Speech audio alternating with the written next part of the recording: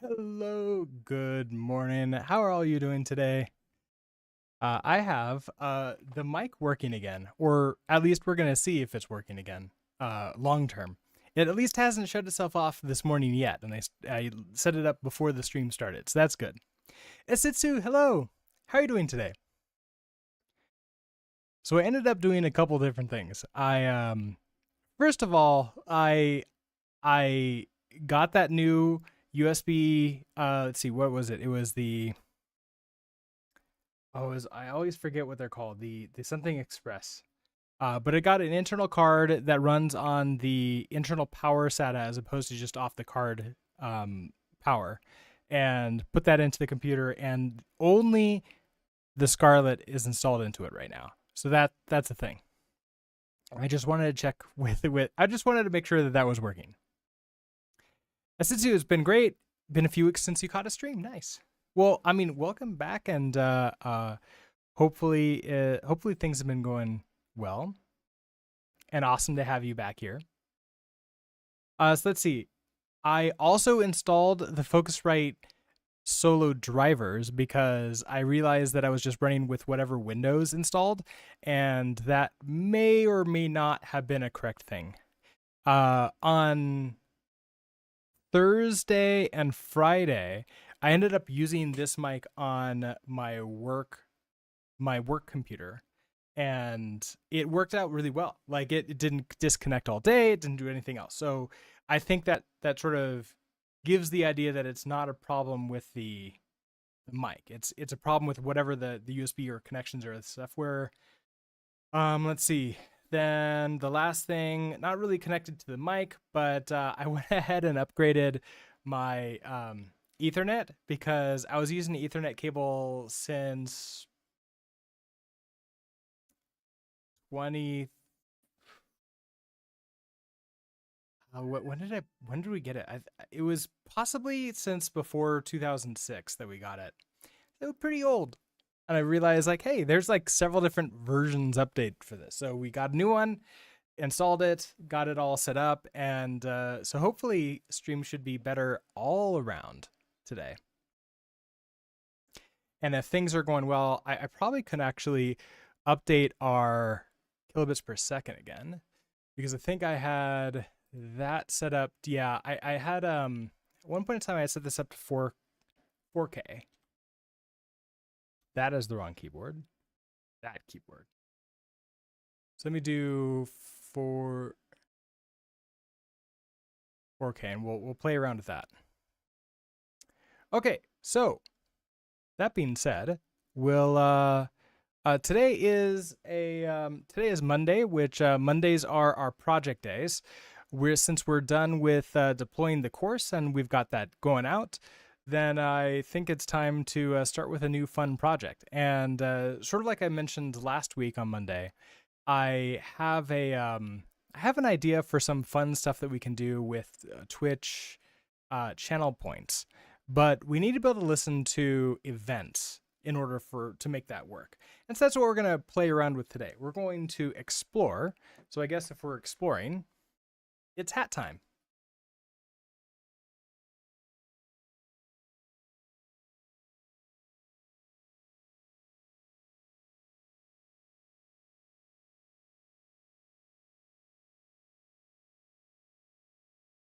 Stacking, hey, how's it going? What's up?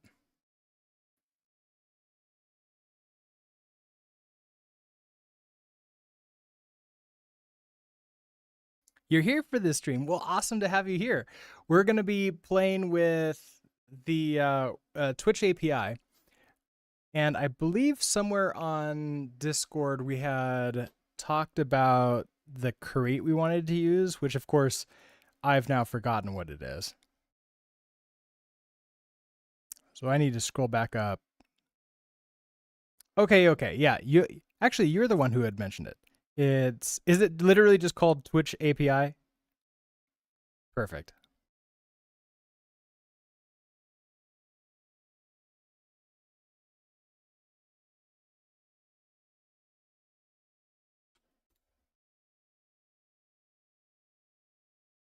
Okay. Well, not what I want.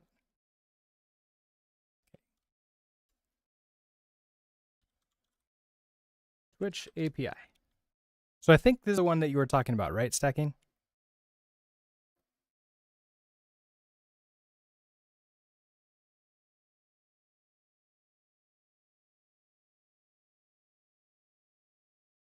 Yeah. Twitch underscore API by, okay, so from the Twitch-RS repo. Yeah, that one. Okay, that's the one Forson's mod is working on. Nice. Okay, well, I am happy to use this, or at least to play around with it, see if we can get things going. And so that's the plan today.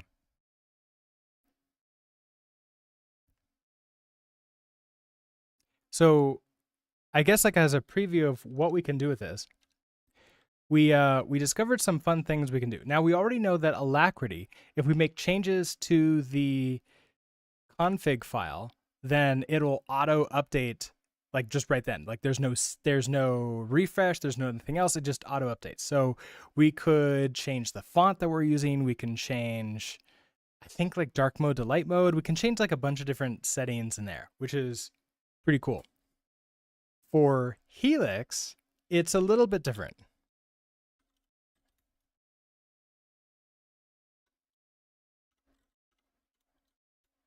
If I make a change to the config, so let's say we go to, instead of Idwata, we go to Idwata. Instead of Idwata dark, we go to Idwata. So I hit save. Well, that didn't obviously do anything, right? But if I come over here and I do a pkill, I can't remember if there is a dash to this or not. There might be something I need to do with that. But I want a pkill helix. Oh, okay, no, that's not it. That actually just killed it. I need to go find the actual command. It's pkill with the. Oh, okay. All right. Let's put it back to Idwata dark now. I'm going to do pkill USR1 helix. It doesn't like kill it. It basically just reboots it, restarts it, and then takes the new config. So now we can change anything we want dynamically, which is obviously going to be really nice. All right, so that's the goal. We want to be able to do changes. If I can get it to actually just do the theme update, that would be the best, right? That would be pretty awesome. Then we can start doing other things too, where we can like add in maybe different things to Helix. We can do different things to Zellage. We can do different things to Alacrity. It'd be fun. We can do all sorts of fun stuff. So that being said, let's go create what is it? Twitch RS Playground.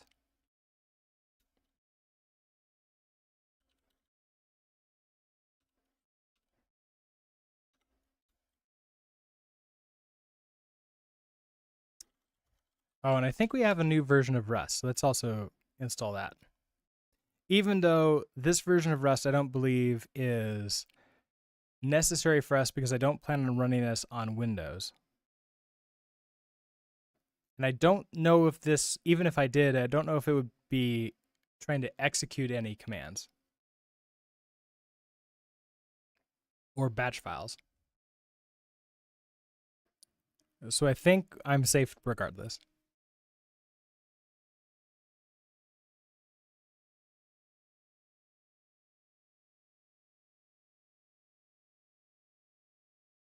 Okay, so we got you up to date. Let's do a cargo new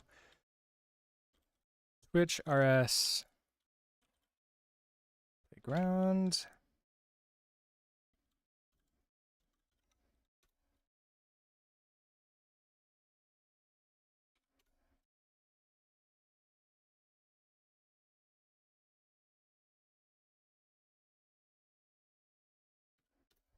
Okay, so basic stuff, right?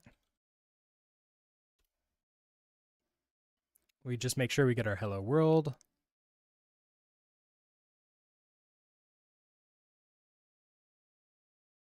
That took a shocking amount of time. That's a thing. Okay, and back to, okay, up to you. All right, so it looks like we need Tokyo. So I guess we'll install that. Does it say what we specifically need from here?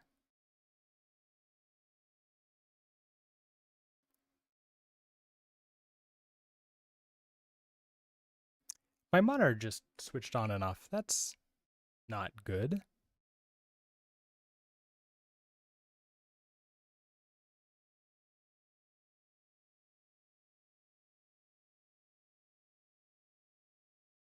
Oh, interesting. So this crate aims to target Helix itself. Oh, that's cool. Dayloop, hello. How are you doing today? You catch the hat? Nice. It's my exploration hat. I've seen some other streamers in the past that use like, fun props to sort of like add some color, fun, whatever to their stream, like whatever the theme is. But I only have one hat right now. I keep on thinking I want like a business hat, like some kind of like mogul hat or something. And then I can use that whenever I chat about like management or leadership and like how businesses work. All right, so we need that stuff. That's gonna be great. Okay, so Tokyo main. So Tokyo, we need to grab you.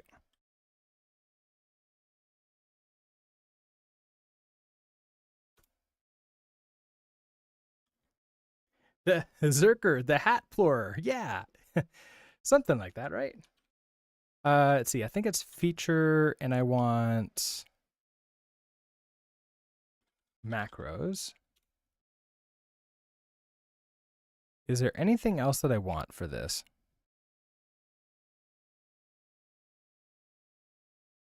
Do I need RT multithread? I don't know. I guess we'll find out if I don't have it. And then I don't know if the Helix is actually catching these. Let's find out. So if I try to do no, so I need to restart.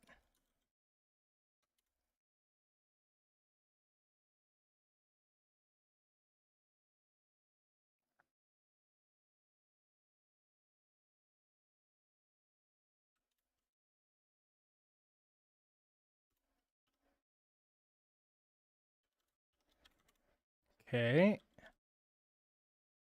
Okay, macro requires RT or RT multithread. That's why I remember needing it.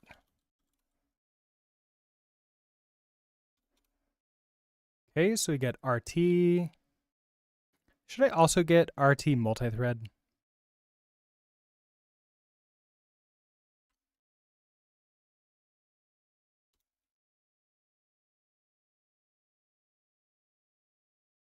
Oh, okay. I should get RT multithread.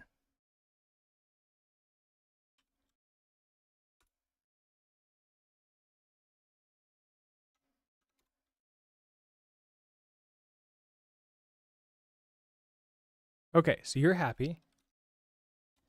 Back to you. You remember a VS Code extension allowed Twitch chat to highlight a line that was wrong. I remember if this would be possible in Helix. I think eventually we'd be able to get that. I would imagine we need mod support for Helix first, so I can like we can write the mod that would highlight the line, and then we need to be able to hit the API to activate that mod and like pass it the information. But yeah, if I remember correctly, that mod was created by C# Fritz and maintained by him too.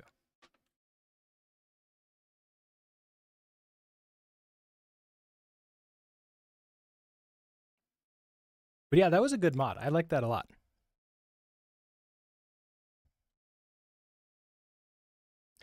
Okay, let's see. We do that. All right, so you're having me return a result from main. I'm going to handle this. Create the Helix client, which is used to make requests to the Twitch API. Okay. You know, I read this, Helix, and my brain immediately went to Helix, the editor that we're using. And then I forgot that Helix is also the name of the API that Twitch uses. So it's that, yeah, it has nothing to do with the editor.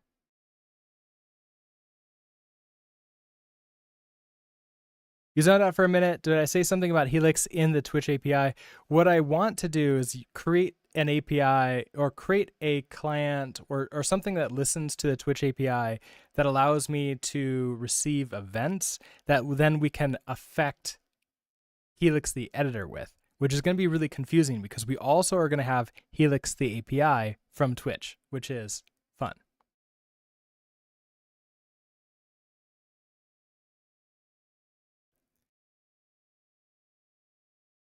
They call it mods in Helix land. Why not a rhizome or some other DNA related? Oh, that would be interesting. I don't. So because they haven't created it yet, there's no official word for it yet. I'm just thinking of like mods from literally everything else, but it could be anything else. It could be anything really. Helix plus Helix, a double helix. Yeah, that's exactly what it is. And then RJ, you've been watching too much Primogen. I wanted to make a D's nuts joke. Well, you can always make those jokes, and I will probably fall for them way more often than most of the streamers. Because I tend to not see those things ahead of time. But that's fun, right?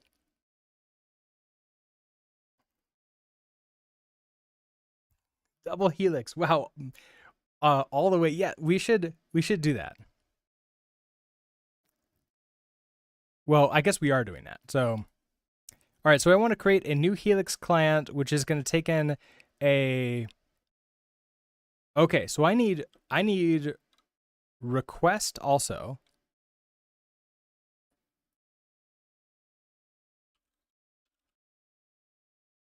Right? That's how you spell it? Yeah.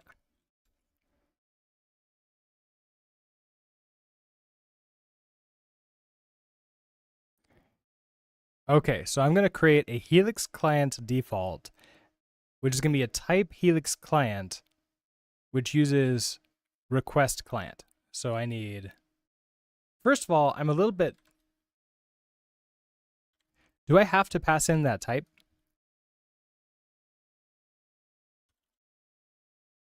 That,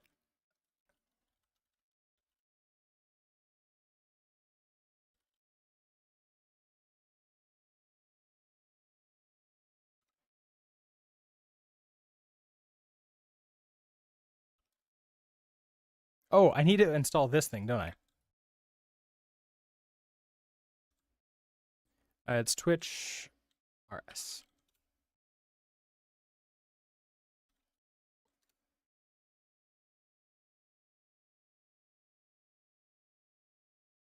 Oh, my background is changing. Yeah. That's a good question. The I didn't try to change any of the lighting, but I must have done something.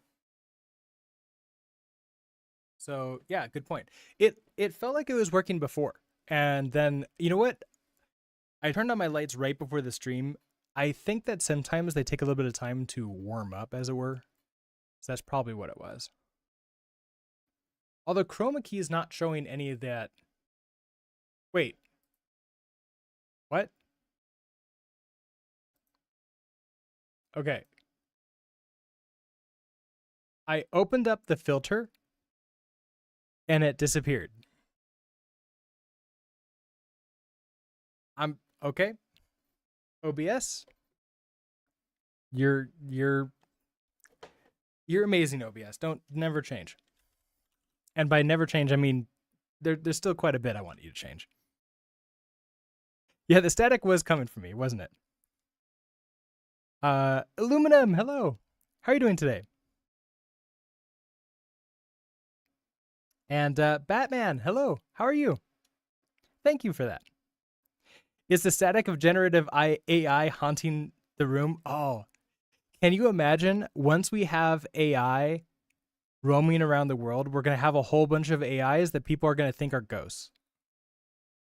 And they're just like random little IoT devices or something else that have the ability to move around and do stuff to the house or whatever, but like everybody's forgotten how to control them. Everybody doesn't remember they exist anymore, and now we just think they're ghosts.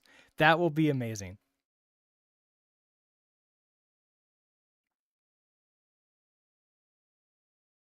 Okay, so I want Helix client.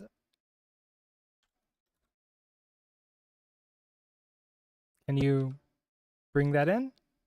No?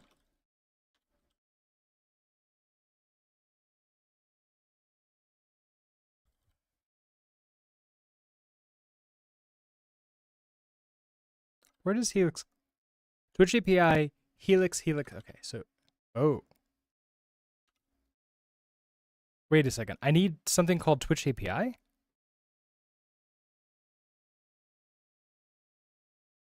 Okay, so I need Twitch API as well.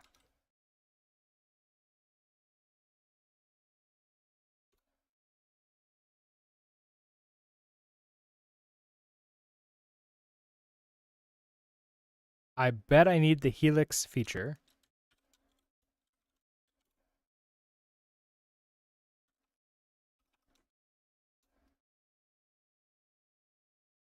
Okay, so now will this work?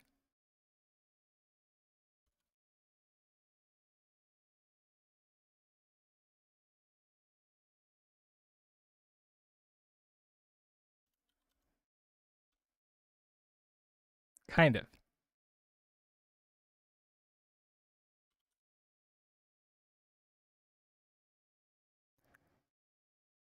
Okay. Do I need request?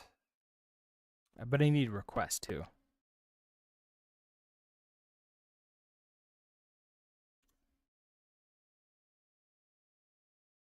Oh, it's back again. Okay. That's what you were talking about. Wait a second.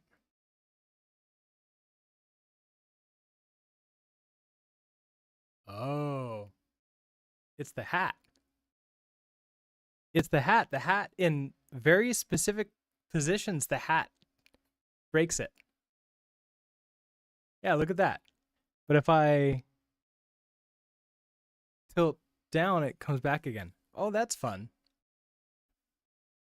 Hold on. Let me see if I can fix it when like the hat is here. Come on. It's really hard for me to fix it when like I don't know what's going wrong. like it's not active. Okay, I'm just gonna leave the filter up. Oh, sorry about that.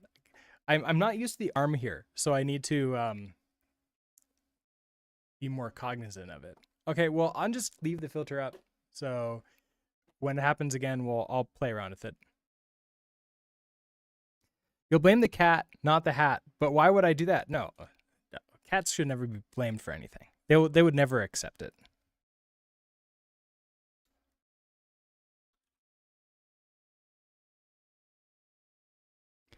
The only way to beat the ghost is to become the ghost and become transparent, which I can do. There we go. Now I can do Helix client. I want default. That.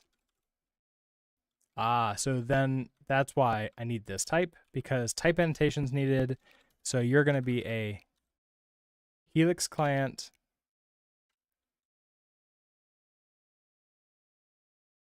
Which takes in request client. Okay. So I want a client from request. The trait bound request client not satisfied. The following other types implement trait. Okay, so no actions.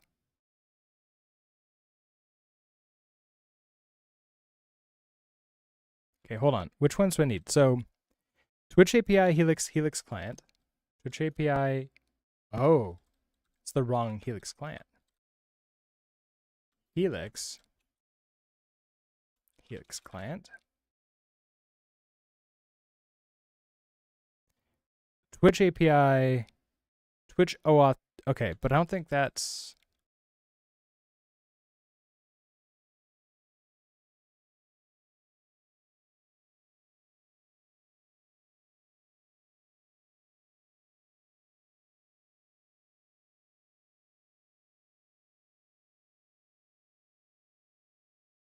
Interesting. Now it makes me want to just copy this entire thing in.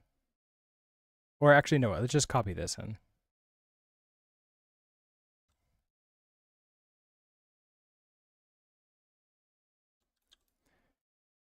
Oh, yeah, that was the problem, which is strange. Okay.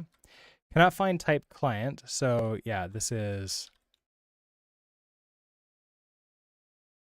request client. Oh, nope, back to this again.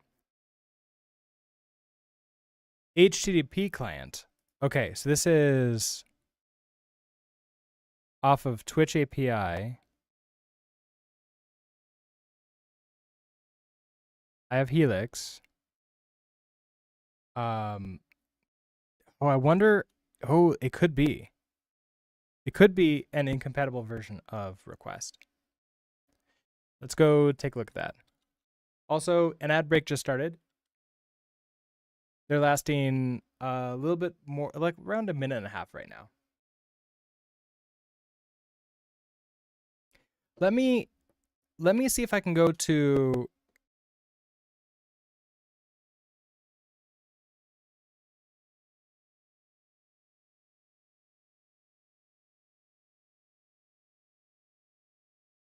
Wait.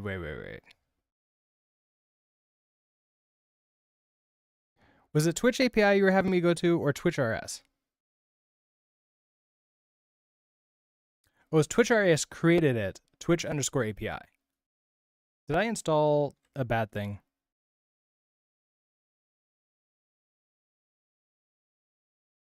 I did install a bad thing.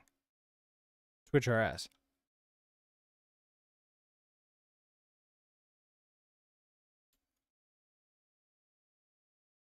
I don't want you.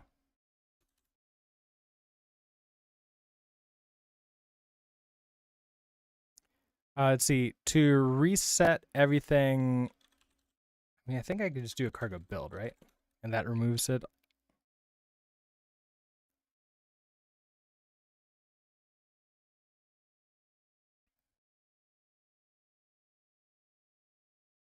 Okay. Can you tell me what version of request we need? Dependencies.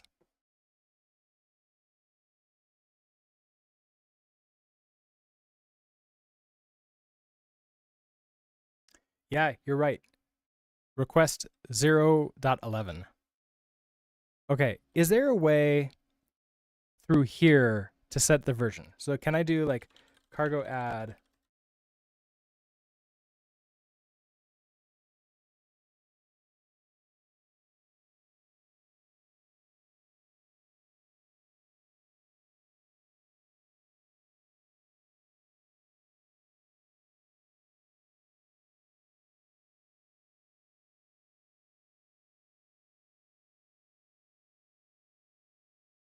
Reference to a package to add as a dependency.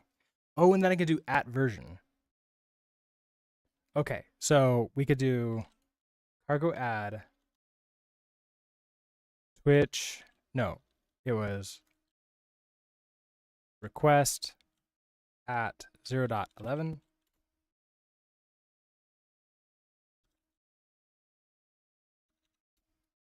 Which updates you to 0.11.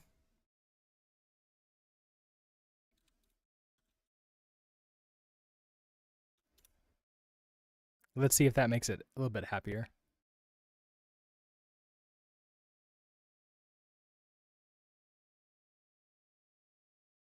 Okay, yeah, I think it does. All right, so that was it. So now we have a Helix client.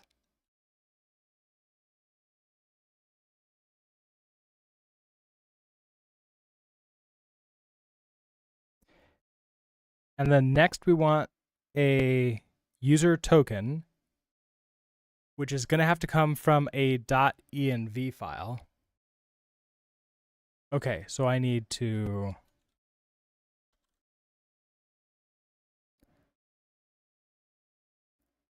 You remember the fun when we all thought it was version pinging when it wasn't?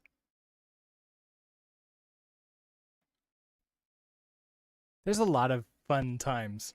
And I'm sure we're going to have even more fun times in the future.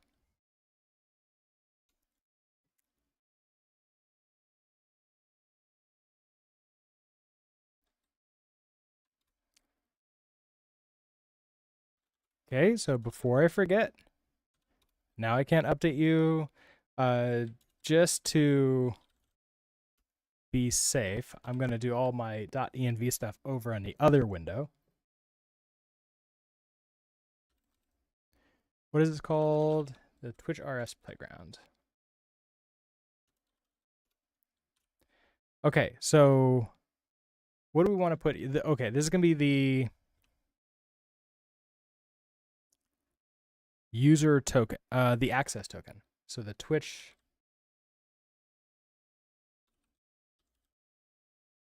access token equals, I'll just say hello for right now. We're going to want to install .env.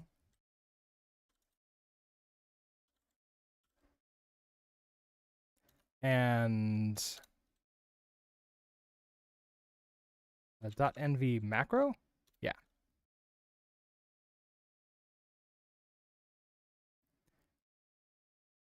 I actually don't think I need the .env macro, do I?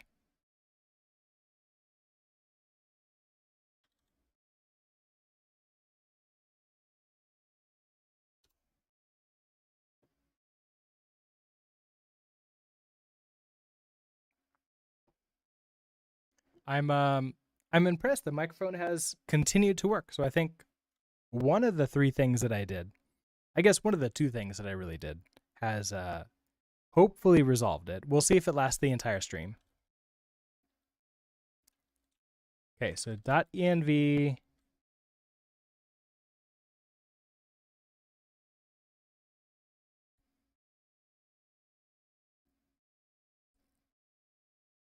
I think it's you. Now, I probably want to just do, yeah, just like, hey, no matter what, you're okay. That'll be fine. And then I want to get the request token. So we're going to do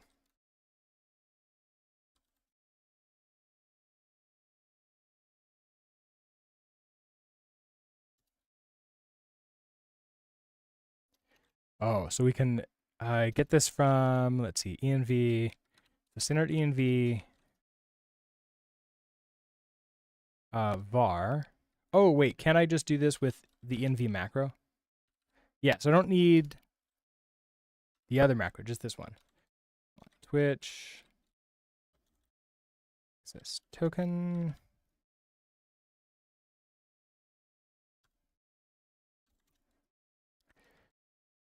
Oh, not to find a compile time.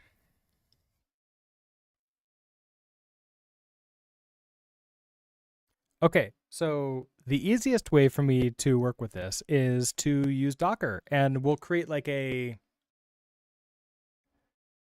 can use a Docker file to read from the .env to put that as an environment variable in there. I think that's going to be better, and then I don't even need .env anymore. That just won't be a thing we need.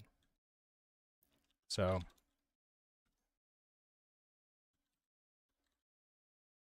we need a touch Docker file, and I need also a compose.yaml. Okay, for the Docker file.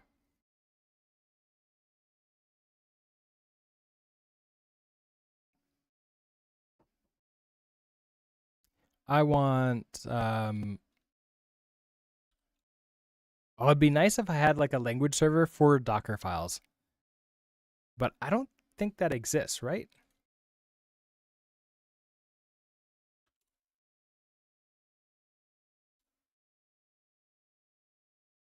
Oh, it's not help, it's health. Oh, there is a Docker Lang server.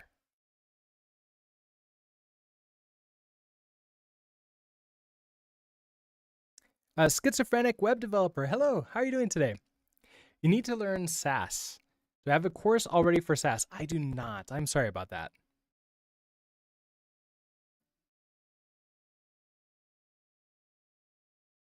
Let's see.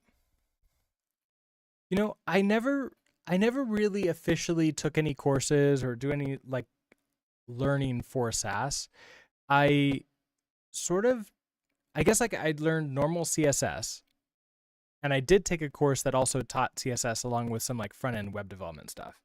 And then from there on, like I felt that just reading through the documentation for Sass and then working with designers who knew Sass and sort of like, oh yeah, look, you could do this, you could do that, you could do this, and that's all I've ever really needed. Python is so much easier. env works fine without needing Docker. I mean, I don't need Docker. I could use the .env with it, but I realized that I might as well just use Docker for this because there's a couple different cool things I can do with that. Plus, we can do the new watch system. Wait, is the mic bad again? Did the mic go weird? It okay. The profile looks the same on the audio mixer. Hold on, I'm gonna turn on audio so I can listen to it. Oh, lots of weird mic pops. Hold on, let me. Okay, what does this sound like? How does it sound?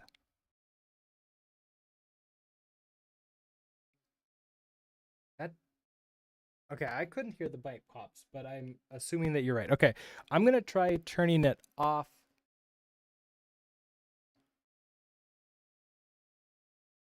Okay, no, that still didn't hear it. Mute you again.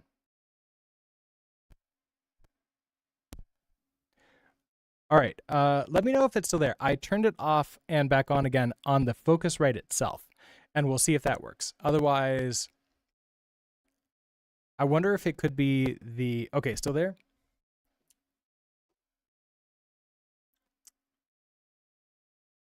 Okay. So on the Focusrite input systems, it sounds like interference.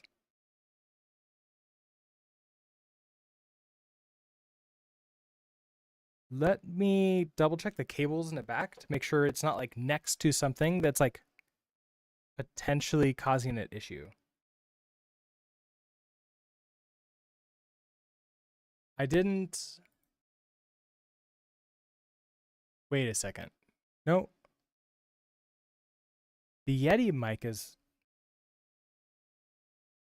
Okay, the Yeti mic wasn't muted. That could have been a problem. Is it still happening? Is it still bad? I'm guessing it has, although I just muted the other mic that I have on here as my backup emergency mic, which I thought I had muted before, but apparently I hadn't. Still broken. Okay, good to know. I will go, let's do some rewiring. I'll be right back.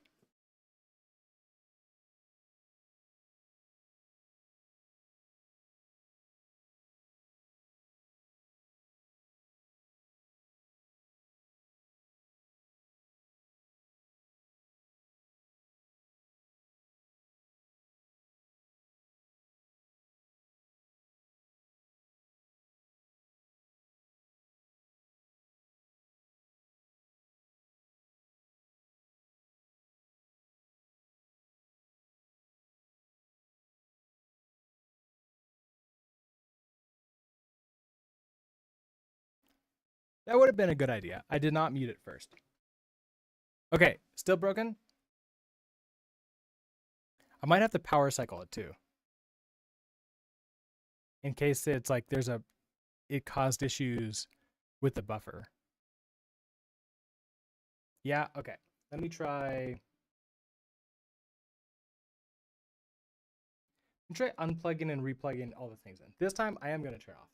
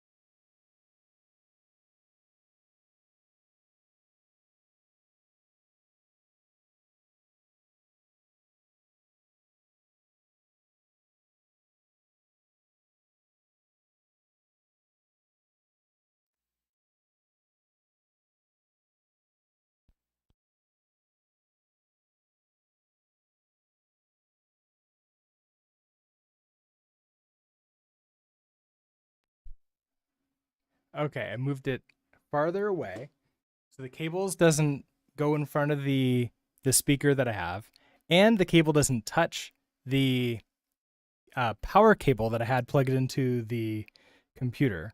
So let's see if that works any better. The negative is the box is now really far away because the cable that came with it, which is the one I'm using, is really short. So that's not great. Okay, sounds good. Let me know if it goes bad again. I might need to buy a new cable for that. It's a USB C to A, which I need to keep, and I don't think I have very many of those around. Although I do have a converter. I have a USB C to A converter. That could work. But okay, let's continue on.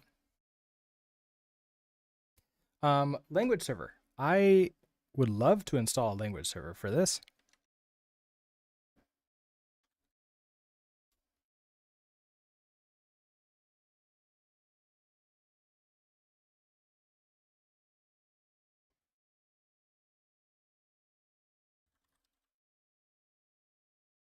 Oh, there's two. Okay, so we have Docker Lang server and Docker Compose Lang server along with YAML.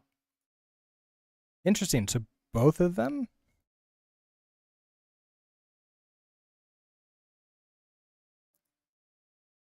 Where do I find you?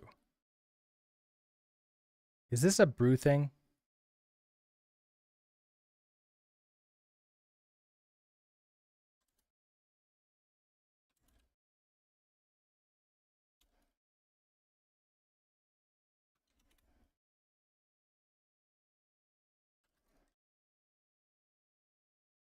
All right, I'm going to run brew on my other profile and see if I can find Docker Lang server on it.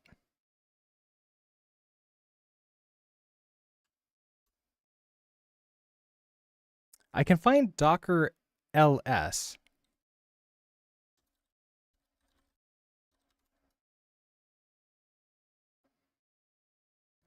Tools for browsing and manipulating Docker registries, but that doesn't sound like Docker Lang server. Okay.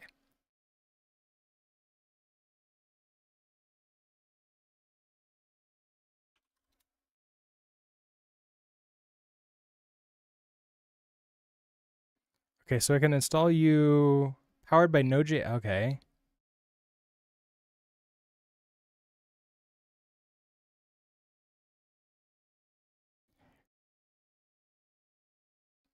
Oh, so VS Code Docker is using it. All right. Well, I guess I could install that.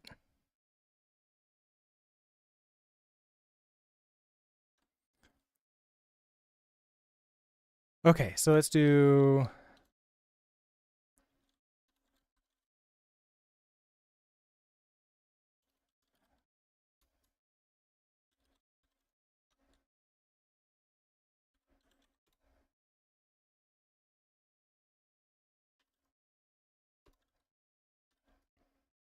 Okay, so let's what's the latest what's the latest long term support?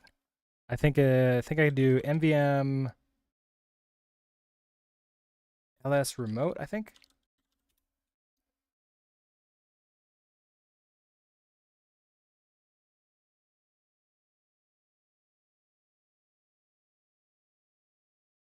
or actually, I think I can just do NVM install LTS, and it'll tell me. Okay, so it's 20 V20. We can't compete building websites with people that use Elementor, WordPress, GUI, Page Builder. So now we have only advantage building web apps. I mean, I would say that that was true since before even that, right? Like there's been tons of those tools out there that are really for like building web pages. And I wouldn't recommend anybody hire a developer to build just like a pamphlet page that doesn't really do much. And so yeah, I would argue that for like the last 5 or so years, maybe even as close to like 7 or 8, we have it like it's been we couldn't compete with people building simple web pages or sites with any of those tools. Like think I guess like what are the other ones, right? So we have Elementor with WordPress, we have Square, we have Wix, we have like pretty much every e-commerce site comes with their own. Shopify I think has their own. Who remembers Dreamweaver? We had those too. Heck, even some people were just creating documents in PowerPoint or something and then exporting as a website.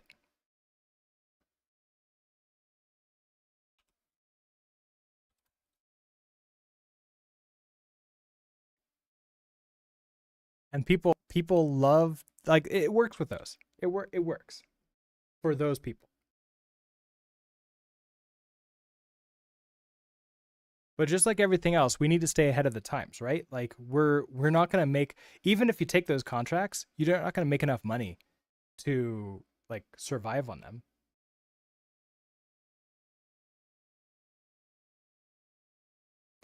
If you have to use WordPress, then I would always recommend the built-in Gutenberg editor over Elementor, even if both are terrible. That probably makes sense.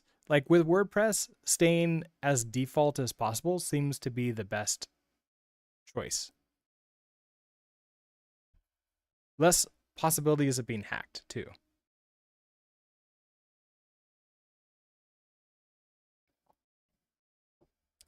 Okay.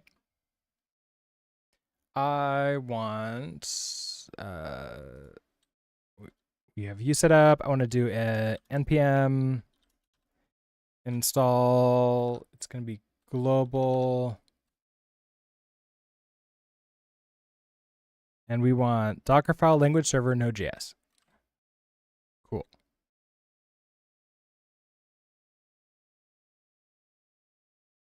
After the installation is completed, you can start the language server with the Docker lang server binary. Just specify the desired method of communicating with the lang server via one of the 3 arguments shown before. Wait, really?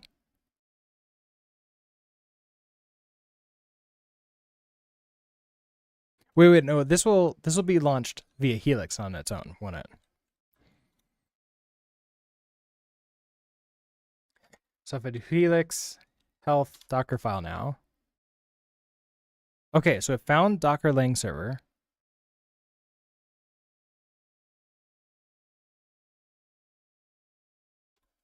Docker file.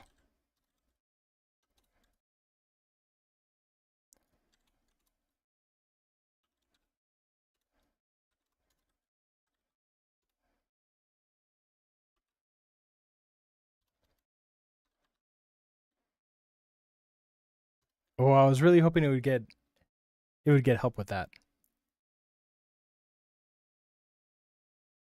Seems like those things make pretty web pages that can't do anything meaningful outside of few use cases, which is perfectly fine, right? Like for those use cases, then that's good. Because if somebody were to come to me and said, hey, I want to pay you to build like just some very simple web pages, then I would probably point them in the direction of WordPress or Wix or anything else like that. And what we've seen in the past is the simpler technologies, like building simple web pages. That has always been like whatever's in the past gets automated and created away. And those tools are automation tools, right? Like it automates the actual creation of the code part of it, so you can use a GUI to fix it. And what we've seen is that some people, some non-technical people, are able to use those tools and create applications that are great, and some still end up hiring like a WordPress dev to do it for them.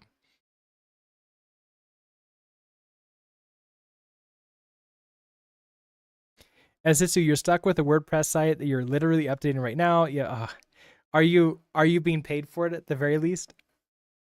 Yes, man. Hello. How are you doing today? What crates am I using?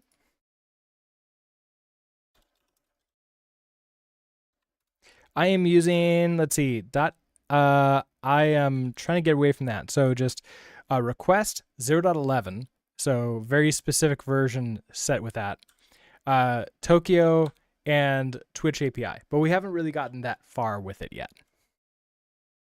I was hoping to get the language server for Docker set up here in the terminal for Helix. Okay, so that's Docker language server.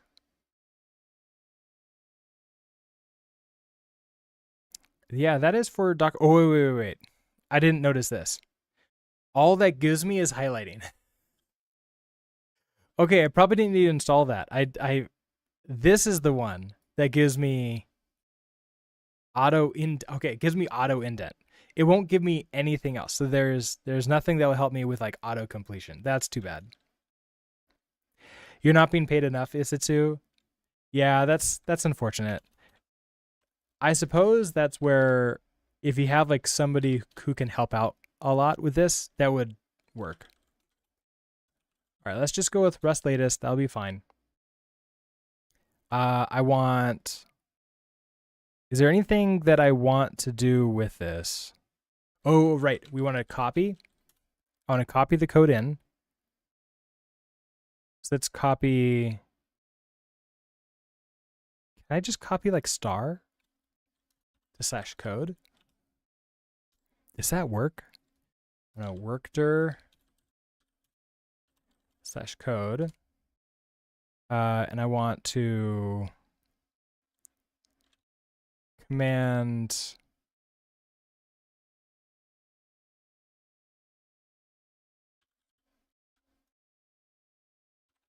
cargo run.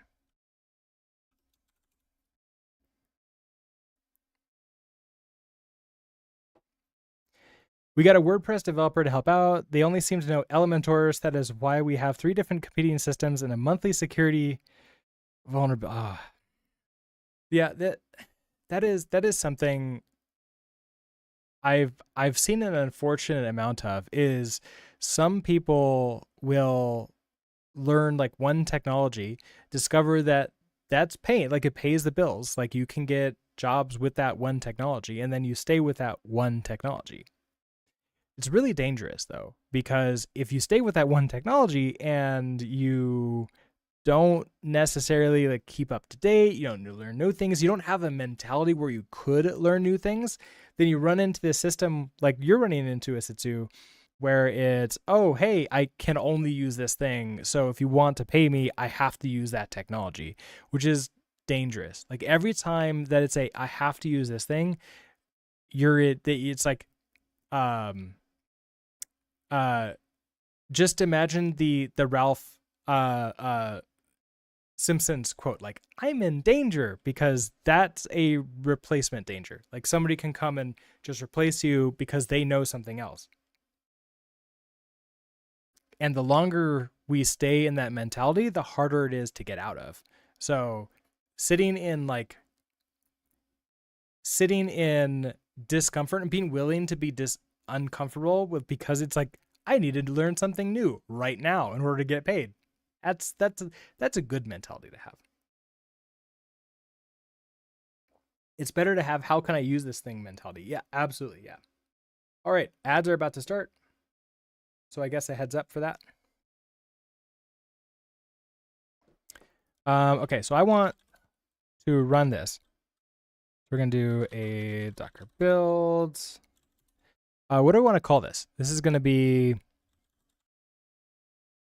we'll just call it TwitchRS. Oh, that. Oh, I need to give it at env, don't I? Env. Oh, so I can't copy everything.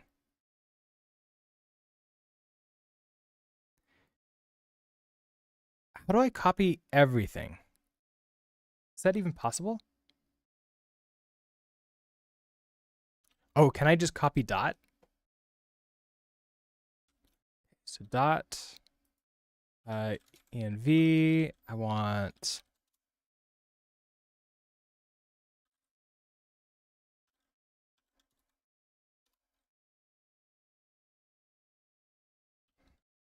you are going to be just hello.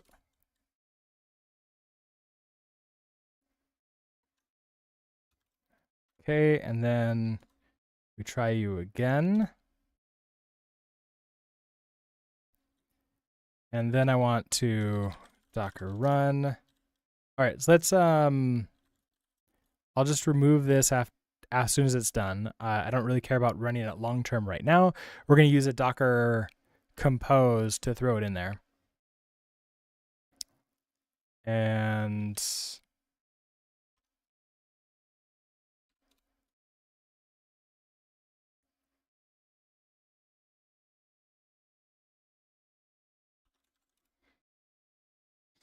oh, but you're still going to yell at me about it not being here. Oh, that's fun. I have to set this up to pretend that you exist.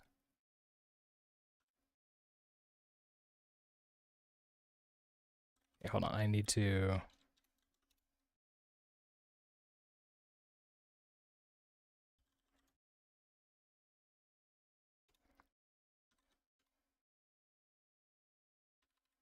Okay, that will at least pretend that it knows it. We have you, you're good to go. Oh, I also want to, we're going to create the client, and let's also just like print out the token so I can just see that that works, right? So switch access token. So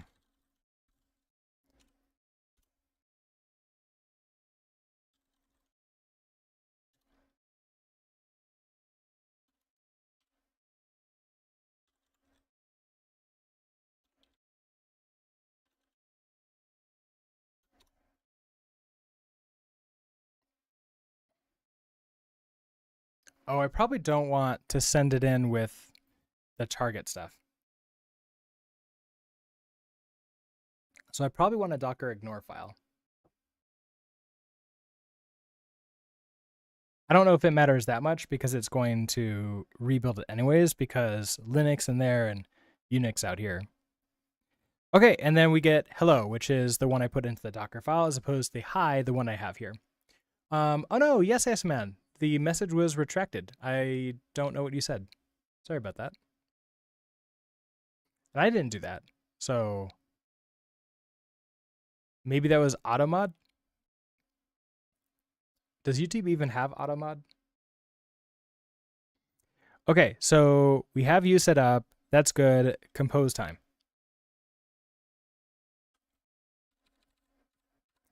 So in compose, I don't need a version. you're not really going to help me because Helix doesn't have any autocomplete things. So reference time.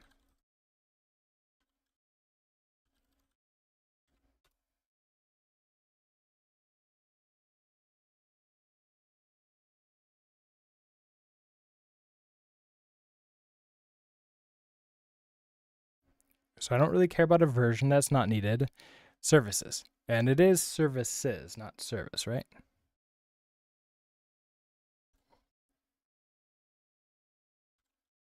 Oh, wait. Are you helping me with this?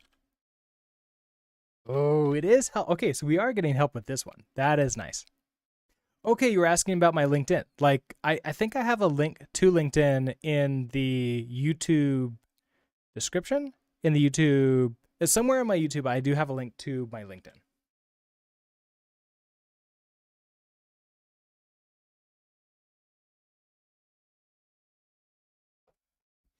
Okay, services. Name of the service. This is going to be the Twitch, like, Twitch client.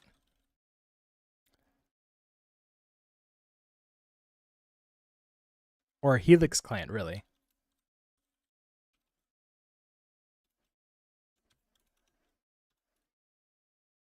Okay, so, ooh, it has the new develop stuff, which is nice. So I can do watch. I don't think I want to ignore anything. Path. The path is going to be, I think, dot.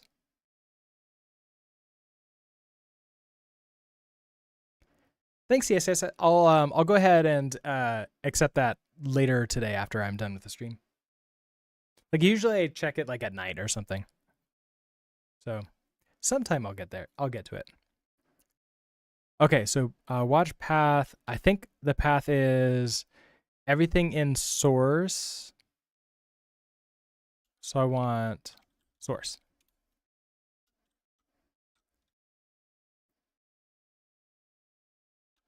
Oh wait, you don't know what to do here? Oh, that's too bad.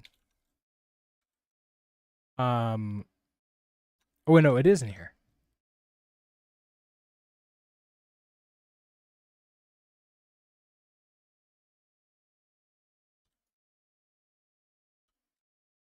There it is. Okay, so watch path. Action. Action, I want. Okay, so I need it to rebuild. If I'm not going to rebuild, then it needs to actually.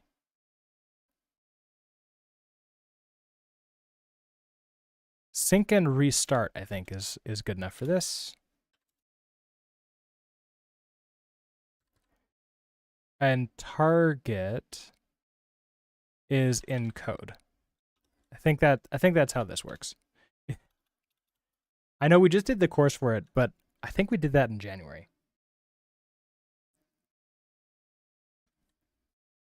Okay, so deploy.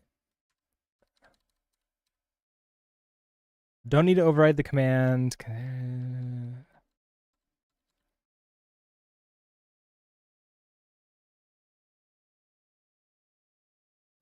Okay, env file. I want this to be just .env.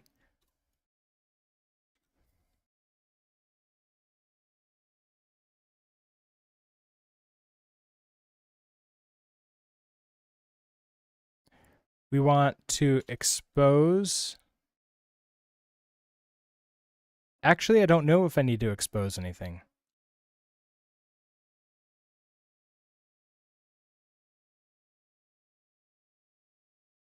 I don't think I need to expose anything. This might be all I need.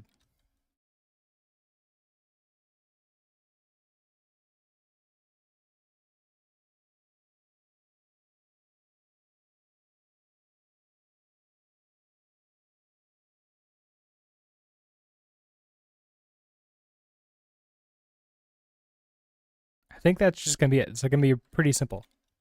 Okay. All right, so save you, and let's do a. So let me update my. I can't switch that way to this other terminal that's not even using. Okay, so you're still. Okay, I have you as hello in the file. Let's do yo.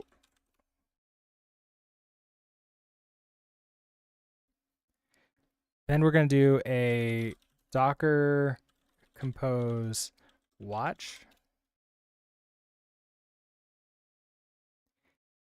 Helix client has neither an image. Right. I kind of need to set that up, don't I? We want is it image or no, build? Build property. And I think that's just build off of here.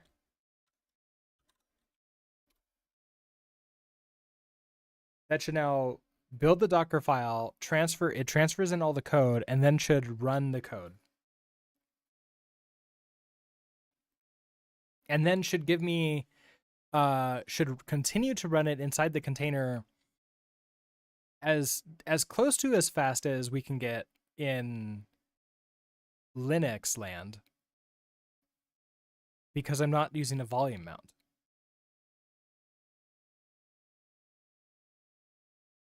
I mean, still, it's not going to be quite as fast as Linux land, but should be significantly better.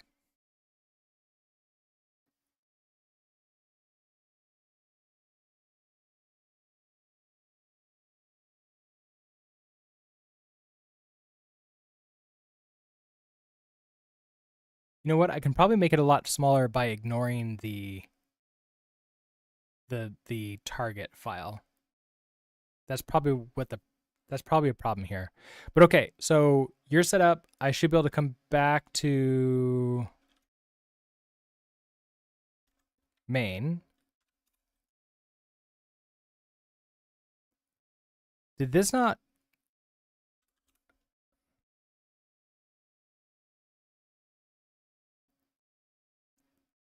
Error response from daemon cannot overwrite directory slash with non-directory slash. Okay, did I do this wrong? Did I get it backwards?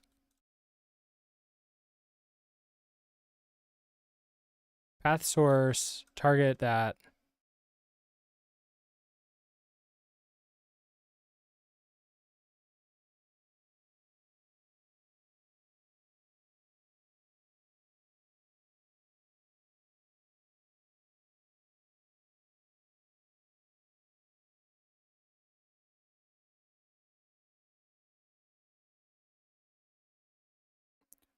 No, this is to local. So we have path. Oh, I don't need the continued dashes like that. I need, okay, so that goes to where I'm going. Action sync target goes into, okay, so slash code and ignore.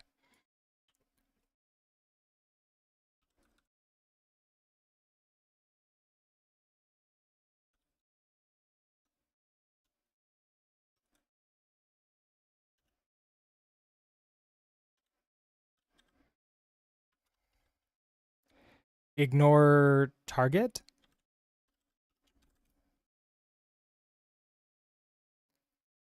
I think you need to be restarted.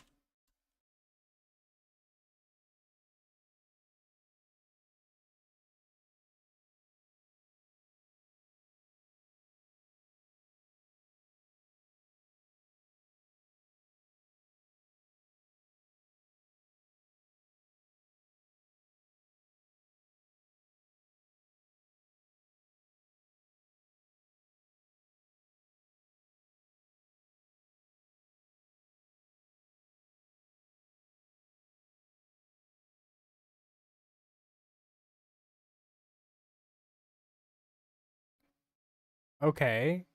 Watch configuration for service. That's great.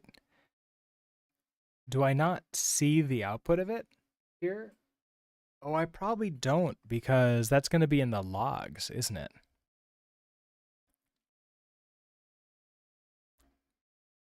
Oh, that would be nice. Okay, so if I have to come out here, then I have to do Docker compose logs.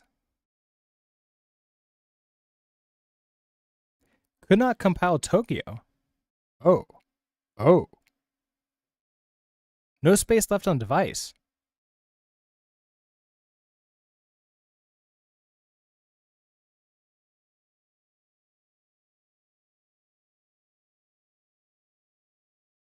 We ran into this before, didn't we? There's like a Docker clear or something like that.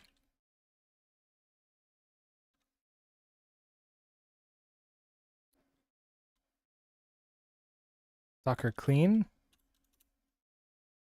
There's a Docker reset for something like this, and I forget what it is. But yeah, that's not great. I'm not trying to say that it doesn't like that it's not going to use up a certain amount of space. Docker out of space, like reset, clear, something like that. Oh, Docker system prune. That's what it was. Okay. Docker. I haven't done that. Prune. Go ahead, remove everything. I should quit that before I remove everything.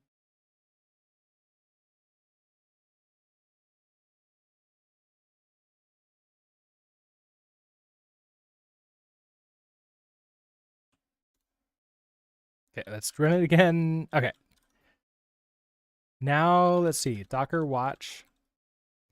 Is there anything where it can see the output of logs? Set the logging level. I don't think that's what I want.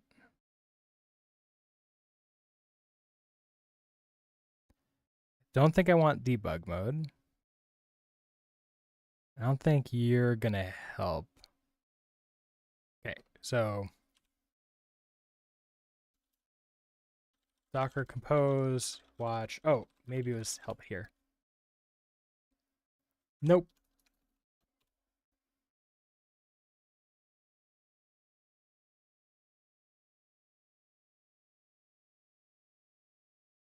Oh yeah, thank you for that. Yes, yes. I didn't look up to see your command, but prune was it. Although I think it's system prune. Oh, there's one to clear use. Okay, so it's Docker prune, and then there's also Docker system prune to do everything. I just went ahead and nuked everything.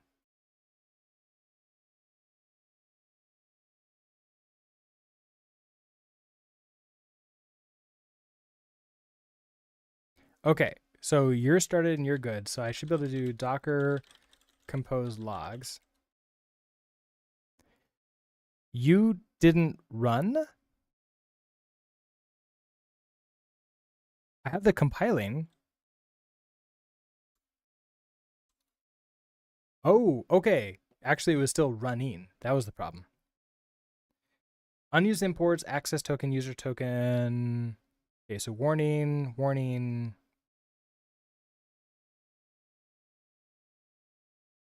And there it is, my yo. Okay, so can I do Docker logs like watch or something? Docker compose logs follow. What is it called? Helix client.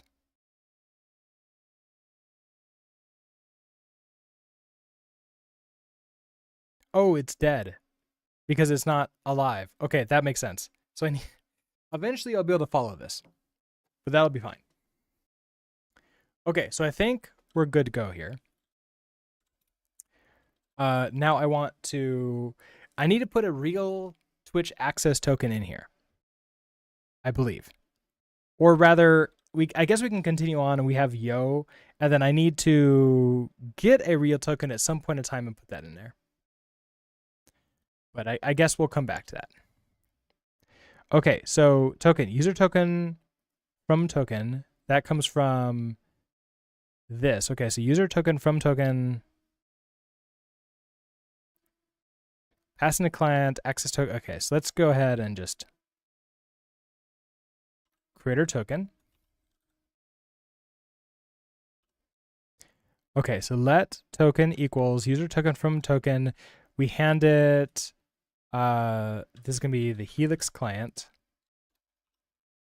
Access token from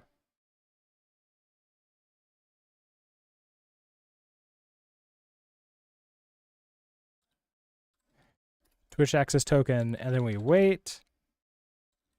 I'm going to unwrap this for right now. All right, so that restarts you. And if we take a look at you,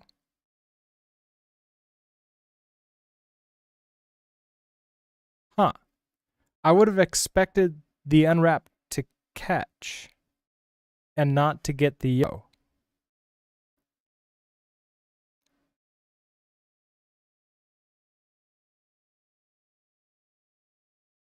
Oh, but it's still saying Helix client is unused. Really? Wait a second. That... Did that not pass in what I wanted?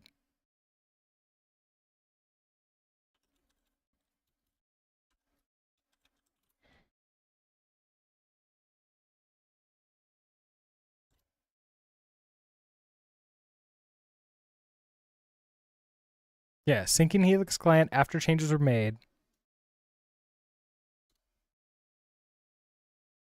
And you're still showing unused for Helix client, which is definitely not the case. So that means this didn't work the way I expected it to.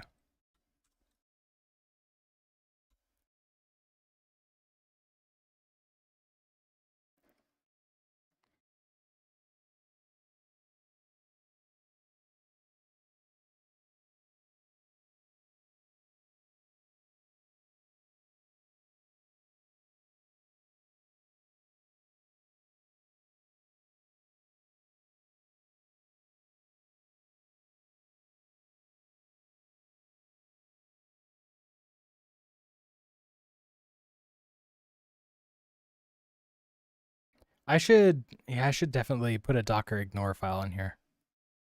Okay, so we have you. You're still running, so we'll wait until that finishes.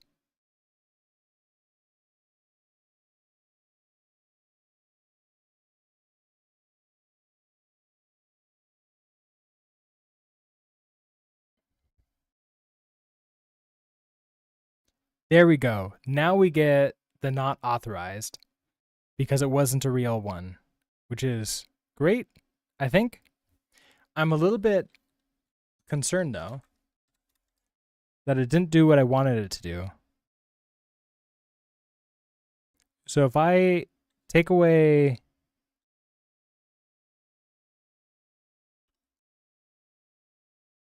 these lines,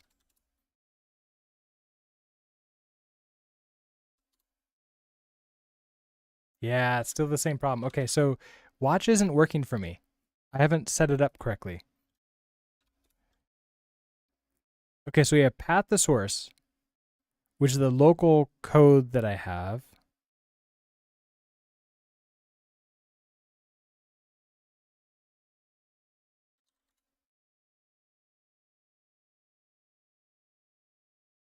Yes, anything that changes in source, that should go. Get a white booty. Hello. How are you doing today? Thank you for that. We're doing exploration day. So it's a the Safari hat is I think appropriate. Need action rebuild? Maybe. Oh, I probably do. So let's change it from action sync and restart to action rebuild. Let's also quit you. Slash a, I think it's Docker ignore.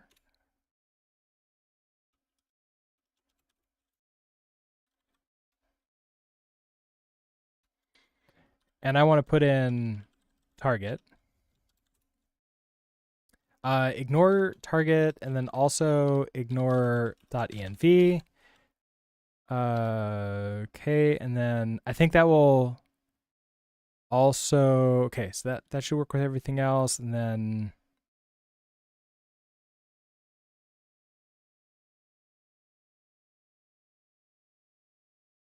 I don't think there's anything else we need to do with that. Okay, so let's try this again.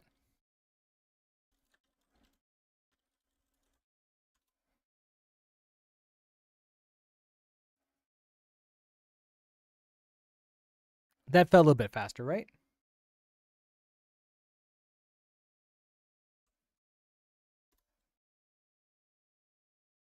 Okay, so you're rebuilding.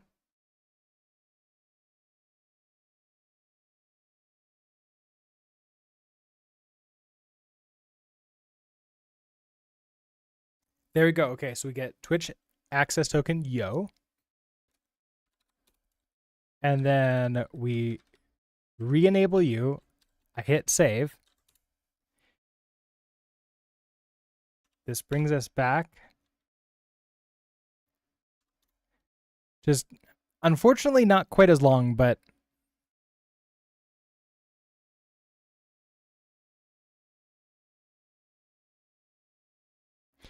I had thought that the cargo run would cause it to rebuild, but maybe it's not. Okay, but so that worked. I wonder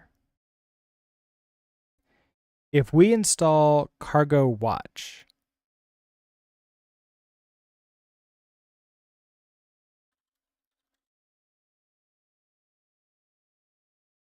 Yeah, so it's cargo install cargo watch. So if we install this in the container,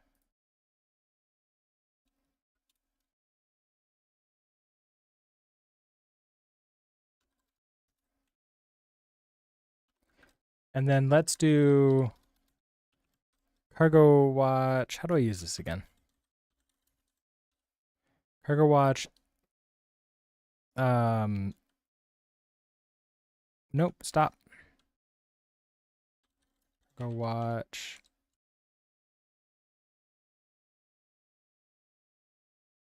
Wait, is it X or C?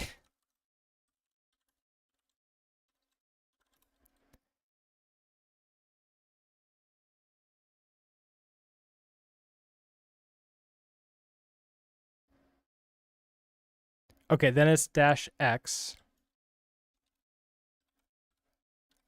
And then run, right?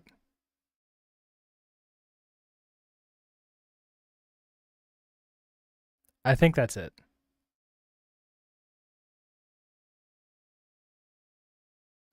You copy the files in instead of mounting them, so that won't ever change. So the way that cargo watch works is that we copy them in here, and then in compose, it takes a look for the files that you have inside of the Docker container and then the ones you have outside the Docker container through the path, and then it will just update them and run them. So let's try this now, where I'm just going to sync.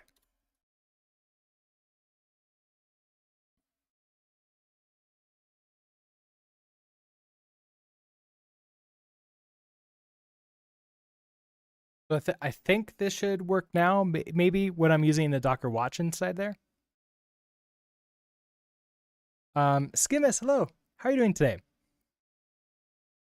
But if the files change, the copy step will change and cause the subsequent steps to rebuild. It shouldn't run the Docker file again after this, as long as I have actions sync. If it was Docker copy, then it would copy them in again anyways, and then run. Yeah. But I want to see if maybe we can get this working, because I can swear we got it working before, but I couldn't remember if we. Oh, that was with JavaScript stuff, wasn't it? It wasn't with Rust stuff. But I think we got it working with NodeMon.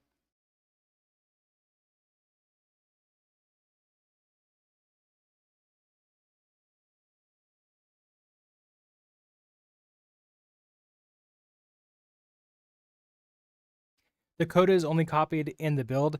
Yeah, so the code is copied in the build, and then Docker watch does a sync, and it's the equivalent of an rsync. So it will copy files that were not changed into the Docker container at runtime, as long as I'm doing this Docker copy. And we can actually see this. So actions sync for path and source. So only files that change inside of source will be copied in there, as it were.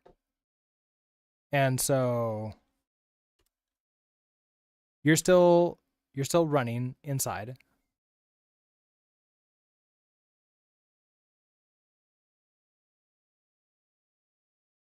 Finish running exit status 101. Okay. Has that file. Now we come back to here and let's undo you. I hit save. It syncs just this file in here. And now you ran again, not authorized still. Oh, okay. I was really hoping that would sync that in. I'm a little bit concerned that I am not in the correct directory, or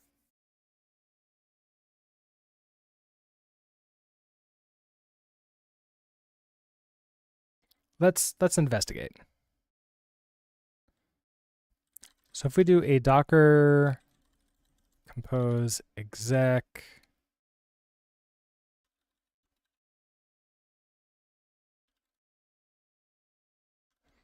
oh, ad break just started.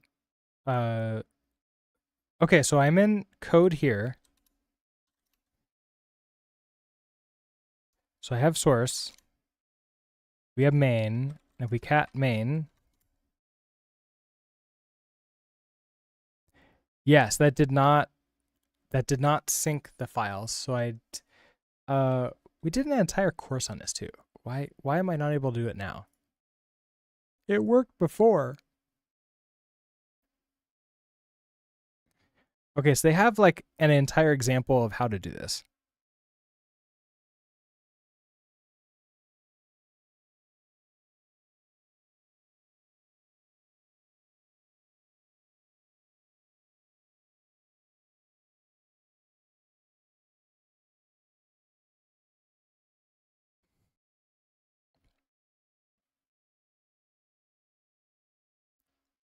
Okay, so target attributes only applies when action is configured for sync.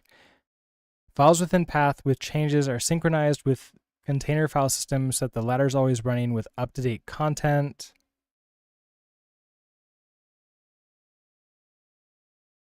The compose logs are printing which files it is syncing. Yeah, so it is trying to sync. So to here, source main.rs. So it tried to sync main.rs,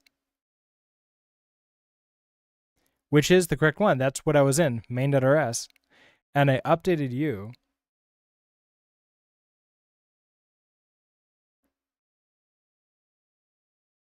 Oh. I think I know. If I'm going to have target, I bet I need target source like that.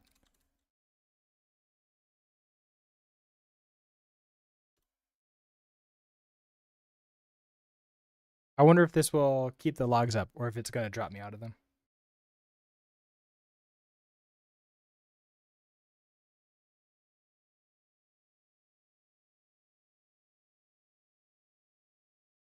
Oh, nice. It just sort of brings it back up again. That is nice.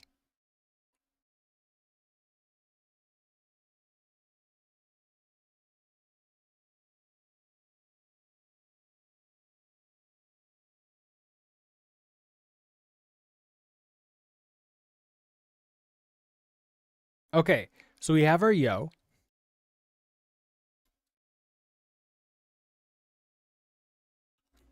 I hit save. And now we have our not authorized. That's it. Okay. So what was the problem here? The problem was that in my compose file for watch, my path has to match the target, right? I had path to in source. And then my target went to /code, which is where all the code is, but I needed it to be in source to match it. So it's looking at, oh, hey, there's this main file. I don't see a main file in the root of your target directory, so therefore it can't actually sync in. So switching over, now it works.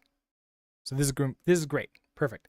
And this is gonna be the fastest we can possibly get to, because at least with Docker, because I'm just doing this sync here. I'm not syncing rebuilding. I'm doing anything like that. And then the auto rebuild stuff works for us. So perfect. So I can remove you. I do not like you. How do I? Okay.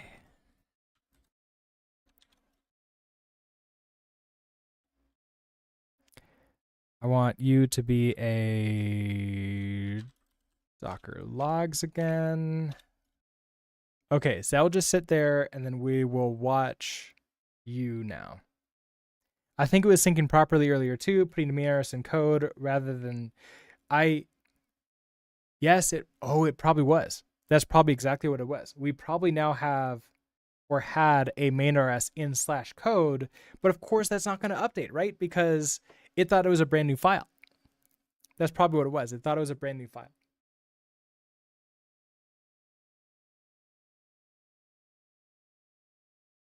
But okay, so we're good to go now. We can continue building this.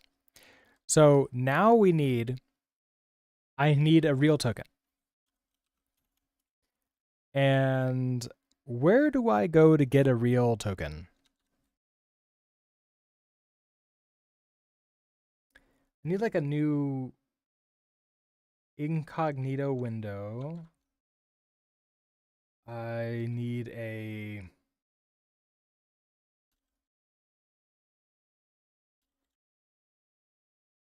Twitch docs dev or something. Dev.twitch.tv. Okay, authentication token.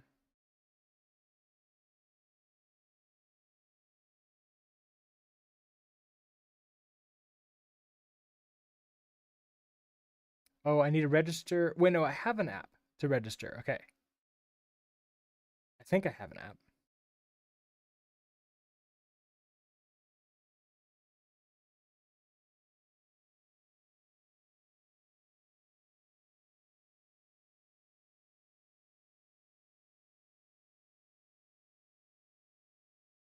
APIs that don't require the user's permission to access resources. Okay, so blah, blah, blah. We get that.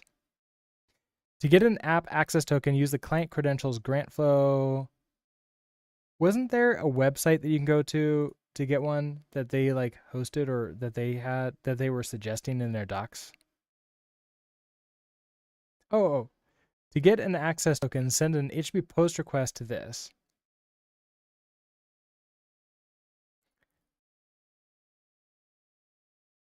And that gives me the things that I need.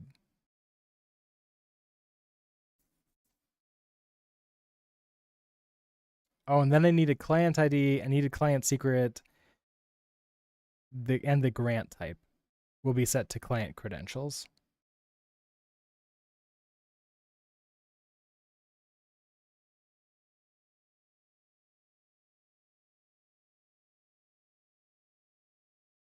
Oh, so I do need to have a app set up probably.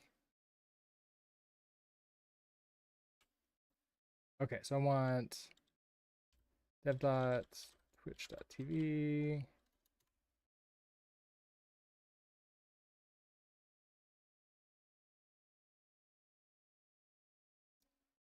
Okay, login with, I think it's Brookzerker bot.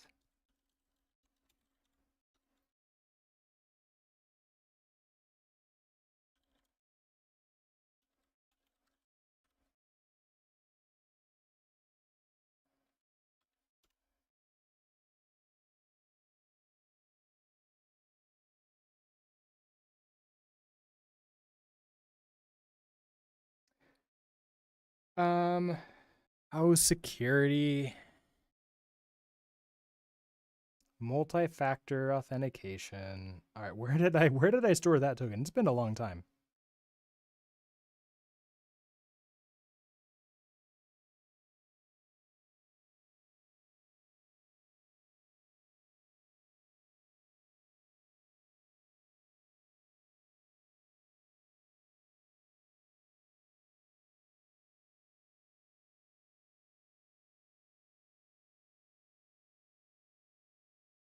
Okay, there we go.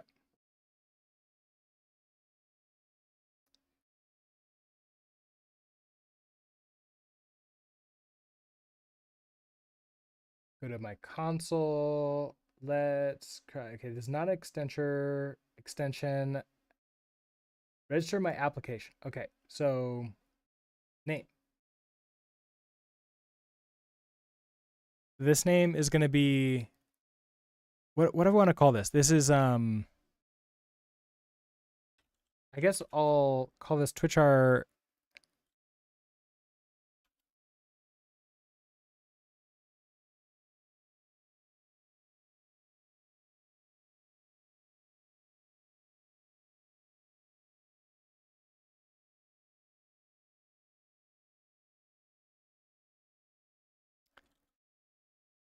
I guess like it's a channel point.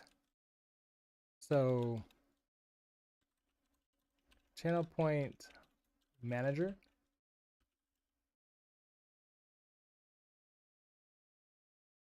OAuth redirect URL. Do I need to have an OAuth redirect URL? Okay. Category. Application integration, I guess. Kind of a chatbot. I'm going to say chatbot. It's like close to that. Okay, client type. Okay, we have a choice of confidential. Confidential clients are capable of maintaining the confidentiality of their client credentials and typically run on a server. So that's going to be it, unless I accidentally expose this to you. Okay, I do need OAuth redirect URL.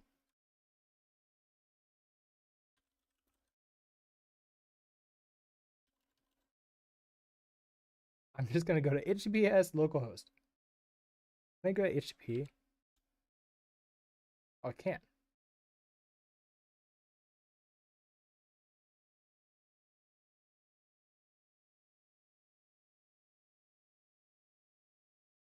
Okay, then create. User must have two-factor. Wait, I have two-factor auth. Okay, let me. Oh, it's probably the really ancient two-factor auth that got undone way back in the old day.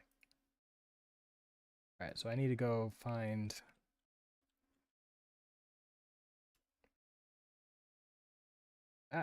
Stop. All right, I need to go. Is that settings? Privacy center? No.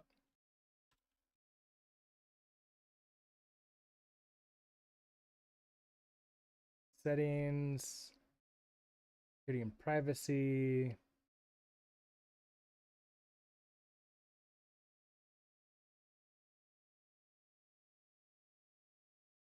Oh, okay. So it needs a new phone number for me. Let me find that out.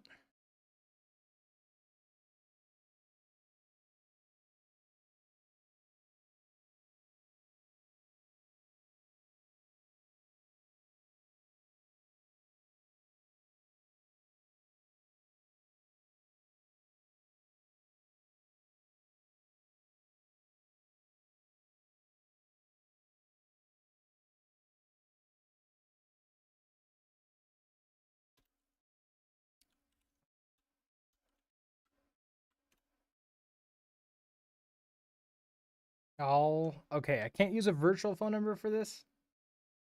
Come on. Let me use a virtual phone number. So now I have to use a real phone number.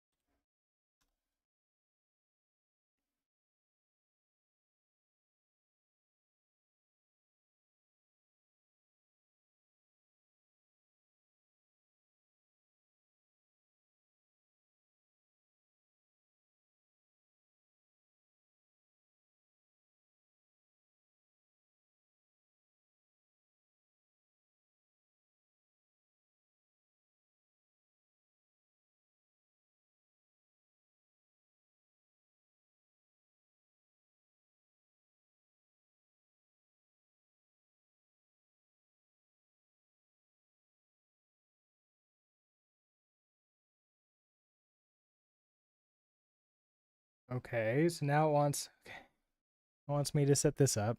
Okay, hold on.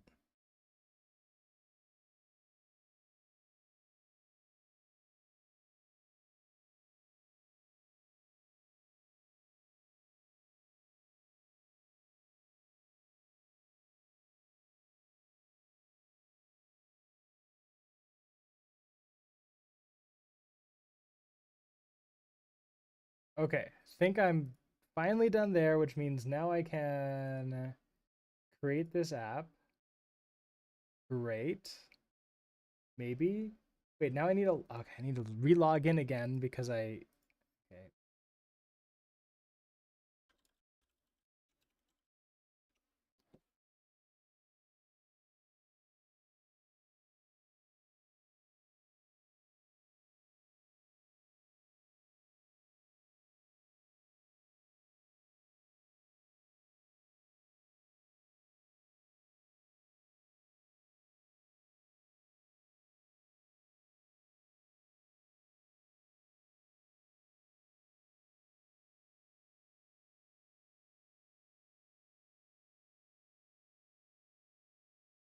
Okay. Applications, 0 total. Let's go ahead and do this again. Name. Is it better to develop software in a Docker container or WSL?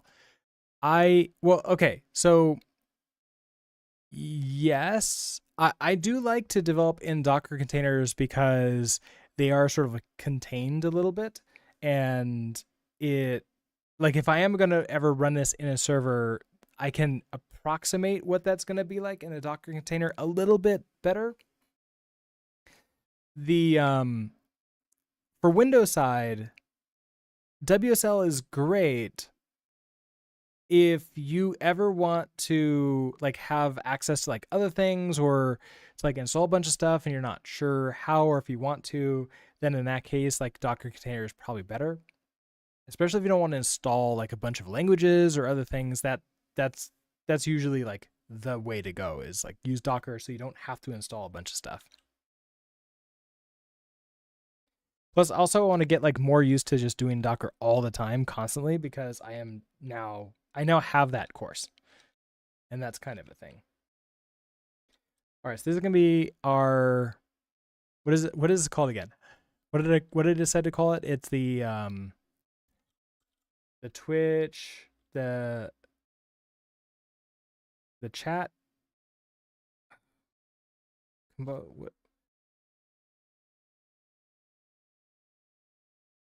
like I called them builder points, but they're channel points. That's what they're called. Channel point reward something.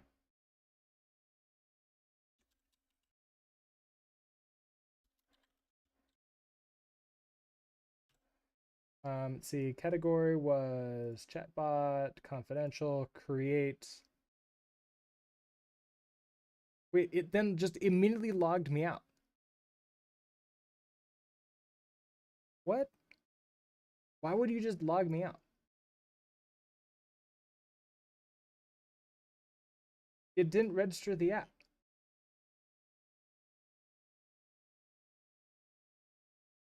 I'm kind of upset about that. Okay.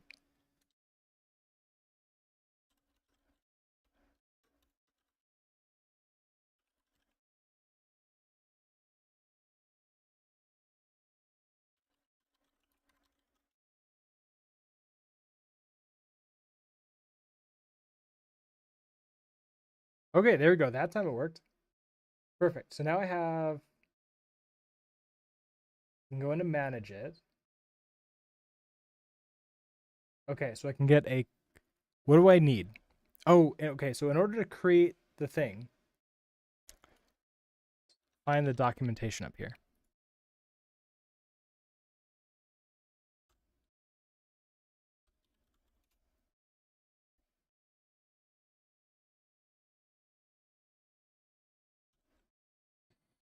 Okay, authentication. I want an access token. Wait, what was? I want a user access token.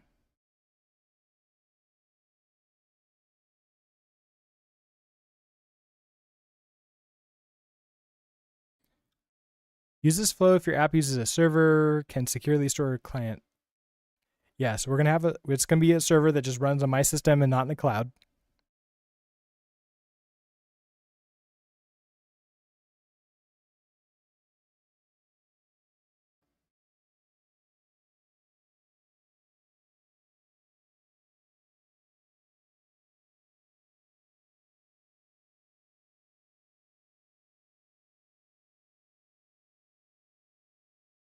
Oh, but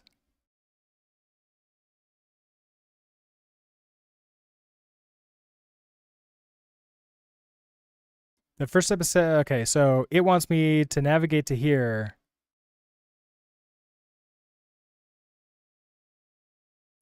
And it's going to try to send me back, which is not correct. So actually I want to just use this flow.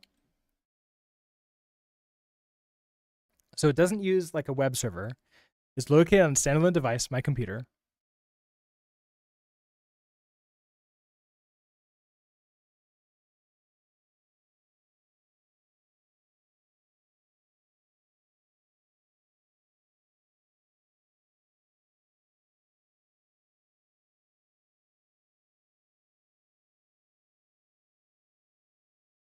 The first steps make the following curl command from your client. The curl command starts a device authorization grant flow for your client. Specify the following query parameters as appropriate for your application. So the crate just says that it needs an access token.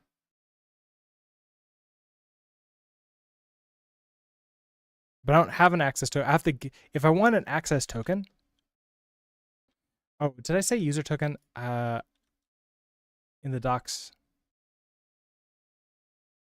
Oh, this is access token. So getting auth access tokens. So if I need an access token, I need to grab it before I use this.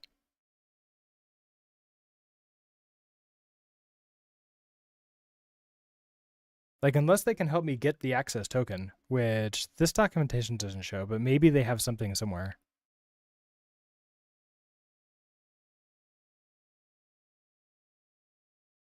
Yeah, there are no current plans to support authentication.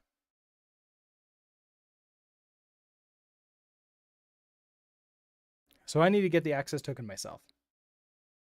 Okay, no problem. We can do that.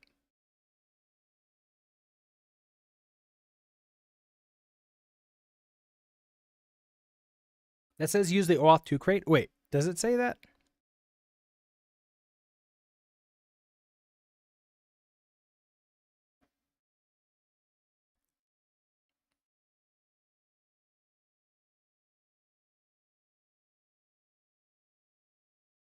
Oh, use Twitch RS.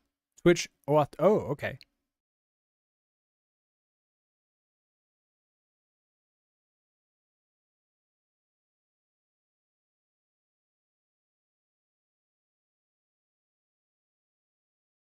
Nice. Okay, so let's do this. Do you have a link to crates? You do.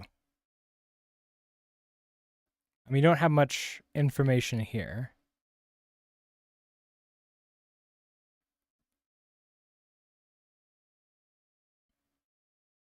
Okay, app access token. Example of how to create app access token using client credentials.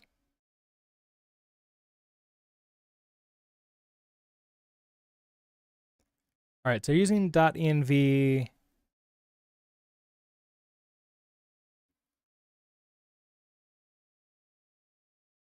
Getting some arguments. Set the HTTP client to use with the library.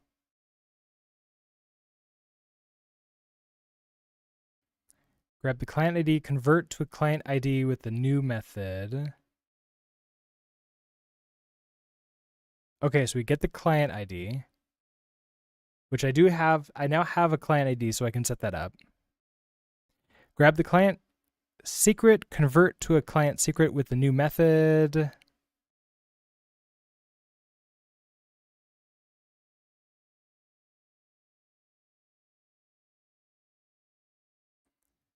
grab the app access token. Okay, so this is where it's actually going to do the request. Do I have a client? Okay, yeah, I can create a client secret, and that will work. And then I have a token. Okay. Cool. So this should work. So I'll use this as an example here, which I'm guessing I should create a new file for that.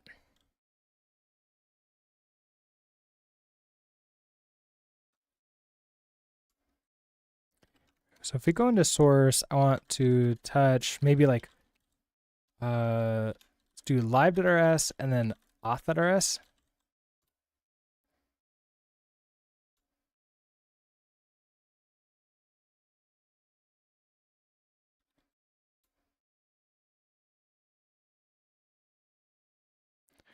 File not included in module tree. That should be fine. I do want to do pubmod auth.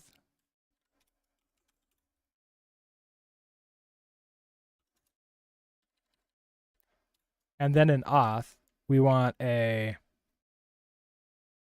sounds like we want this to be an async. So I think it's pub async function get token.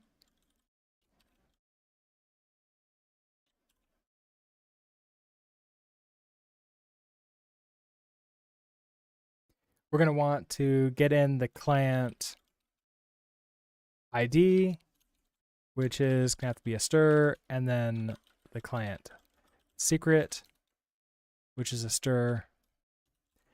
We're going to return a... What do I want to return here? I want to return a result. If I could use error, that would be a lot better than just a generic result. Okay, so do a cargo add error.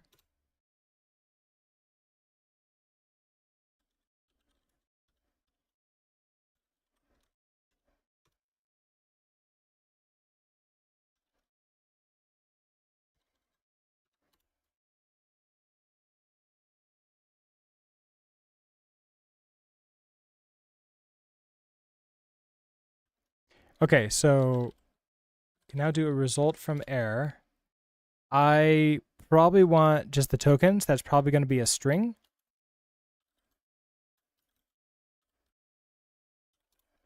Let's throw a to-do in here.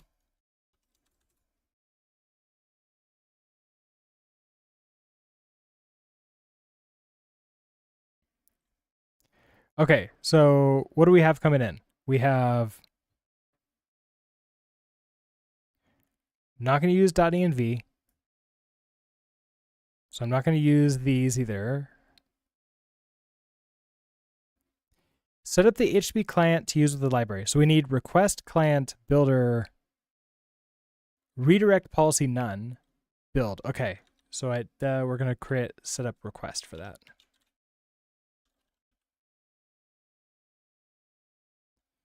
So really this is just a client, right? So client equals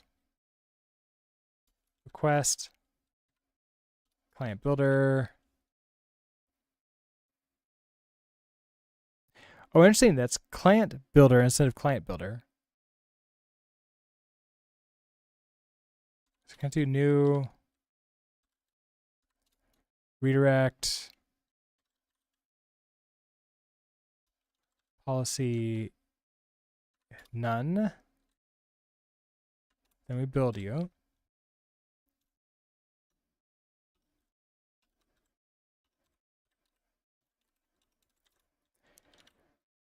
Okay, close. It's similar except I'm using client builder instead of client builder. Grab the client ID, convert to a client ID with a new.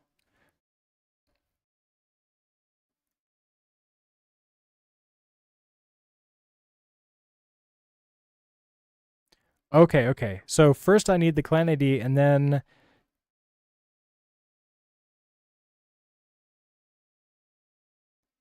I convert it to a Twitch auth to client new. Okay, so I need to pass that in. So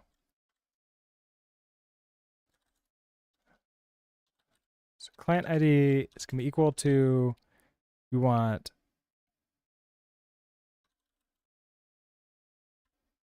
client ID new, pass in client ID will shadow. Oh, it expected a string. Oh, okay. So we'll do, if you expect a string, I might as well just take in a string here.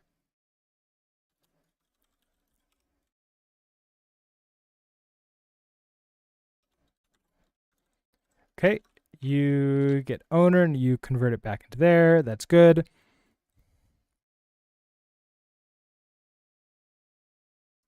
Do I need the auth flow example? Do I? I mean, I need an access token, right?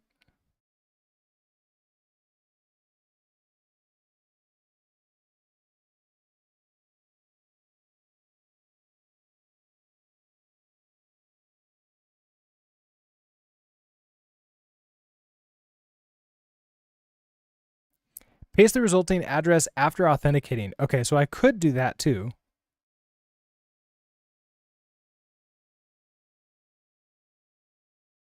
This one just gets me a token from this.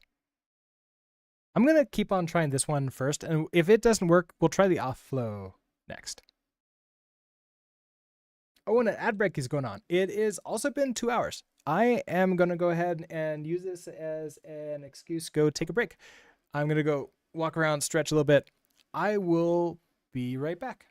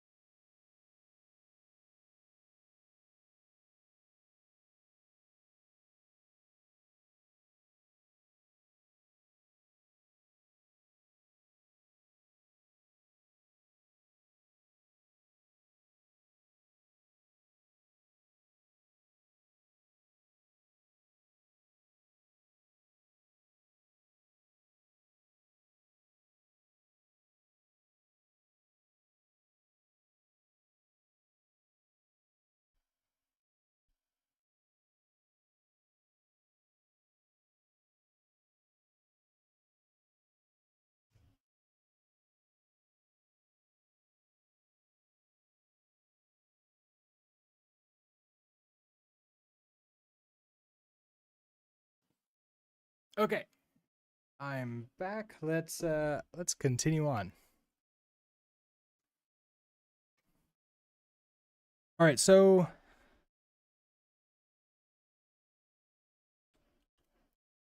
going to go ahead and move this to the other screen so it's a little bit easier for me to follow along.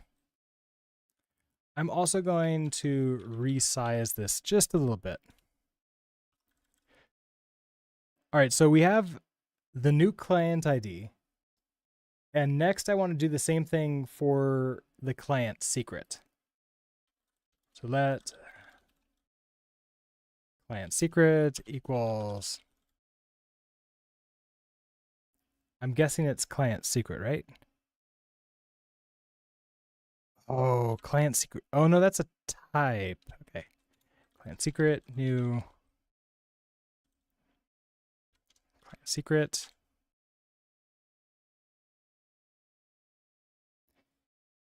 Get the app access token.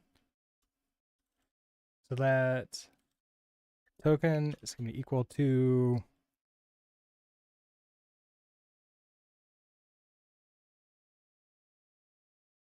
app access token. Get act. Okay, so I could probably just use that one, right? Get app. Ooh, okay, so never mind. I wonder if there's a trait I need. App access token. Get app access token. All right, so you need a reference to request. So that's a reference to the client.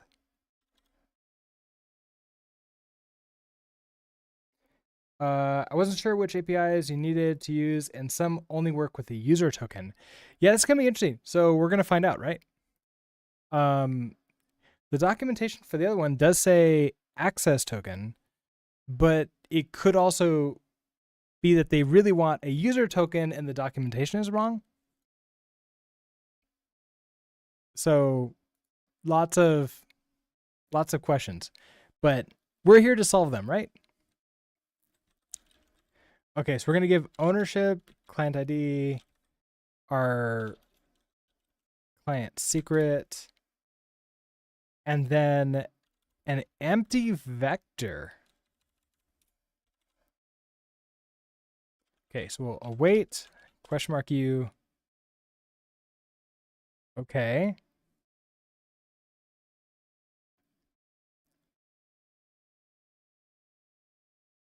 You're print lining the token. That's cool.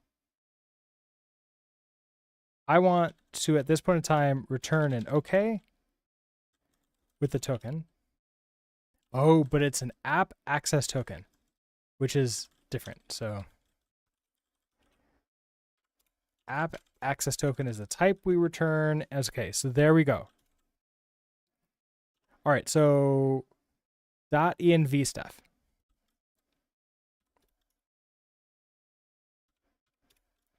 If I want to run that, I need, it's not going to be a Twitch access token.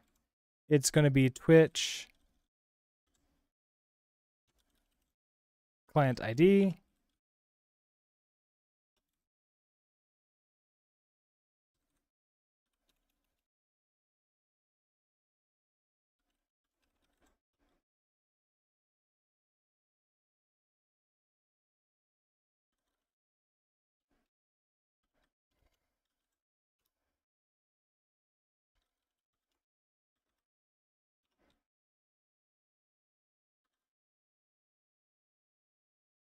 Oh, it doesn't. Okay. Can I make this all uppercase?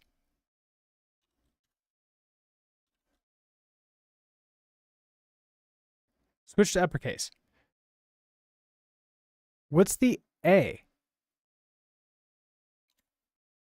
I mean, that kind of works, but wait, that's like,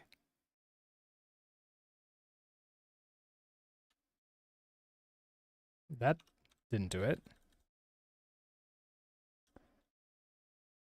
How? A dash. Is that alt? Oh, alt dash. No. Unless I need to lock you.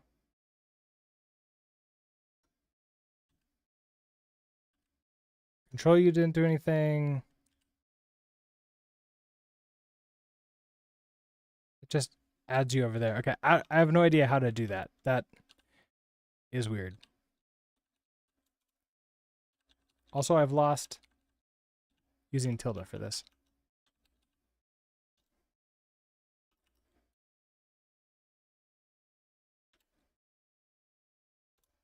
Okay, whatever. We're good to go. Okay, so we have you. I don't want to debug you anymore. That's too dangerous. Okay, so you don't exist. So we need to create and add you into our .env file. Okay, so this is gonna be Twitch client ID equals, I need to go find and copy that.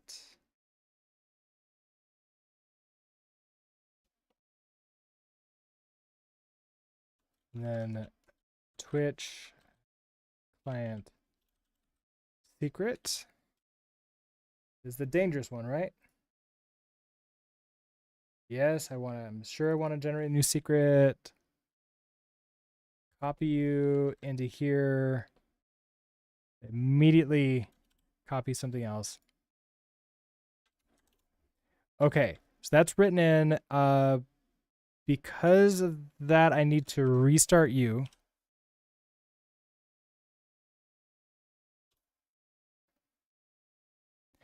And then we shouldn't. Oh, this won't actually do anything yet.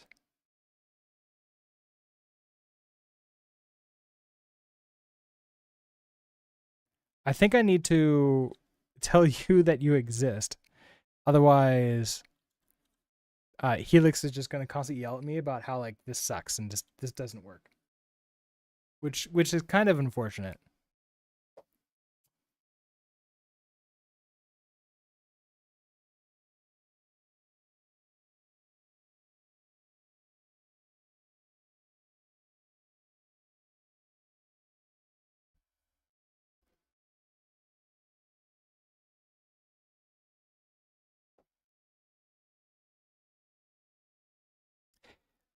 Cannot find value Twitch access token in a scope.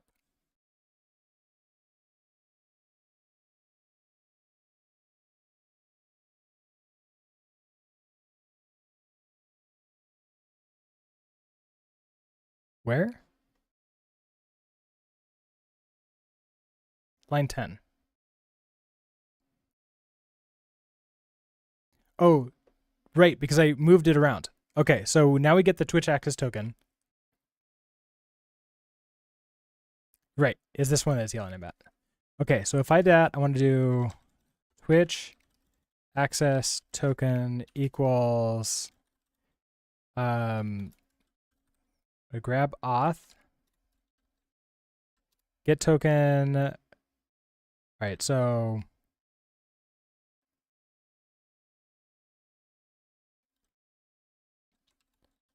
Twitch client ID to owned, client secret to owned. We await you and unwrap. Now that gives me a Twitch access token. I wonder if I can get the actual token itself.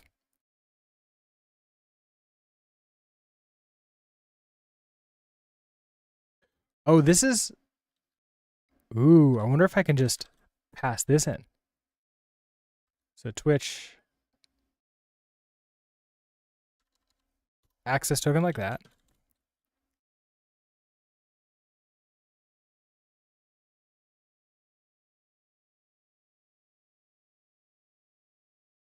Could not compile. Okay. What's wrong?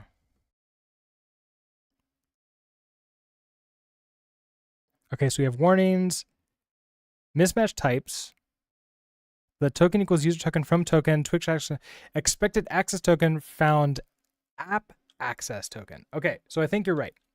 That was an app access token.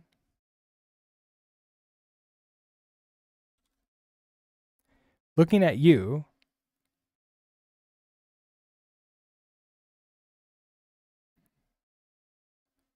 so that returns an app access token.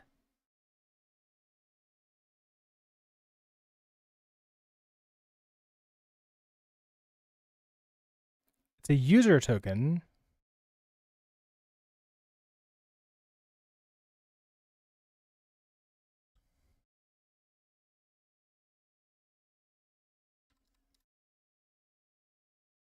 Okay, so I want you.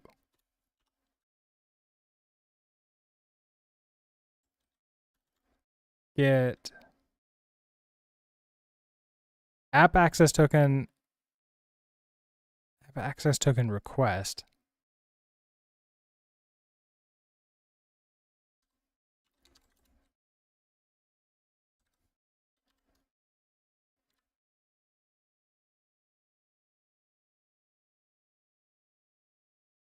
Oh, okay. So I just returned that back to here.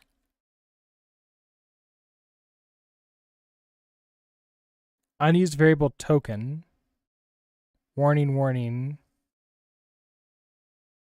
Invalid token. Validation did not include a login. Token might be an app access token. Okay, yeah. So I think you're right. That is not the correct type of token. All right, good to know.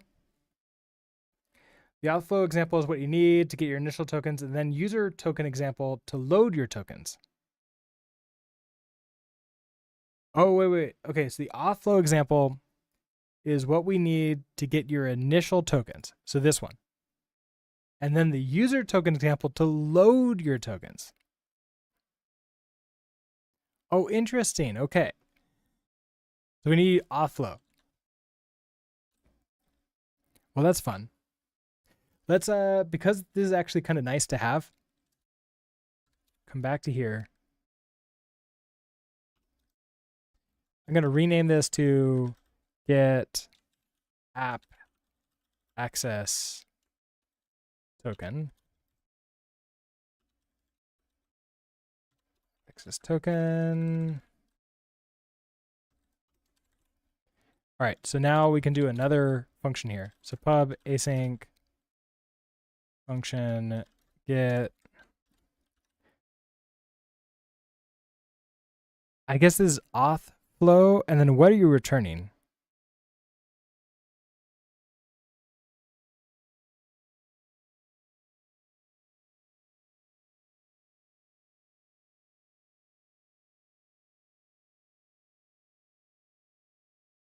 I guess run auth flow,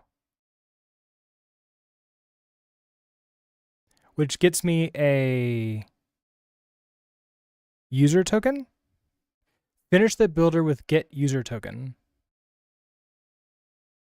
Okay, so this is going to get me a user token.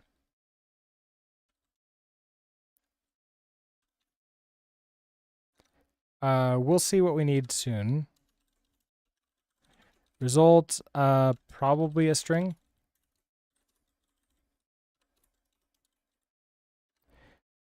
All right, back over here you go. All right, so again, we skipped the .env stuff. We need an HTTP client to use the library. Okay, so that's pretty simple. Let our client request client builder redirects.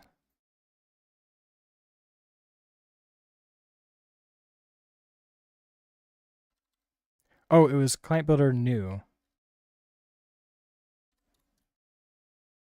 Redirect policy none build. Okay, so we got that. We got our client. Grab the client ID, convert to a client ID. Okay, so it's the same thing here.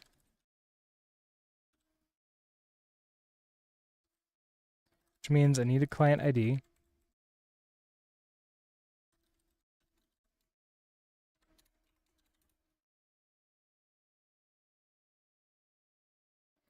Grab the client secret, convert to, okay, so we need a client secret too.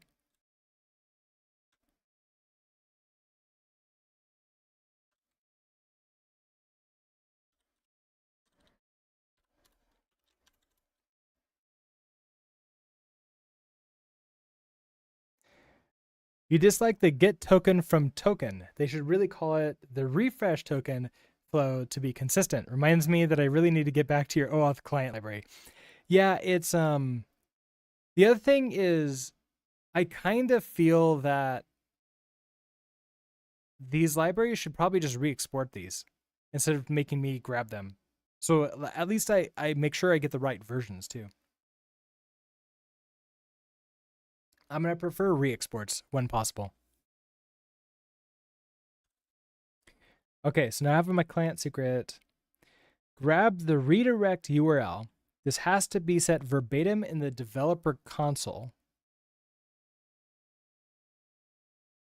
What is my redirect URL going to be, though?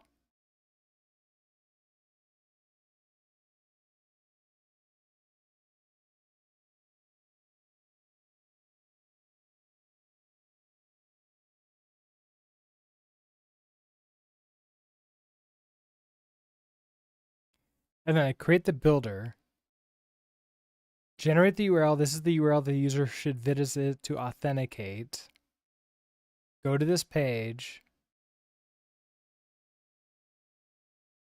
Paste in the resulting address after authenticating.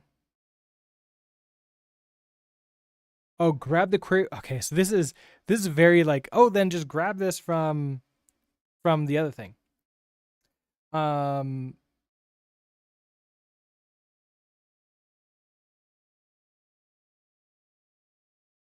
Oh, Nikao.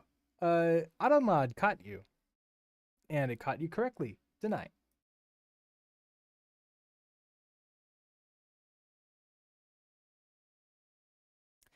Okay, so this is a little bit kludgy. I wonder if I should like just set up what Axum in like the real app for this, just for like this side. Because it kind of makes sense to do that.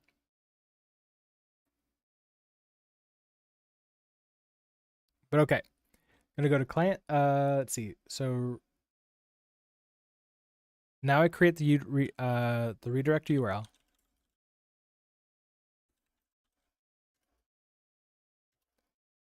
Okay, so we're gonna do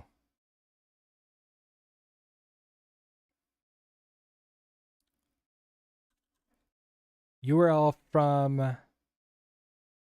Oh, you don't have that one. Okay, so it's gonna be Twitch OAuth 2. Do I not have Twitch OAuth 2? Oh, Twitch API Twitch OAuth 2.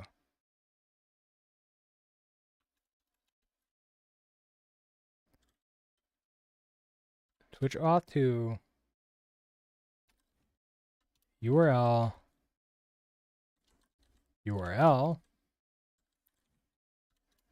parse, and then I want the Twitch redirect URL environment variable.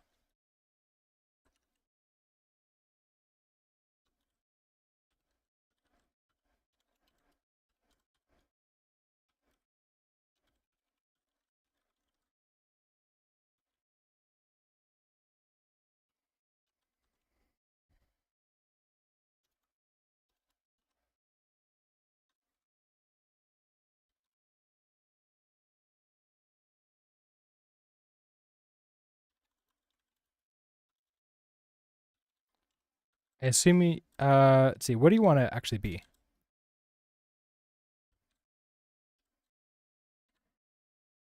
Oh, okay. If you don't need to be owned, then I won't own you.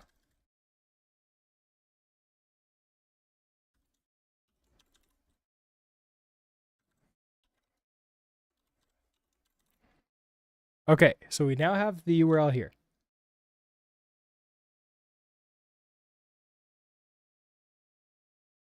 Create the builder, which is user token builder. Okay.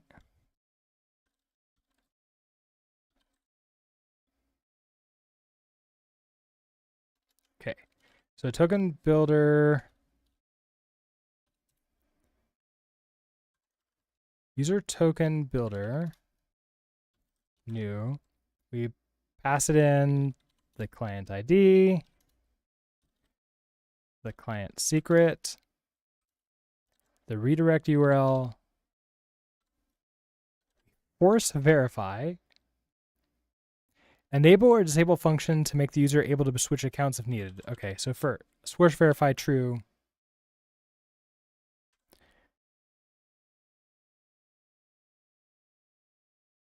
generate the URL. This is the URL that the user should visit to authenticate. Okay, select. It's a tuple, so we're going to destructure. So URL, we don't care about anything else. We have our token builder.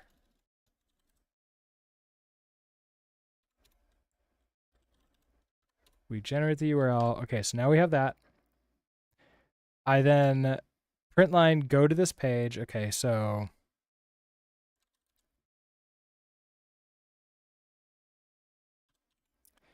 print line, authenticate by navigating to URL.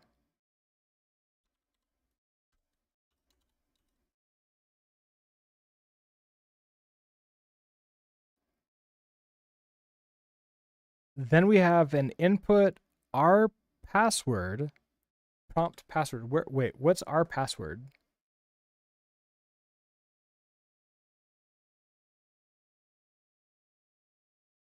Is our password a thing in Rust? Oh, paste in resulting address after authentication, input hidden. Nice. Okay, so then this is gonna be the raw input. I'm not seeing that. Huh. That means our password is a crate, isn't it?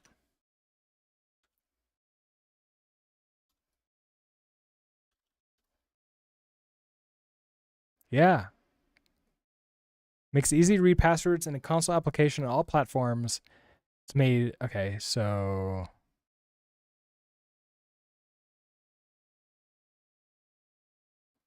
All right, let's add it in. More stuff.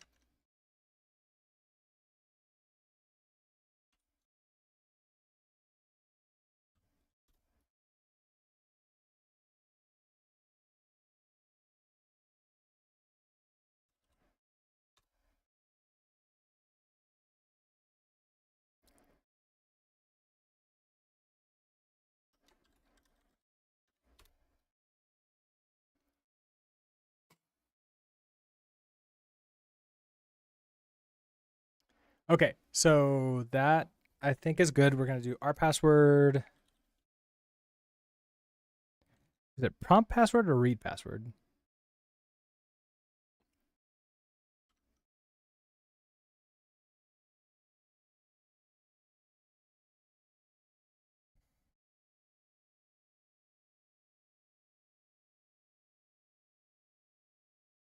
Prompt password. Okay, so then paste in the resulting address after authenticating. Okay, so the entire URL bar is what we're going to paste in, aren't we?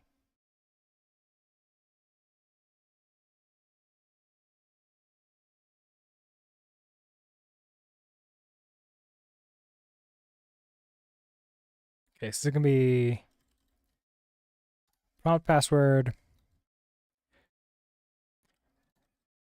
paste in entire URL address.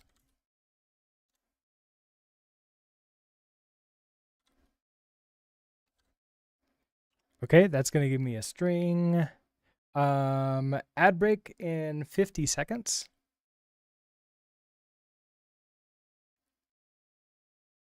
Okay, and then we're going to parse it again. So okay, great. The documentation has a single letter U that's going to be used here. This is like the URL. This is like the response URL.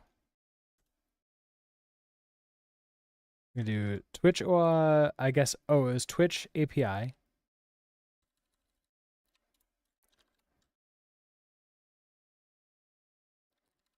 Twitch auth to URL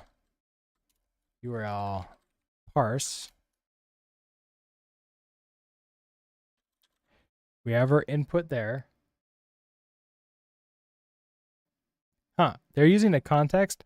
I do have a context for this.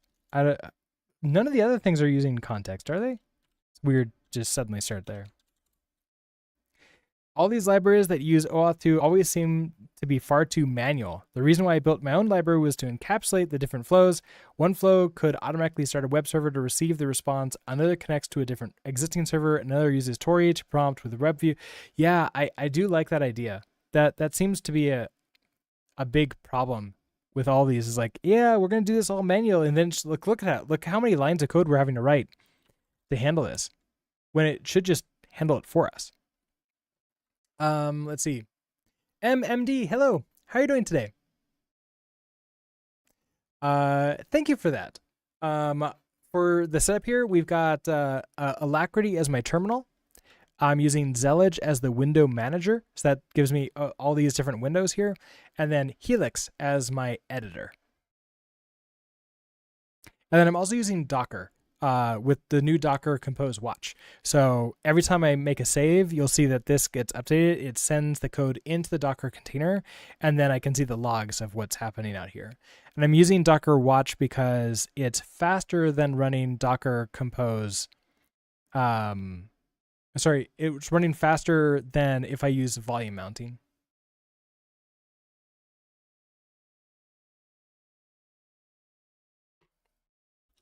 Okay. So let's see. Token builder, generate URL. Hold on. What?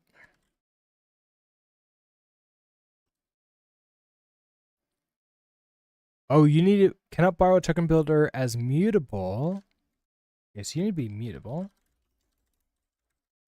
Okay, that's good. So now we have a response URL in here. Grab the query parameter state and code from the URL the user was redirected to. Yeah, there's so manual. It's like, what's the point of a library if it makes me do all this stuff myself? I just want to be called a map?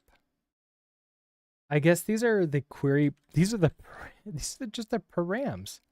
Okay, so params.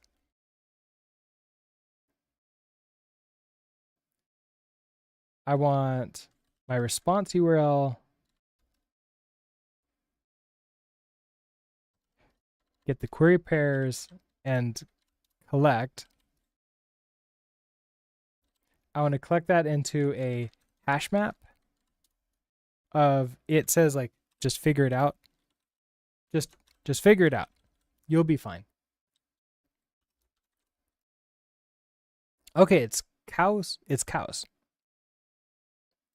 You should learn Rust. Rust is fun. Well, I find it fun. But yeah, if you definitely if you're learning Rust, even if you're not, you're definitely welcome here, and we all love to chat about programming and other stuff.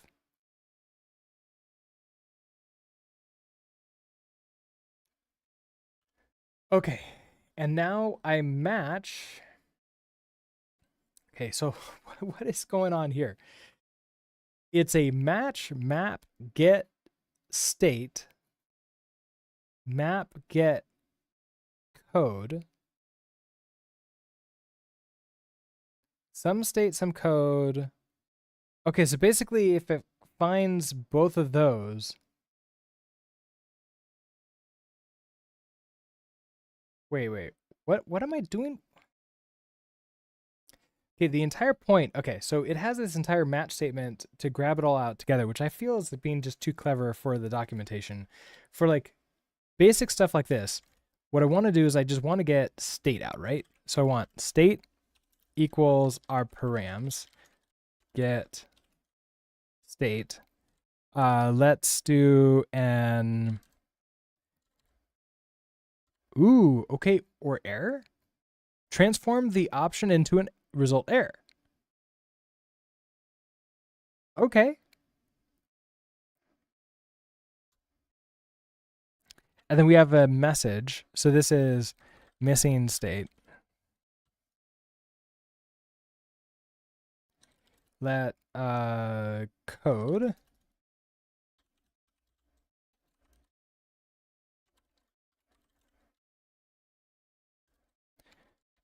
okay, or error missing code code Okay, so now I have those. Damn, you got to go back in time. I closed the window by mistake. Oh no. Okay, so now the entire point about that is that I want to finish the builder with get user token. Okay, so now we're going to do that our token equals, we have our, what did we call it? Did we call it builder? Call it token builder. Token builder, get user token, pass it the client, pass it the state, pass the code. We await and question mark you. Brooks window closed, panic. Yeah, that is a thing, right? That should be a thing. Okay, all this code just to get our token. So now we have a user token. And we're halfway done with this, supposedly. Okay, so you are a user token.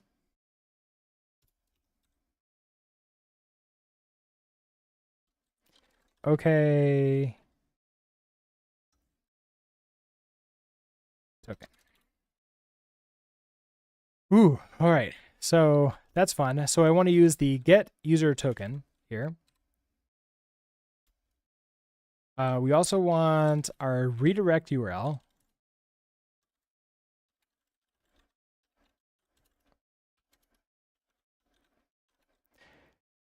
I kind of want to just tell Helix that I have these, just so it doesn't yell at me anymore. Okay, so you are called Twitch redirect URL, like that. Oh, can I tell you like to ignore this?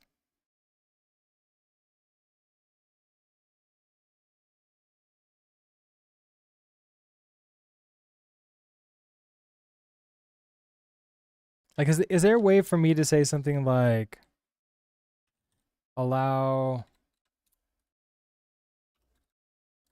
what would it be called? Not defined at compile time?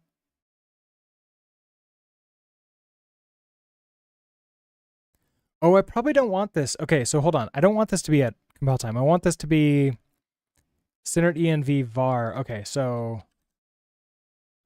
I don't want to use the environment variable. I want to do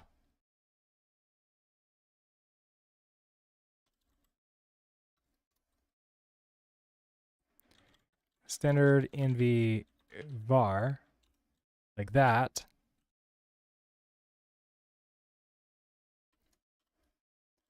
And then we'll just unwrap you. Nothing ever bad comes from unwrapping, right? Okay, and you're actually strings now, so I don't need to do toOwned anymore.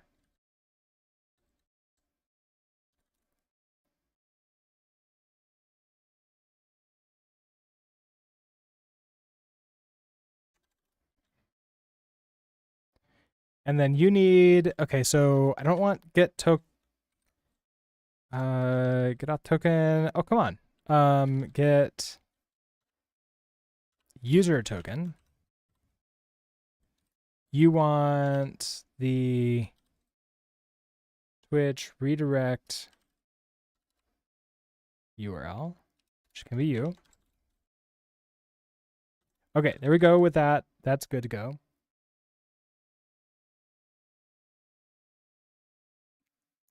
The old API was fine. I don't know why they had to make the new one so extra. I know it's fun. I unwrapped a present earlier. It was a pair of socks. I disagree with the statement. You should have thrown a type error, unexpected type, like it was the wrong type. Like this is the reason why when you accept presents, you need to use like a strongly typed universe. Like this is what happens when you live in a universe that's written in JavaScript.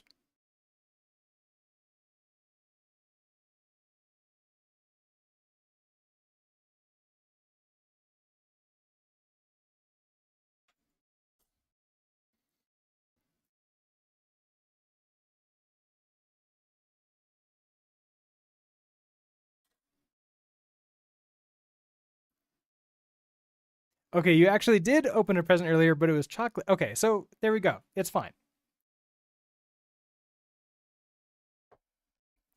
We had a good present. Okay, so user token from.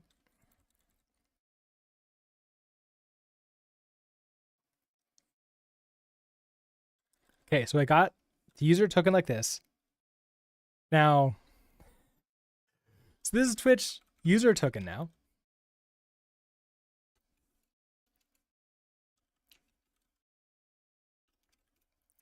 Which is great. Except I need to now take this user token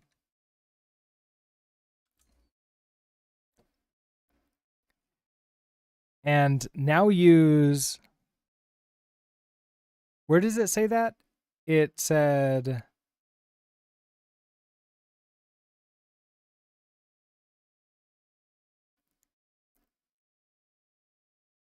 Is that it? Do I not need? Do I have the user token now? Am I good to go, or do I need to now turn it into like an access token from the user token? Let's find out. So if I take you and I like just pass you in user token, what happens? You say expected. Okay, yeah. So I need it. I do not have the token. I have a user token. I need an access token, unless access token.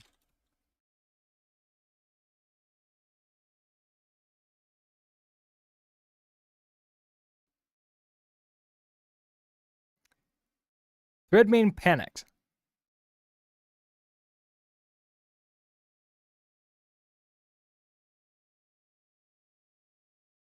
Yeah, I don't. I have a user token, which is not going to be an access token. It's not going to work.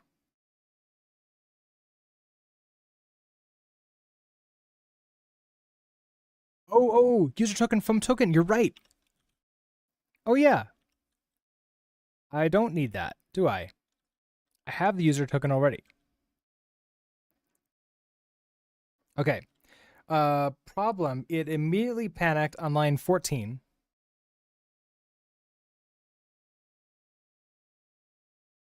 Unwrap here. Because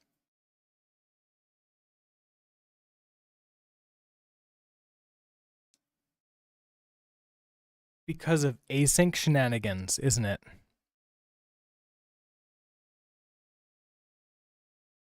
It's continuing to run this code even after I set this up, which kind of sucks.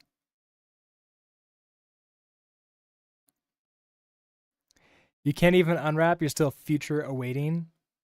Yeah. Yeah. Okay. So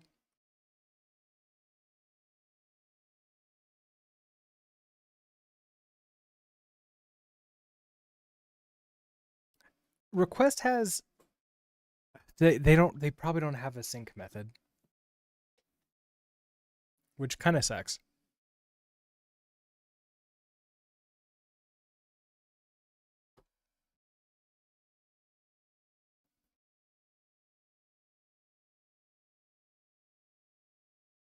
Why would it be an async issue?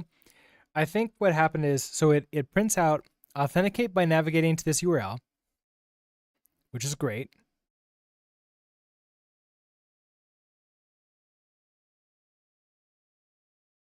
Yeah. Does the Docker support standard in? I don't think it does. So I think actually I was really hoping I could do this with just like the client secrets and all that stuff and not have to use this flow. But I think I have to. So therefore we're not going to use you. If I just do a cargo run now. Also, WTF Blub, how are you doing today?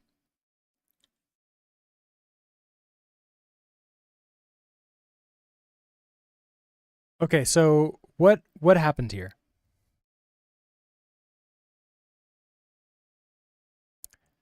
Unwrapped on error, value not present. Oh, because of my .env stuff. So I need to re-add in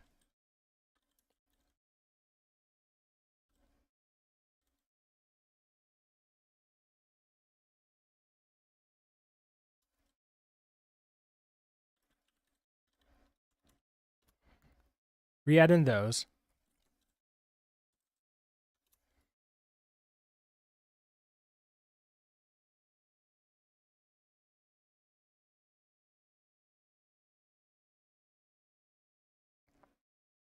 Yeah, it's gonna be that R password. That's gonna be the problem.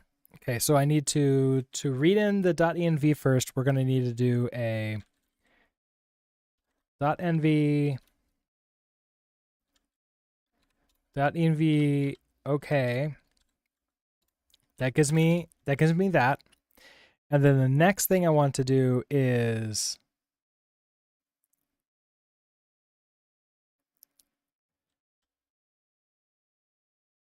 I guess okay. The environment variable should just be there now, so we should be fine. So now I could I could cargo run this again.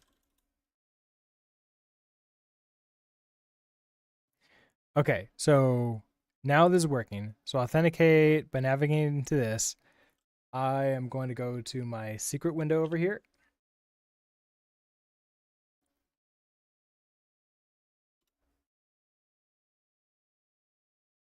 Why did you Google search that? Oh, I literally copied including the authenticate. Okay, that's silly of me. I want that. Okay. Brooke Zergerbot, channel point redeemer. It will redirect me to localhost. Authorize.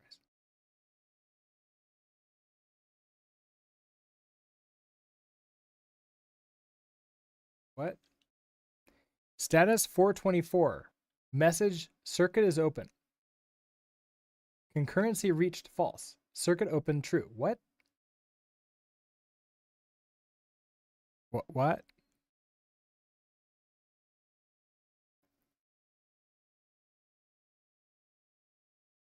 That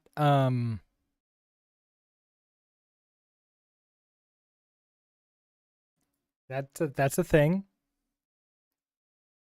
Okay, so the problem is that when I take a look, okay, so if I copy the URL anyways, I don't think this is gonna be right. I think it's gonna crash now. Yeah, missing state. What is up with like circuit is open? What's a 424 error?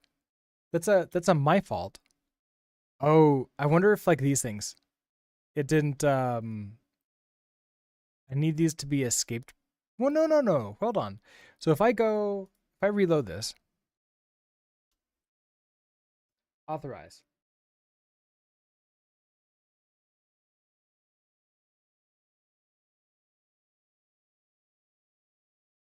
Oh, this time it works. Okay. So last time it didn't work. This time it worked. Okay, so cargo run, paste you in. Missing code.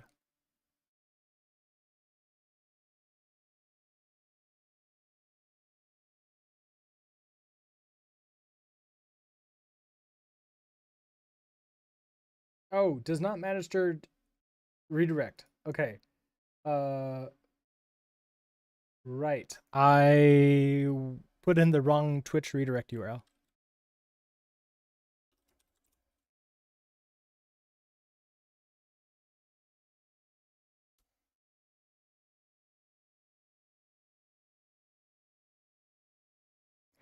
You're right. OAuth2 can be painful because of the back and forth. Absolutely. As we can see here. Okay, authorize. Continue. Copy that. Into you. Missing code.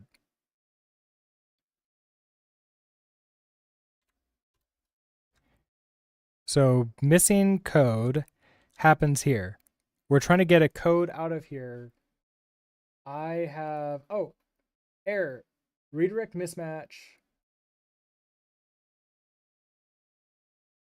an error description, parameter plus redirect URI does not match. Okay, I thought I just changed that.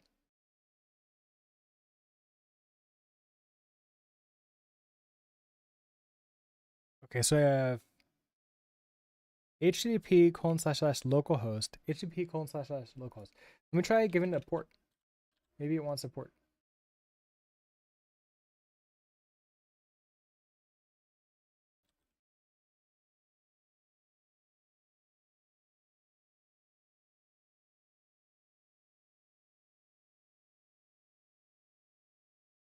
Okay, and I copied it in there too, so it should be the same.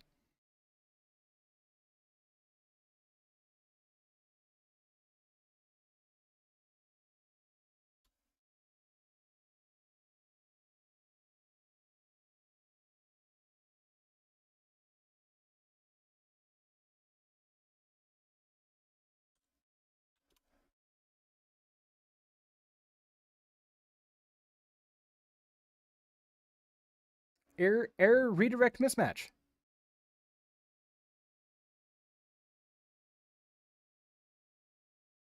Yeah, this is more like the device code flow. I wonder if I can get. Okay, hold on. Is there a better way?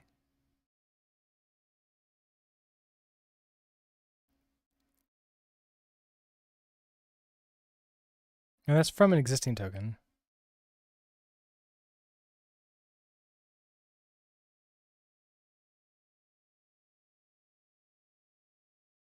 I don't think I can get a user token from this, can I? That gave me a app access token. Twitch. Okay, is this Twitch API? Come here. Where's my creates?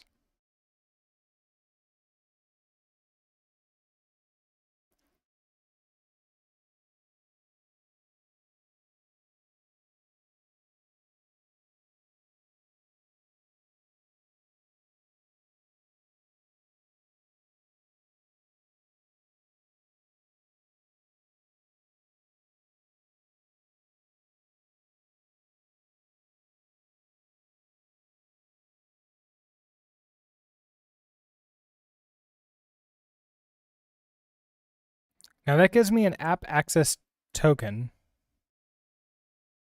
And I want.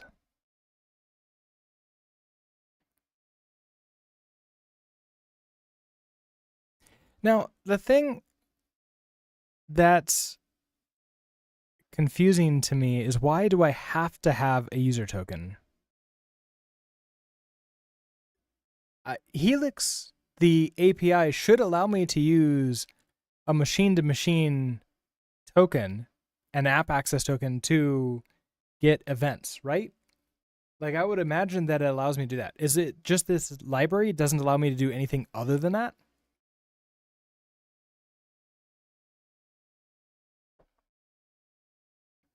Oh, so you need a user token for APIs to work as a user. Oh, come on. Come on, Twitch. That's not helpful.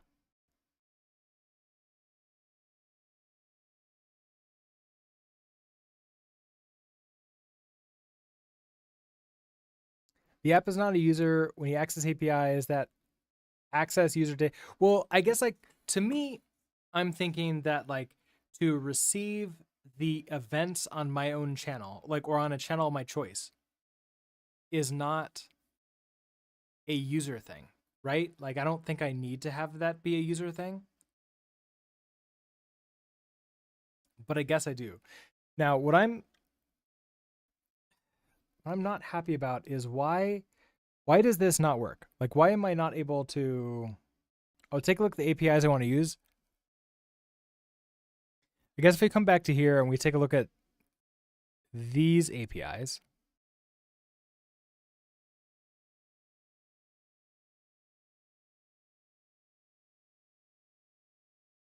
do you have a list of APIs for this? I want events.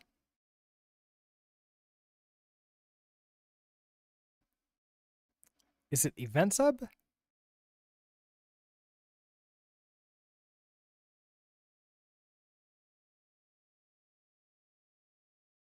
The app does not represent your account. It's just an app anyone can give access to. I guess so. I guess I kept on thinking that I guess I'm thinking too much like the chat, because like anybody can get access to chat. It's more of only like the streamer can get access to the events. Like, right?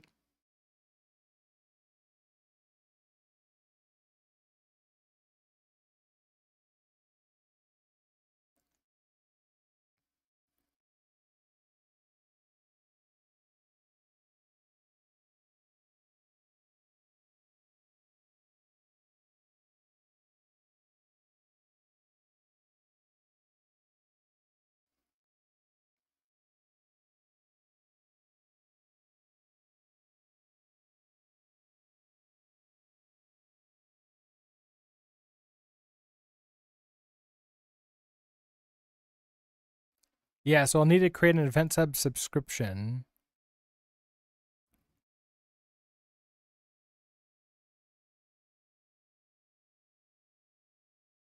I don't remember anymore. It's been a long time.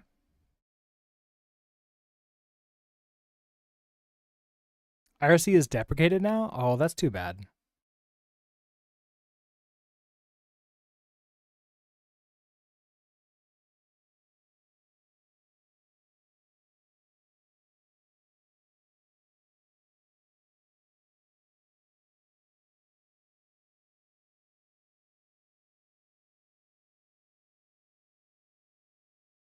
And then the event type would be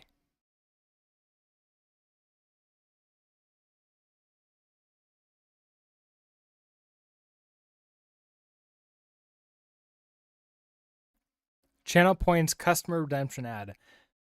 A viewer has redeemed a custom channel point reward on the specified channel. That's what I want. This is what I'm going after.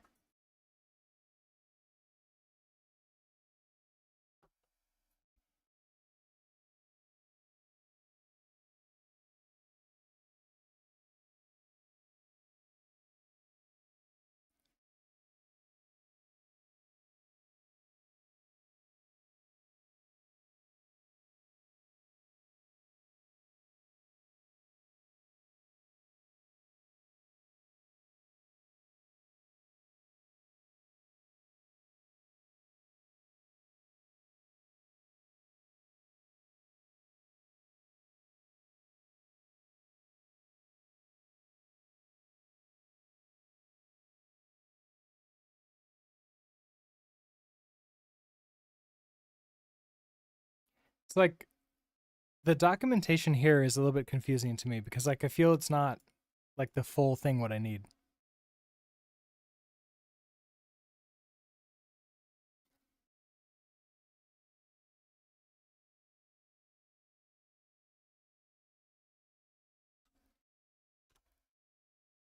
Yeah, so this is what I need, but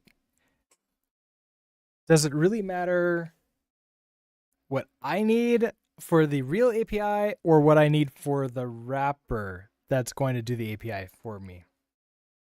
Does the library even support the new WebSocket events? I have no idea. We're that's part of the exploration, right? To figure it out.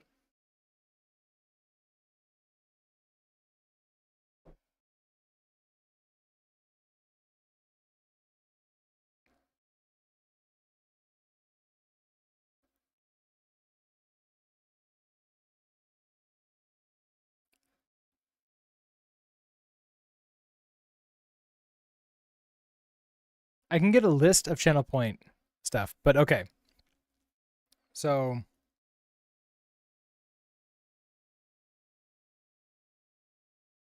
requires a user access token. Okay, fine.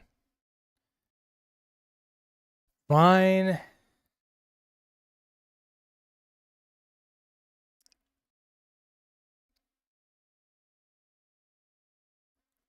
Now, what I'm still curious about is like when I try to navigate to here.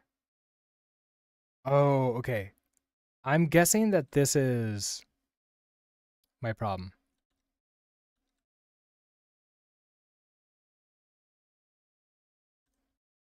I need to go in and find where it's saying, okay, localhost.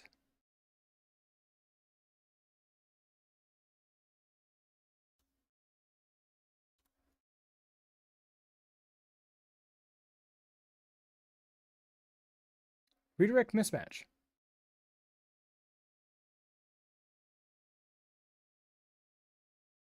Redirect URI does not match. Okay, so that's my problem right now is that I'm not getting a redirect URI. Oh, that's okay. So they have a different pub/sub docs. Hold on. Copy link address.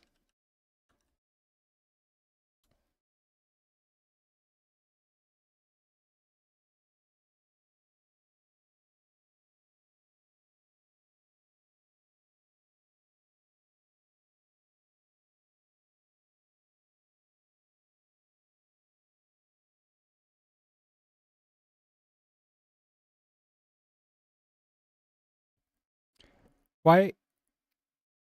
Dermarcus, hello. How are you doing today? Okay.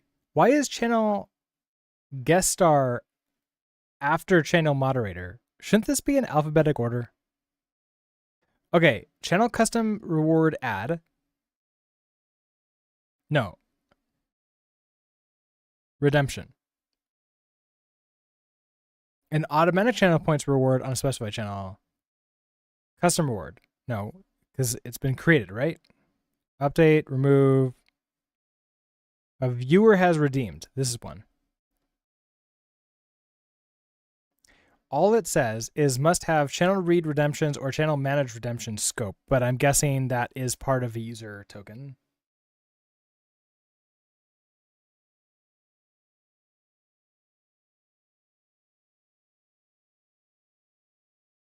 So that's, I mean, still the same thing, right? I still need to get a user token from this. I still need to figure out how to get the redirect URI working properly, which is not doing here, which is great, awesome, fun. I guess let me continue playing with it. Yeah, so today we're working, I'm trying to figure out how to get it so I can write a server that listens for channel point redemptions, so that way I can do fun things to like my editor, like let people change the font and let people change the theme without me having to go in and manually update that, which would be really cool. And there could be a lot of fun things we can do from that. But authentication is kicking our butt. Yeah, this is all in Rust. So all this code over here is Rust. We're using a library called Twitch auth, and then another one called just Twitch RS.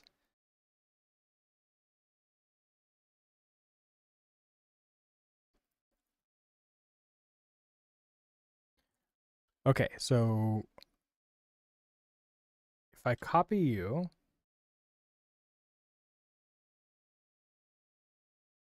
let me try updating everything in here. So 8080 to go to localhost. Calling that.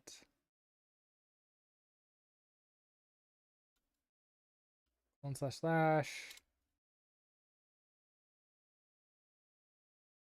Yeah, I'm okay. So I'm still getting a redirect mismatch for this. Twitch API is related to changing the font on your LMS or in Helix. Either way, I don't get the connection. So, hello, Hugh. How are you doing today? What I want to do is I want to listen to events from Twitch.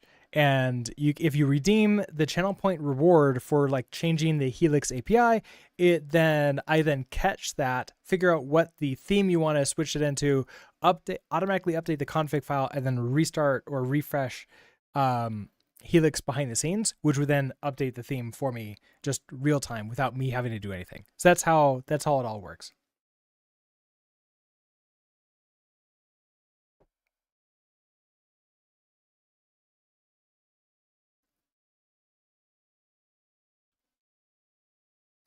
Okay, so that didn't work. Okay, so it is redirecting me, but it's giving me an error, mismatch, redirect error. Okay. Do I need to put on...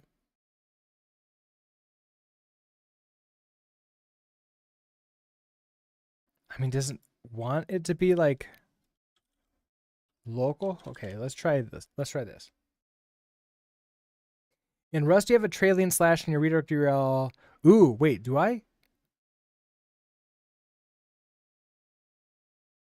I may not be trying to do that. Let me try having a trailing slash in my env file and then also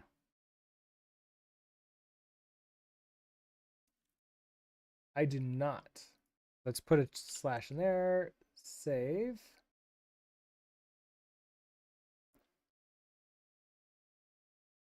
Let's try this without refreshing.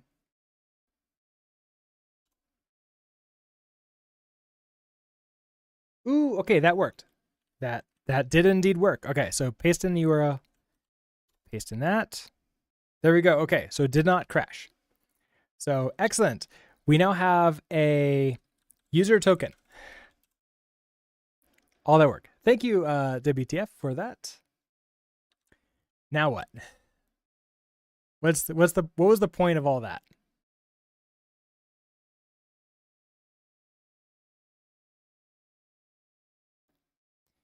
The entire point was to get the user token. What's LMS? LMS is a learning management system. Yeah, thank you for that, Hugh.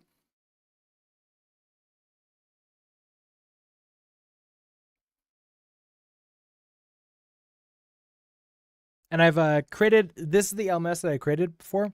This is all written in Rust and U.RS as a web application. And then I have some courses for sale on it.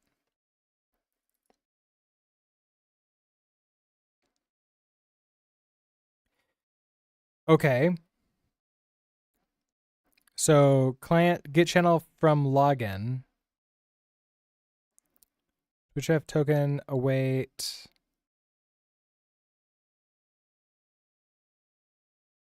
Now, do I have to log in as? I wonder if I have to log in as myself, or if I have to log in because I'm hoping I can log in as like a bot, the bot I use. But I guess the bot can't get it unless the bot is an admin.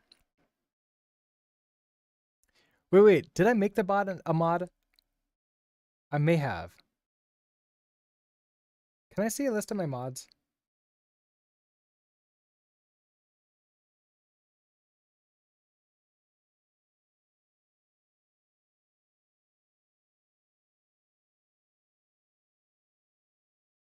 No, I never modded. Okay, so I need to mod Berserker bot.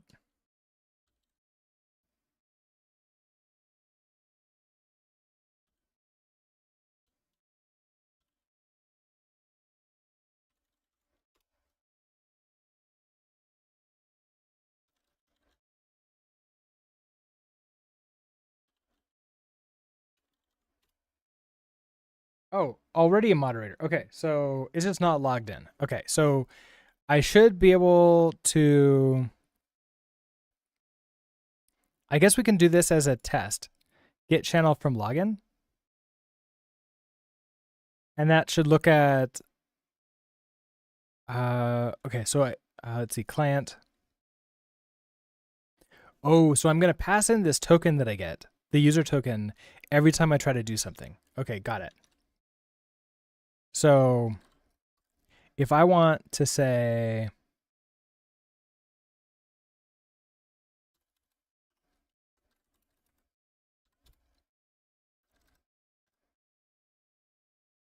we have user token, we have our Helix client. I want to do a Helix client.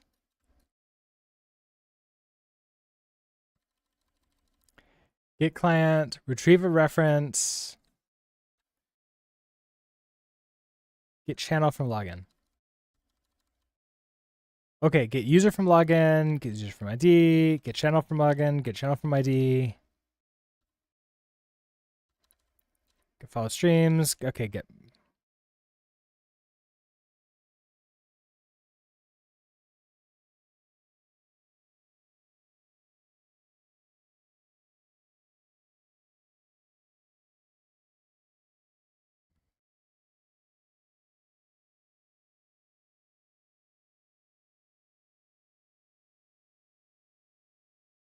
Get all customer rewards. Okay, so these are all the customer rewards we created. And those are snippets now. Wait a second. Where am I going to go to get the thing? Is there like a pub sub?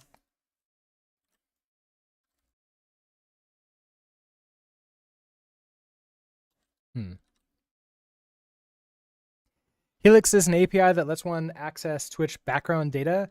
I guess we can say it that way. Yeah, it basically Twitch has an API named Helix that allows you to just do a lot of things, like automate all the stuff that you can normally do with like just by clicking around. You can also do through the API. Plus more.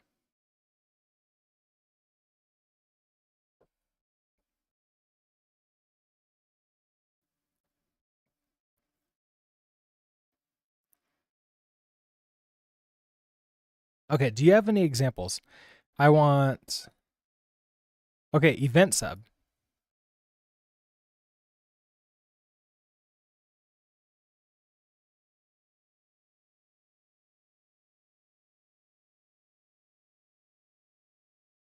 This does not feel like a minimal example.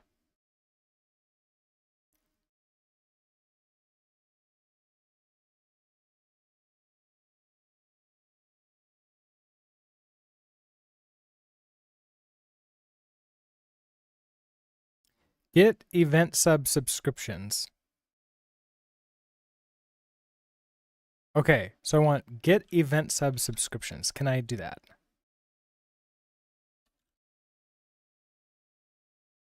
Uh-oh.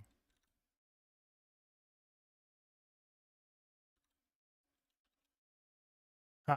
Okay. Do I need a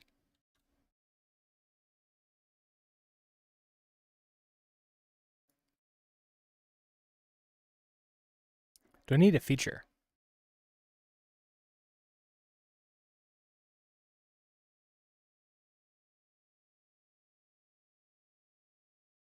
I do. Event sub enables deserialized structs for event sub. So I probably need event sub.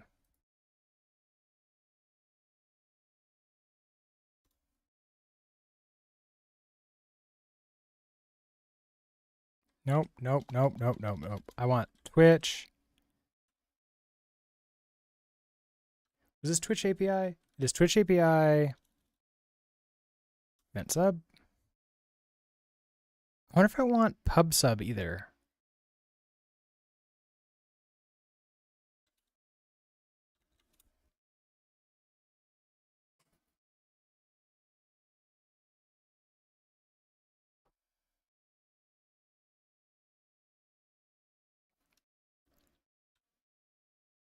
Pub sub is deprecated and got replaced with event sub. Okay, that's good to know.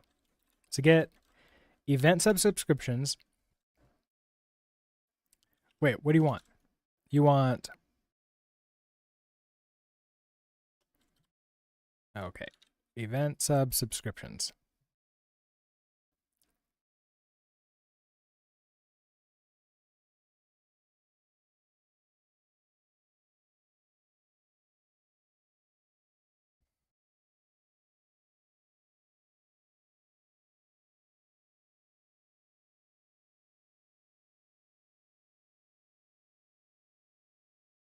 Use create event sub subscription to subscribe to an event according to event sub guide.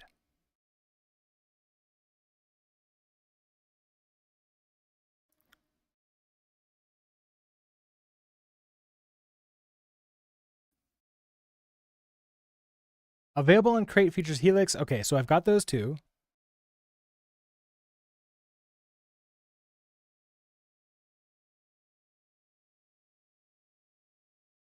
Okay, so I want to use this. Create event sub subscription request.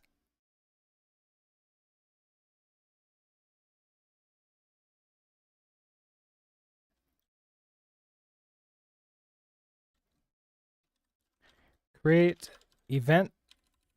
Okay. New.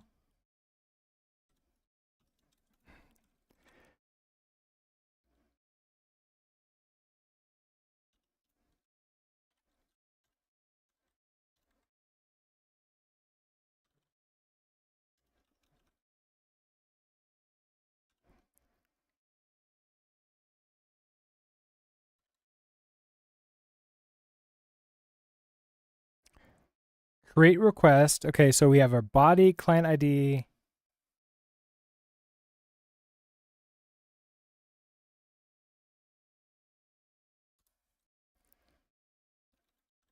So you want a body.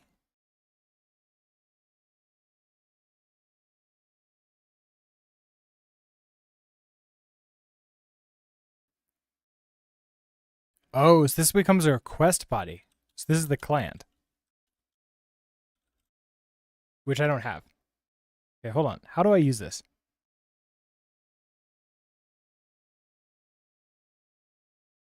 Create a builder for building. Call to set the values of fields. Finally call build. Okay, so that might be better. So let's do builder.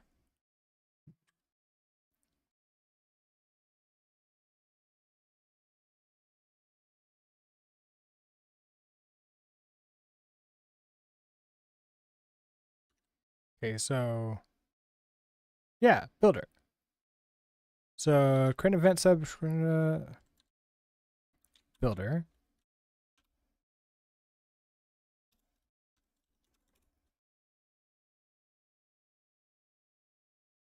Huh, I can't find that. Create an event sub subscription request. Subscription request. Pub function builder, which doesn't take anything in.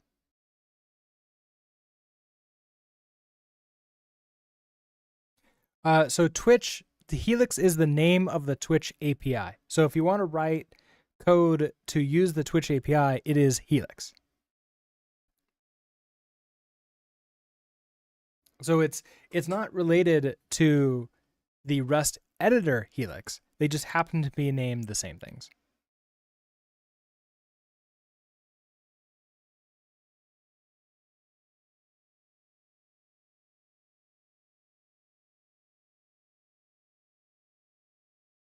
Okay, well, thank you for answering some questions today.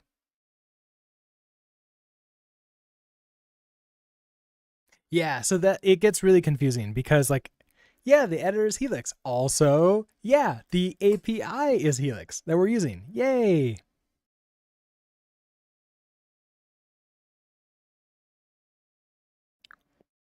Why? Okay, so why can't I find you? No function or associated item named builder in the current scope. But like, I can't add you in, so it's not a trait that's missing. I don't think it's a trait that's missing.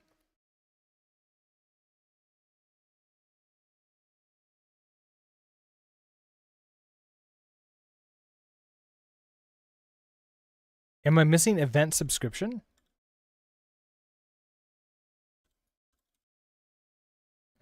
So Twitch API.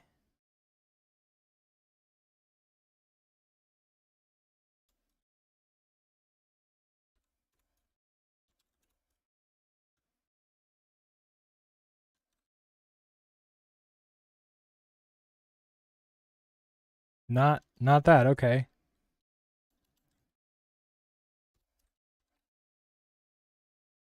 So yeah, new is the only one I have from here.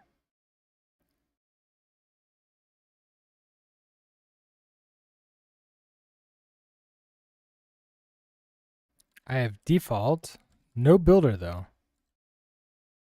which is unfortunate.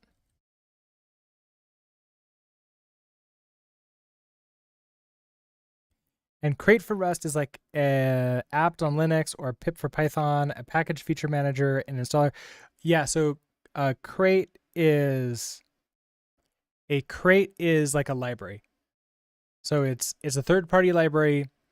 I can pull it in. So Cargo is the package manager, and it then I can do like cargo add and then the name of a crate, and then it pulls that in.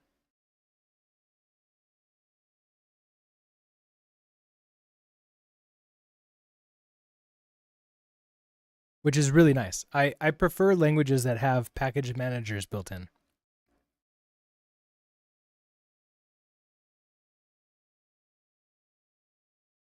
I would really love if like they told me what I needed to have this builder because like that's not helpful.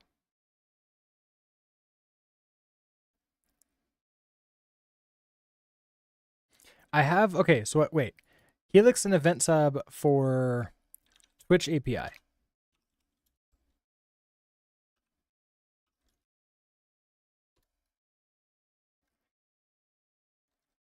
Okay, Helix and event sub. Yeah, Helix and event sub. I have those two features. So one would think that's all I need. I could just try reloading the LSP again.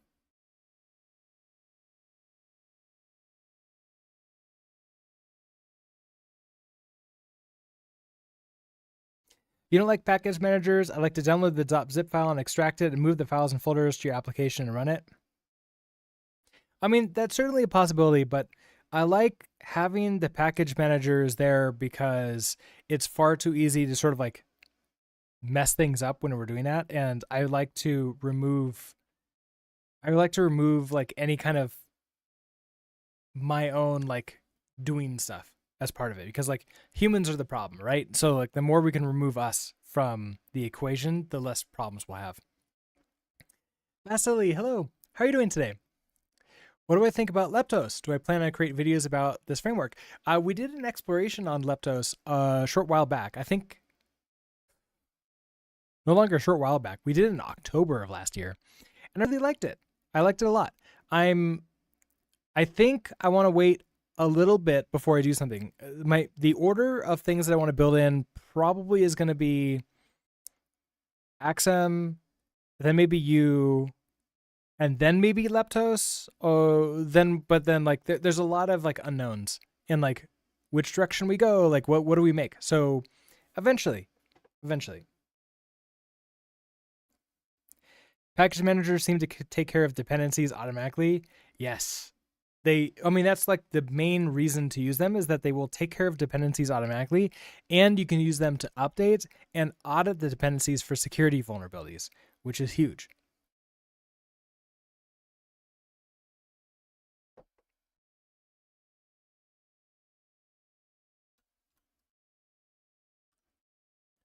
So, okay, all I can do is new.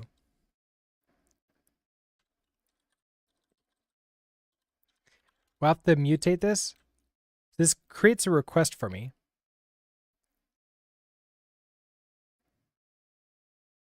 Okay, so actually, okay, hold on.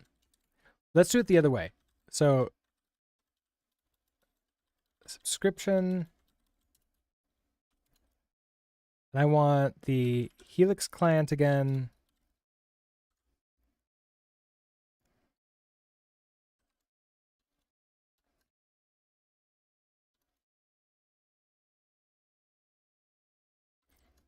Okay, get event sub subscriptions.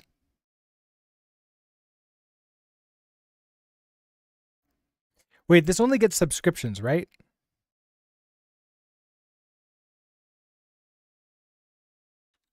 Okay, where is this actually? Get event sub.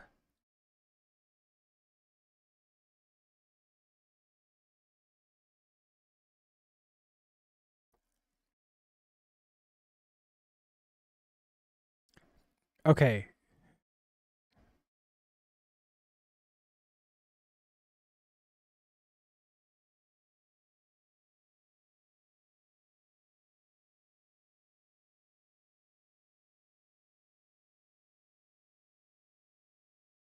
I mean, that's okay. Create event sub subscription.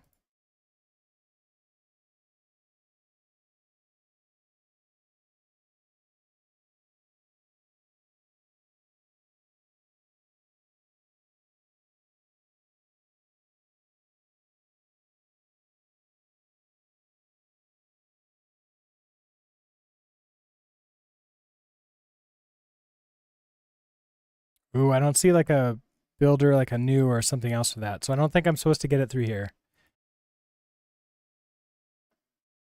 Where was that function from again?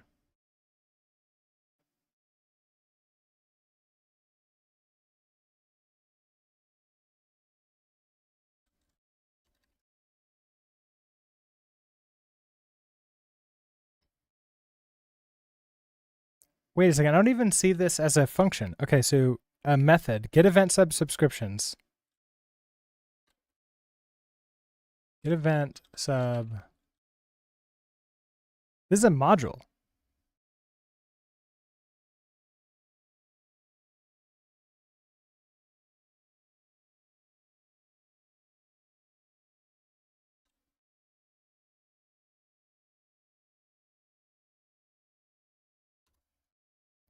So wait, do I need to create an event subscription first?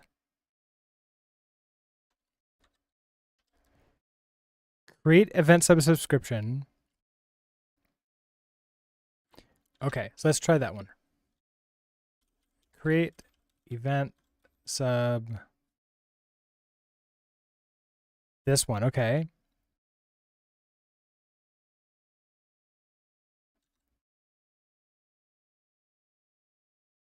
Then we want a subscription, which is an event subscription, okay.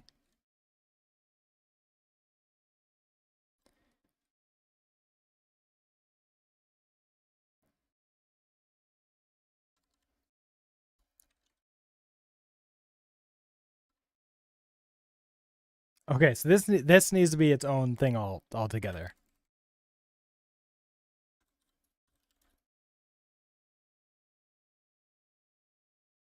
Okay, so let's just change the name of this to be something. So our subscription that we want to create is going to be an event subscription.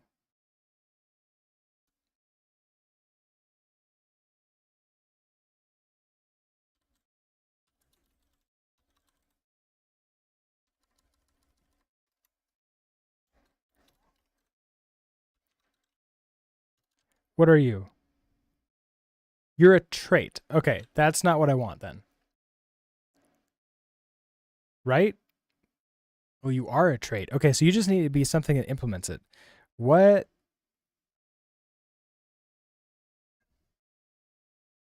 Oh, it's going to be one of these. Okay, so channel points, custom reward, add, redemption.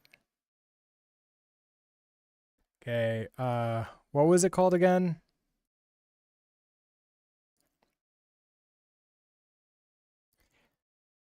Sends a notification when a viewer has redeemed a custom and channel point reward on a specified channel. So it is channel point, custom reward, redemption add.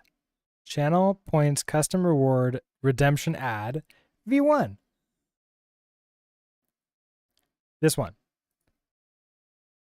So channel points, custom reward, redemption add V1. It's a struct. And there's a builder. Okay. So this is going to be the channel point redemption. So channel point redemption add V1.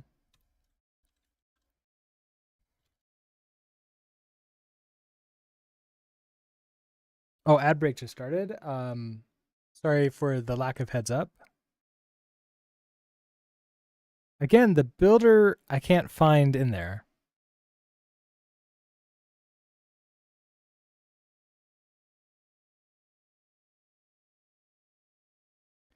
Okay, broadcaster user ID.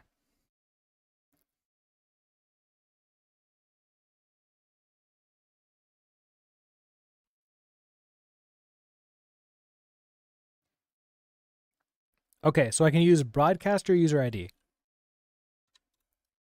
So I need to get that out of here.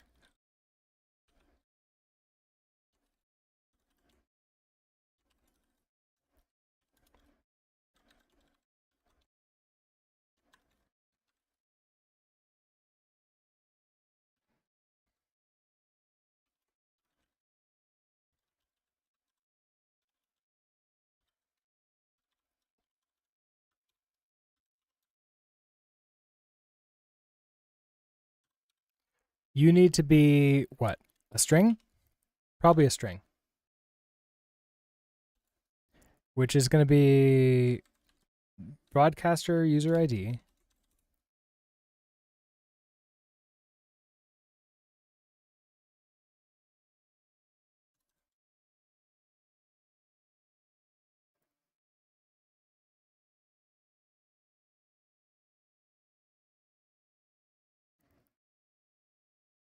Okay, not that one. I want this one. Let's just get rid of you. Actually, let me just comment you out. Okay, so the user ID, I'm guessing you need to be a string of some kind. Input into, okay, so probably a string. So, broadcaster user ID. That gives me a channel points. Okay, so that's good. So now you become a channel point redemption.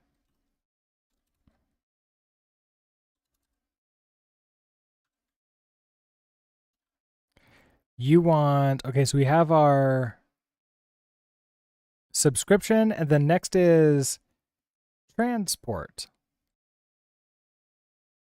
Create event. Okay, so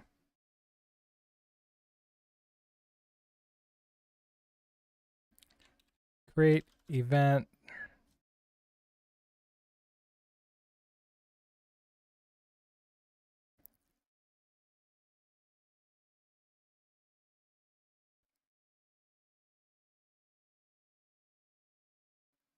Okay, so we have a webhook or a WebSocket. So I'm going to need a WebSocket set up for this.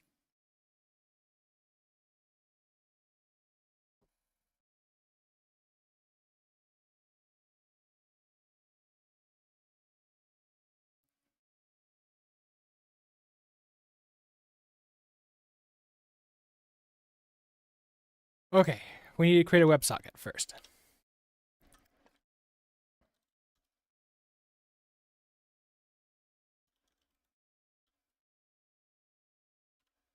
WebSocket transport. Okay. Now, do they have a create one? Feels like they have a lot of methods for this. Like create. Oh, no. Okay. So we don't. So we have to do this here.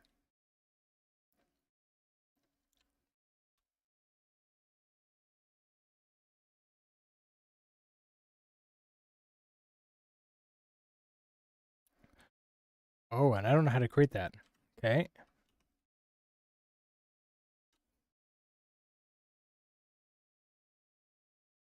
All right. They had their examples. I don't want Twitch auth2. I want the examples from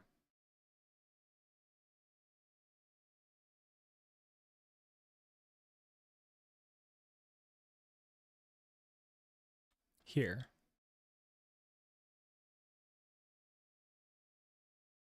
Event sub WebSocket.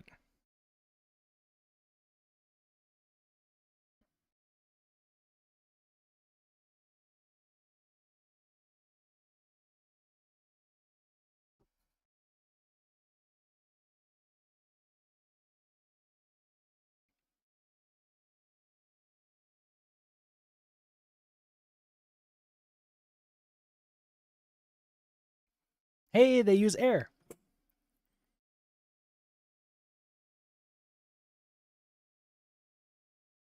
Oh, so I need to create a WebSocket client. Wait. I need to. Oh, I need to pull in tungstenite. Oh, okay. That's a thing. That's definitely a thing. All right.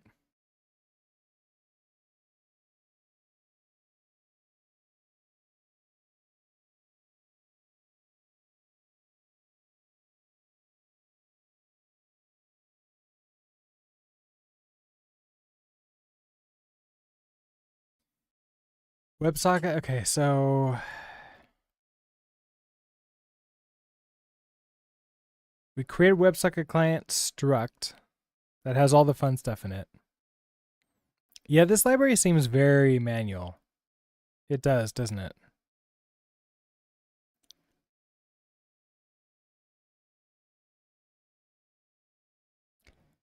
Connect to the WebSocket and return the stream.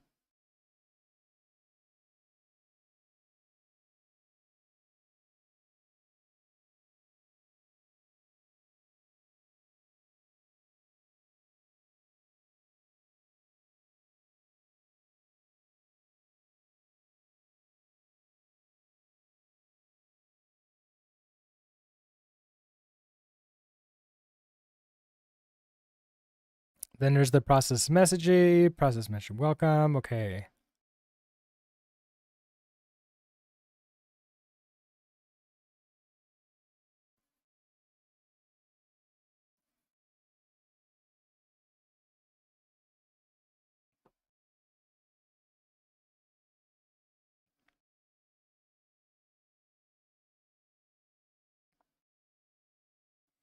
Cool. Okay. So probably will work, but we now need to get Tokyo tungstenite. So basically, we need to create a WebSocket, and I think we'll do this out here. So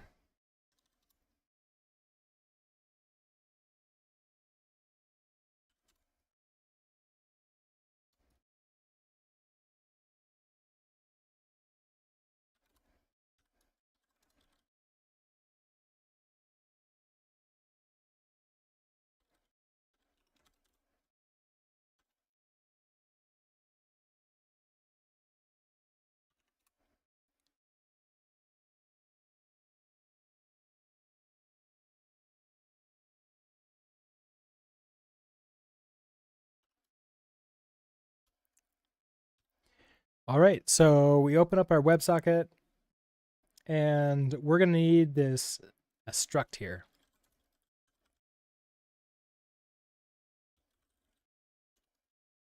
We're gonna have a bunch of things that are going here, and we'll add them in as we need them, so we can see like why we need them and so on and so forth. This doesn't have any derives, so that's gonna be interesting. And then we immediately impl on WebSocket client. And so they're suggesting a pub async function connect, which is going to take in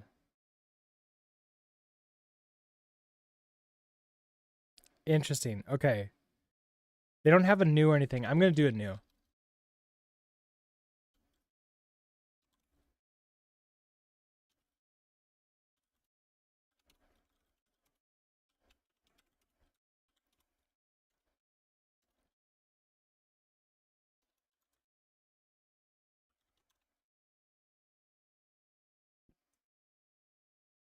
Now, when I connect, they don't think we need mutable access. Just do self. And we're going to turn an error result. And let's see. Okay, there.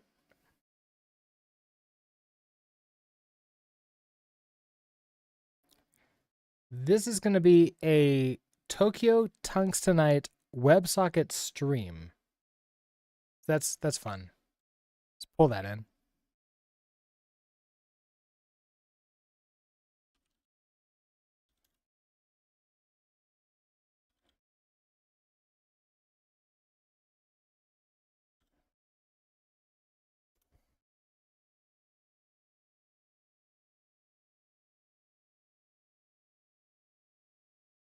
I mean, I think we'll be fine.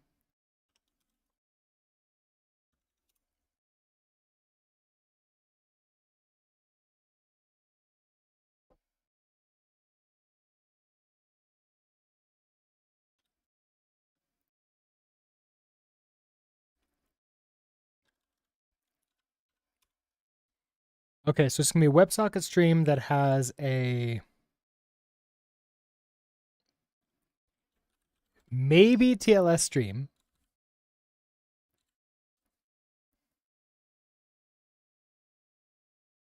Maybe TLS stream.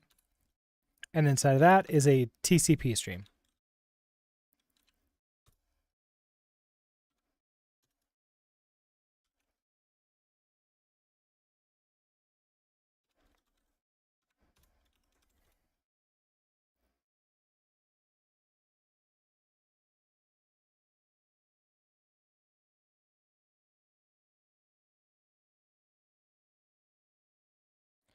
Okay, so the very first thing we do, okay, we create a config with the WebSocket config. Okay.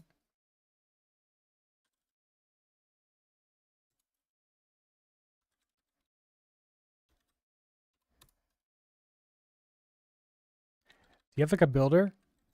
No.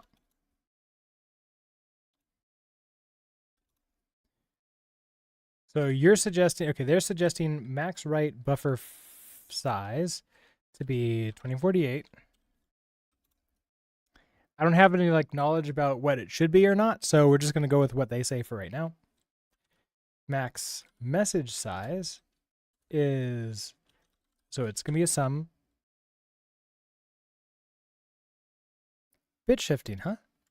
64 bit shift left 20. Okay.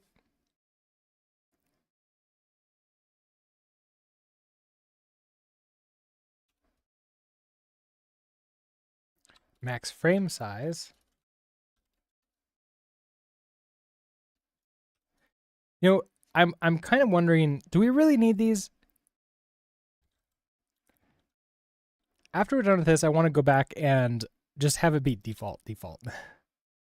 Except unmasked frames false.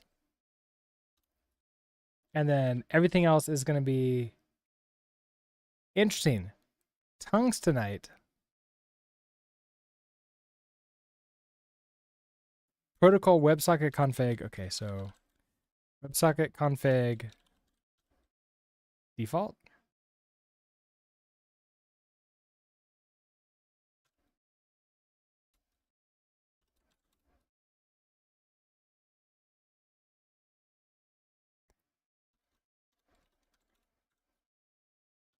Okay, so that gives us a config.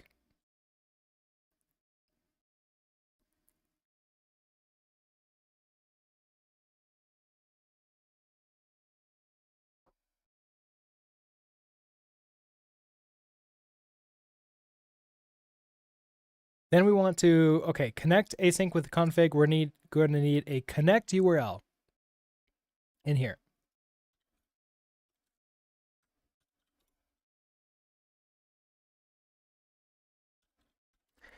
Which this is probably going to be some kind of string.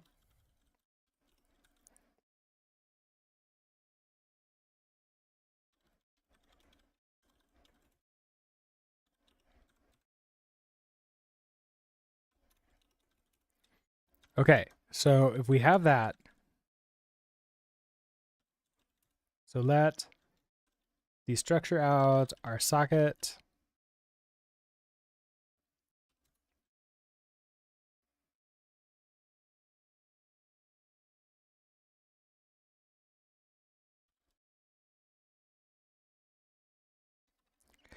Connect async with config.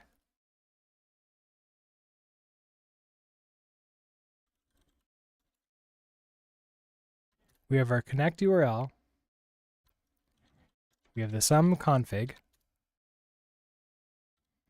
And then we have false, which disabled Nagel. I don't know what that is. Okay, so we'll await you. Okay, so now we have our WebSocket stream, and then we're returning that.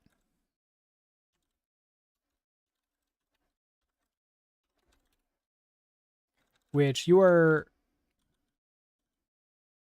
mismatch types, have similar names but are distinct types. So I pulled the wrong ones. So this is WebSocket stream, maybe TLS stream. Oh, fun. Okay. So can I have it like do it correctly for me?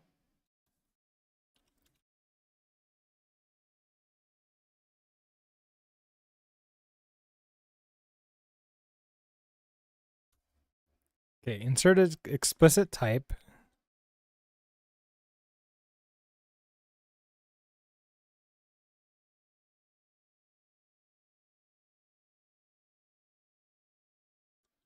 So it's this one.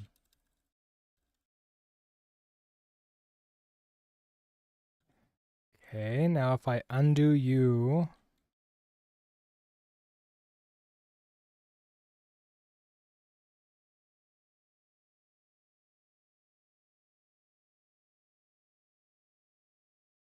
maybe a little bit too much. I wanted to undo starting from here.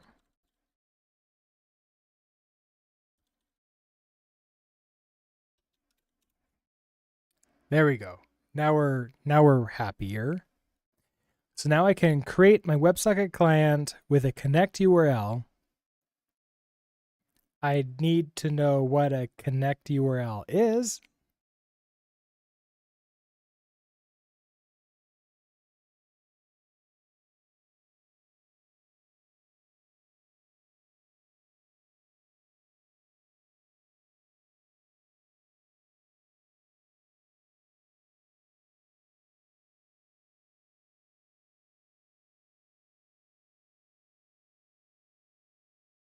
Wait. Is there no, okay.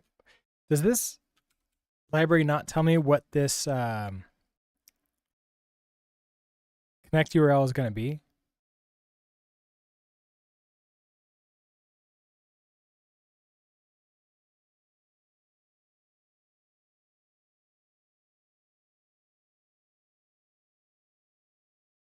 No, this doesn't tell me what connect URL is.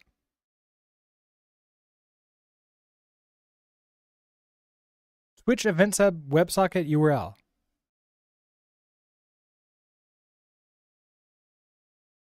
Where do I get that?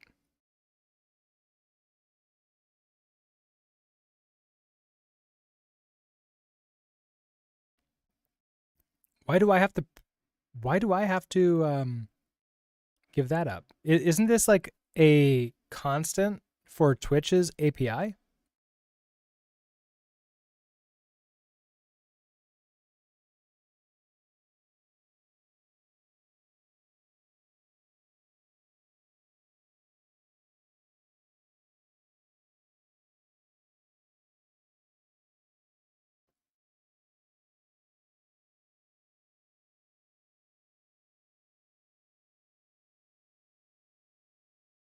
I mean, is okay, let's go find it.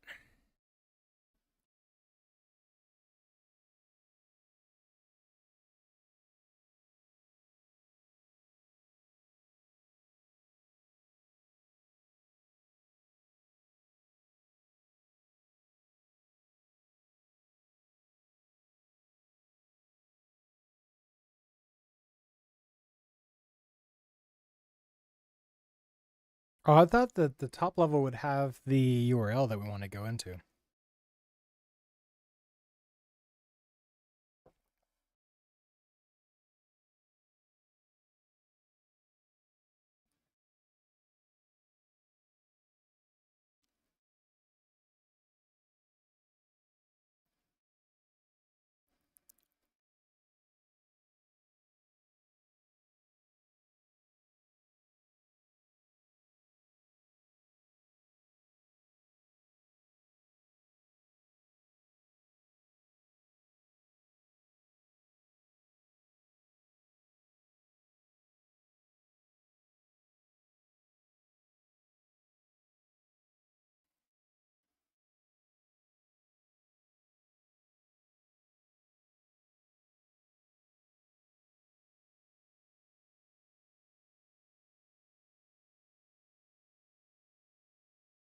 Wait, where do they get their URL? Oh, because this library probably uses no.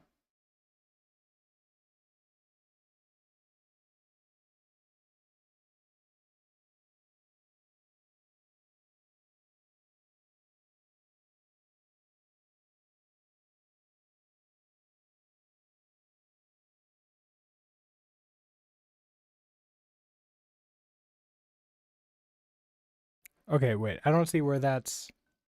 It's already a static and a crate. Okay, nice. I don't know why they they would use that. Like, this.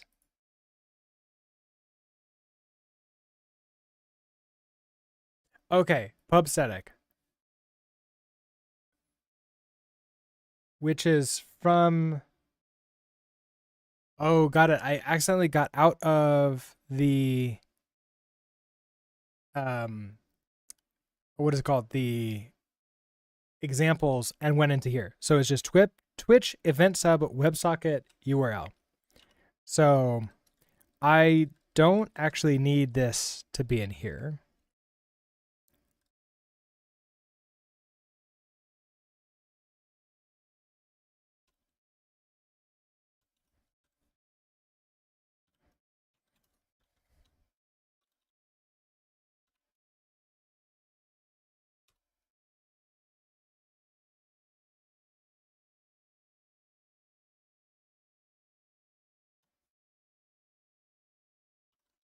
Right? What are you?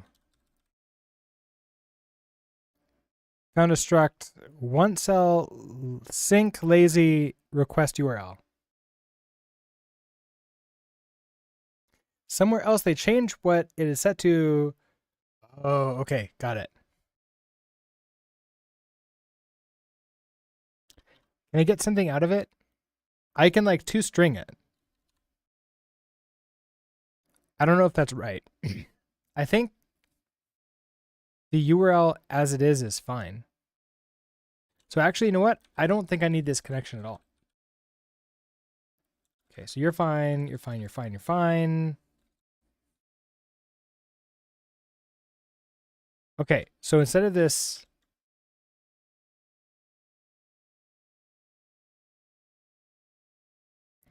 that we're going to do you.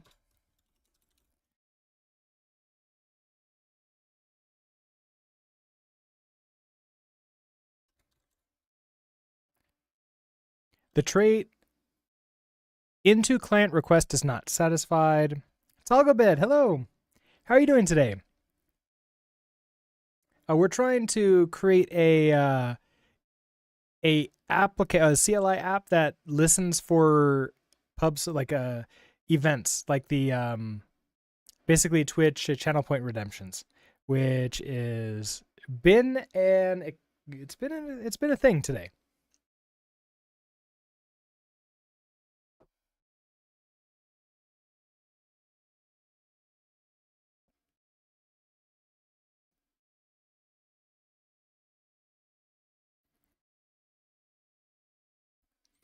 Okay, so I have a lazy request URL.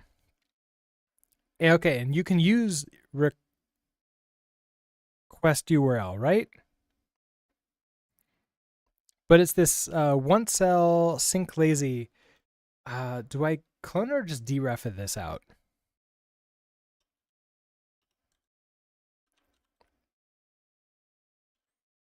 Is it deref that I want?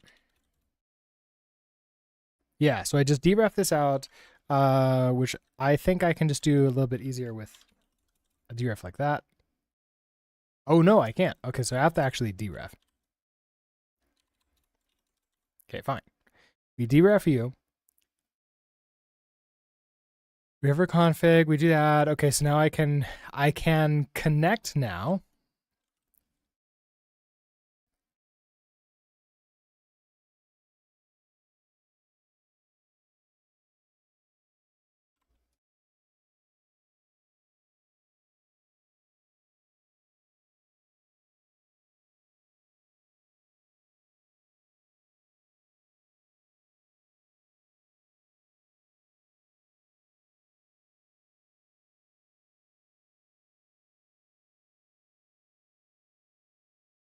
Okay, so we can see.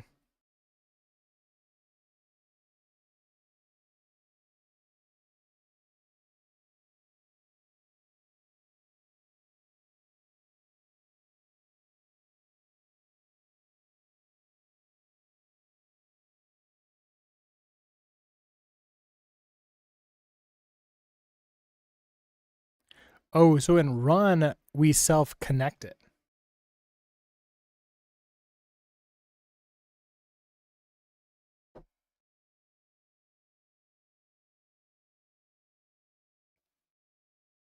Okay, so I also need run here.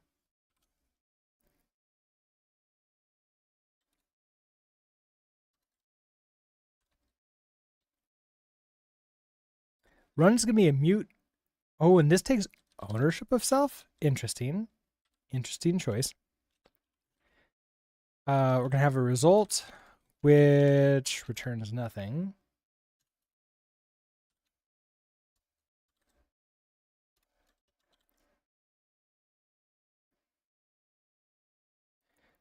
Okay, so we're going to have a mute s equals self. What? What are they doing with s? Okay, it's a stream. So on let mute stream equals self.connect. We'll await and question mark you.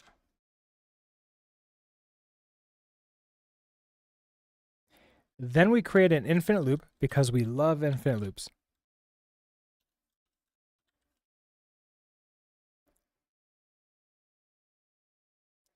And we use the Tokyo select macro.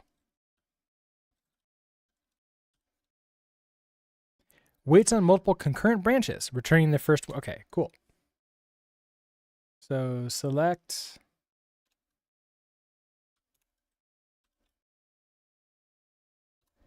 And so we have some message.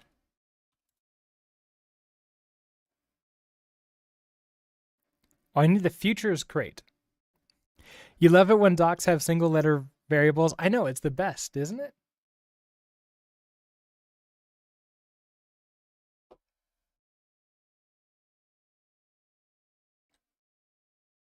Okay, I need the futures crate.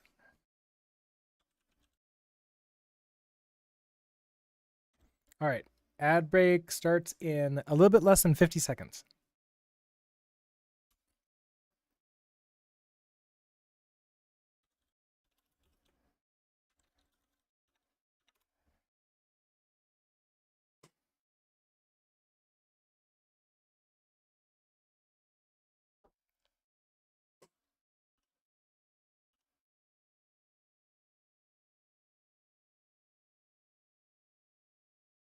Okay, so our sum message equals futures. Uh-oh. Why aren't you helping me? Added. Oh, error. That's why. In connect. Did I screw this up? I feel like that's what happened. Okay, so in loop, we have a Tokyo select. You want that to be parentheses. So we can have some message. Uh-oh. Still not getting any help. That's never a good sign. I don't see that as a feature that I need.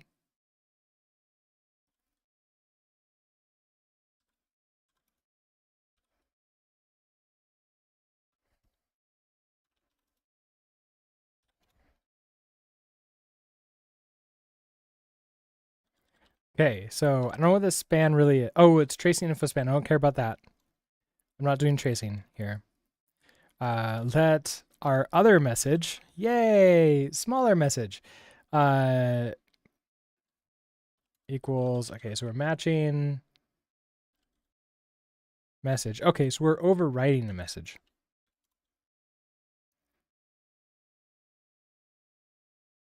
So match message.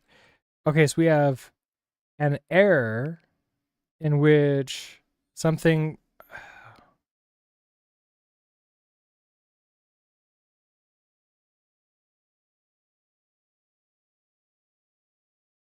We have an error.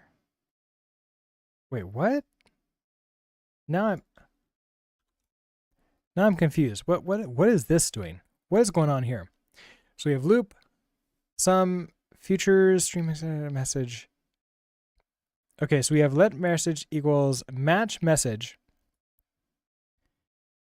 If it's an error,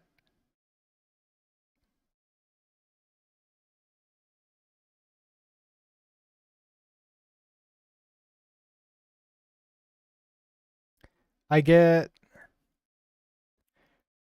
okay, I return a new error. I handle if it is an error? So yeah, okay, so I handle if it is an error. And we just do,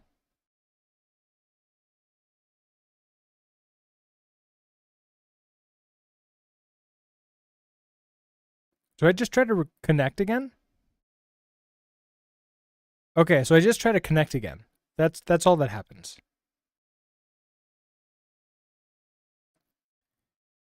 And then I continue. Otherwise,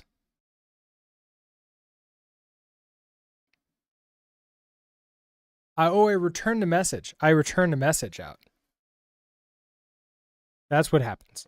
I'm getting the message out. And so I'm using this message. So okay, so you are, if you're an error, okay, so if you're specifically a tungstenite, uh-oh. Right, it's the same problem. Tungstenite error protocol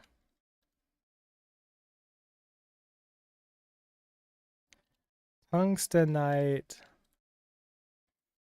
error protocol error reset without closing handshake.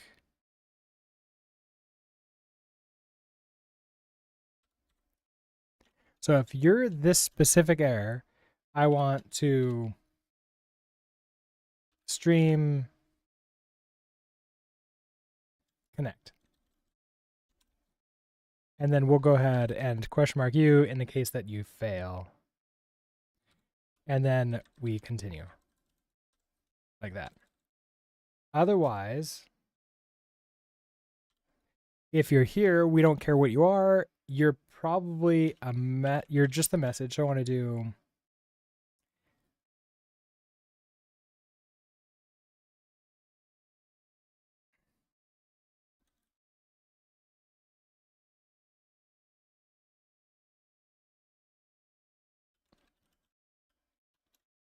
I think it's like that one. Okay, or error, error getting message. Message. It's fine. There we go. Now you're happy? Okay. Failed to resolve. Undeclared creator module tungstenite. Okay, import that.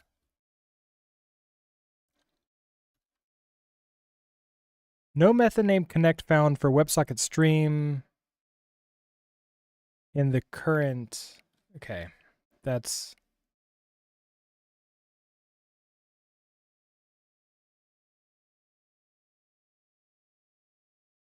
Oh, it's self. Okay, we just use self connect. So it's just self.connect. Like that.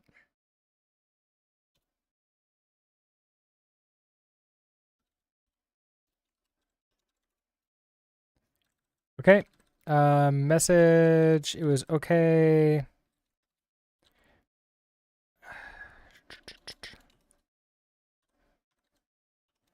You tell me what you are? You are a result message. Okay, so I can just do this.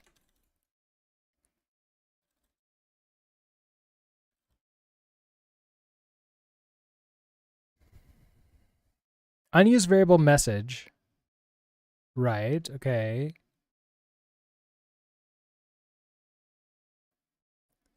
All right, so we're still in the loop. We do the entire weird some message. Okay, and then immediately self process message. Okay, so now we have to have a process message function. This can be private, right? So function process message. This is going to take in a message, which is, what type are you? Type message.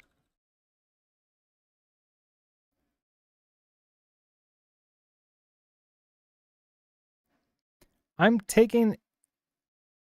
Okay, so okay, fine.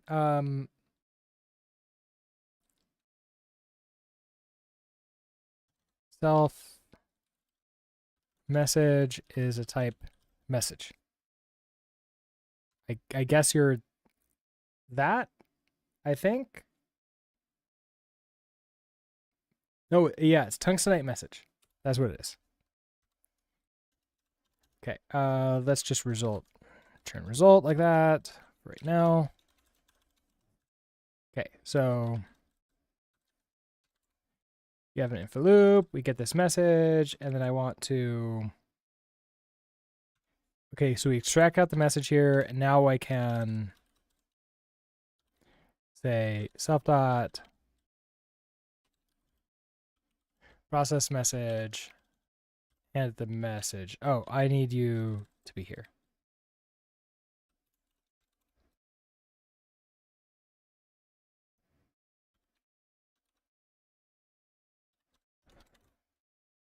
Okay. We're getting close.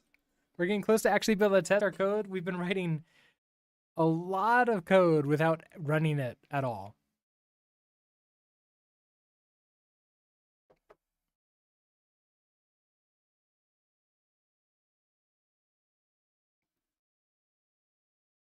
Okay, so we have a message.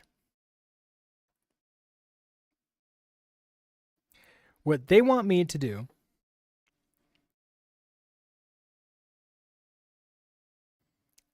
is match on the message and then see, okay, so if it's a text, I then do another match on like what exactly it is.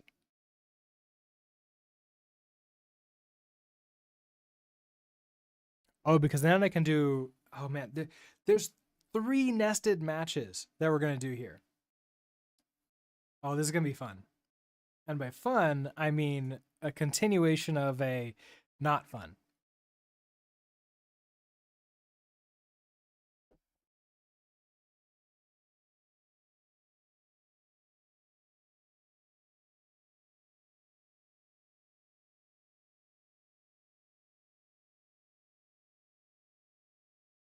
All right, let's do it.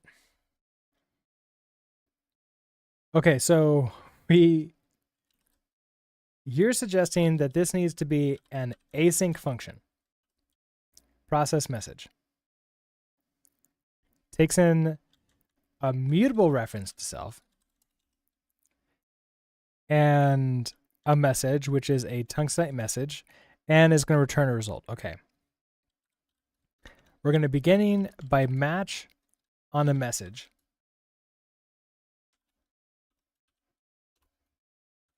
And we have a bunch of these things. Okay.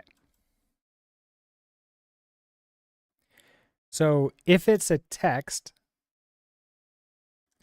again, they put just an S in here, but I think, wouldn't this just be text? Like that, right? Okay, then I want to parse the message. So this is like a raw message, like a message. This is message text.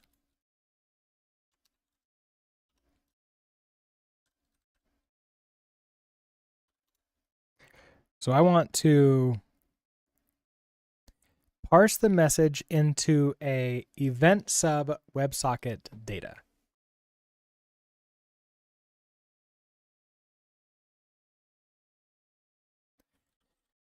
So we do a sub match.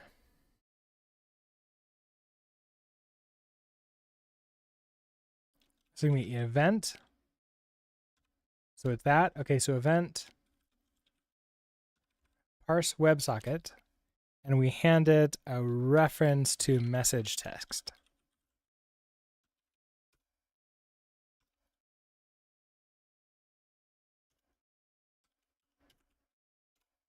And now we have these. Okay.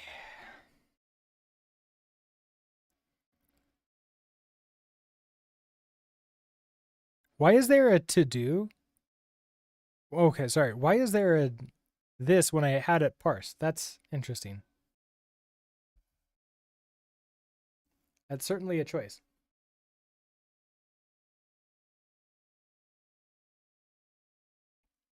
Just picture you're programming in Go, and if you use more than 3 letters, straight to jail. It's kind of like how it feels sometimes, right? Okay.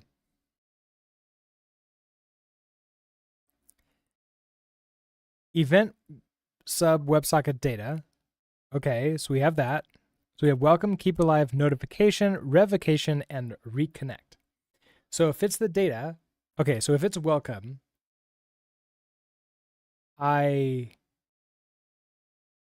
what? Wait, what is this doing? Okay, so match.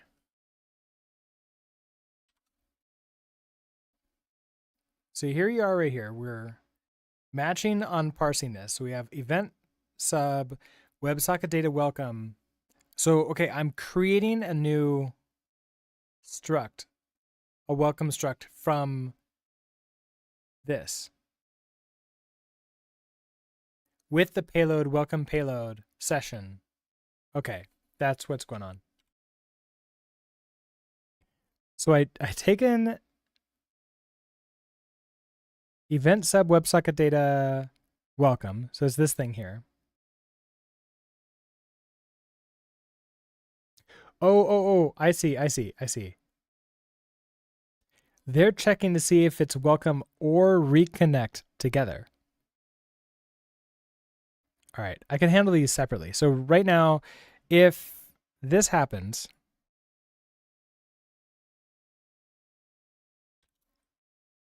I want to process welcome message, new function.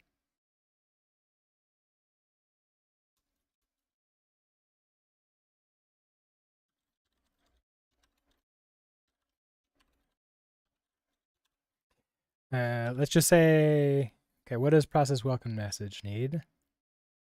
Mute self and data, which is going to be a session data, which you say you're going to need a lifetime, an anonymous lifetime. Okay. And we're going to turn a result, which we don't really care. And we'll throw this in a to-do for right now. Okay, so I am going to send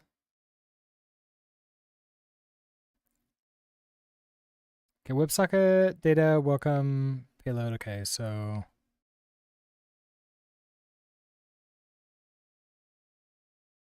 you absolutely hate that Go logic. It's 2024. We aren't using systems with 16K of ROM space. I know it.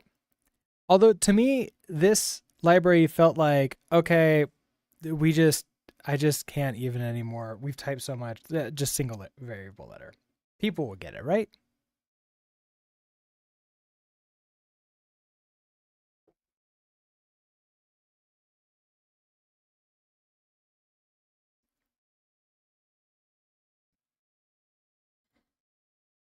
Okay, so in here, I want to self dot process welcome message, and we hand it the data.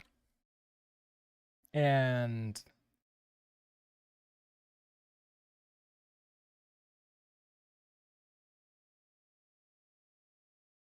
you're awaiting, but I don't know if there's any awaiting we need to do.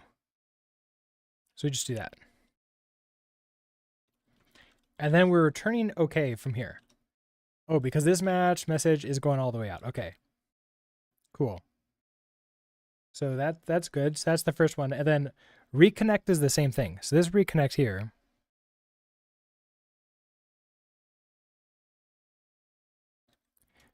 does a self dot process welcome message. We hand it the data and return okay.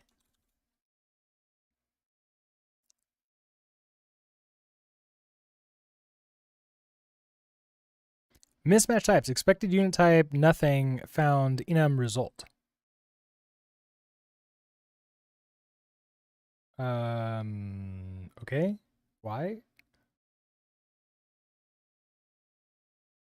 That is a result here.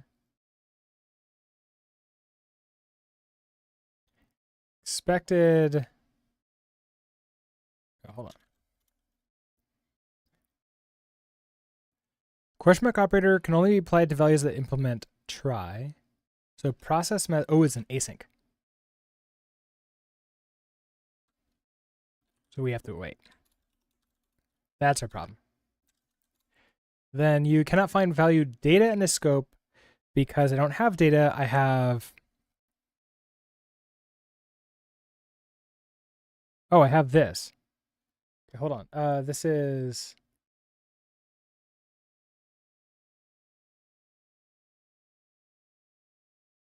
Session.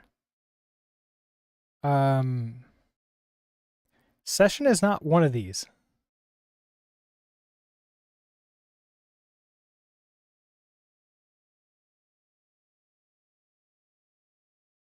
We have. Oh, okay. So welcome. Welcome. And then I'm ignoring metadata. In payload. Okay, so we have welcome payload.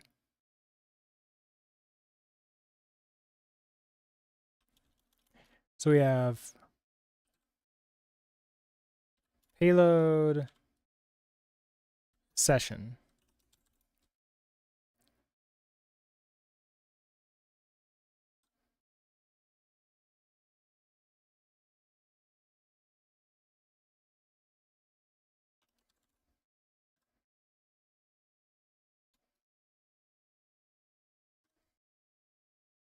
So this is payload session again here.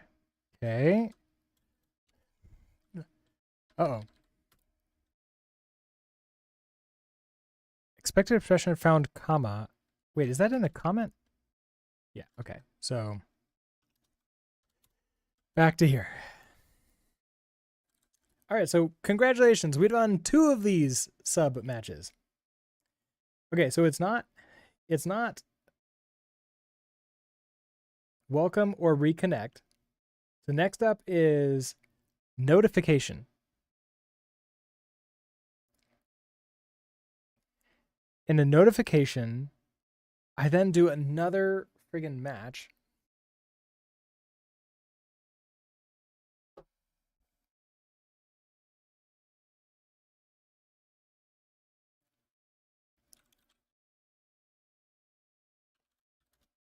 Now we're going to match the payload. Right, because it's an event. And we have so many stuff, so much stuff. Okay, let's see. There it is. Channel points, custom reward, add V1. This is the one we want. This is the one we care about.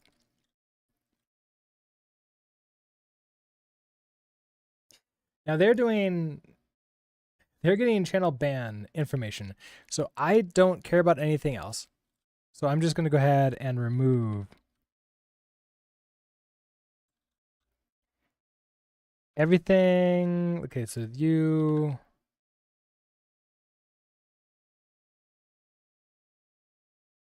And you. Okay, so we're going to get.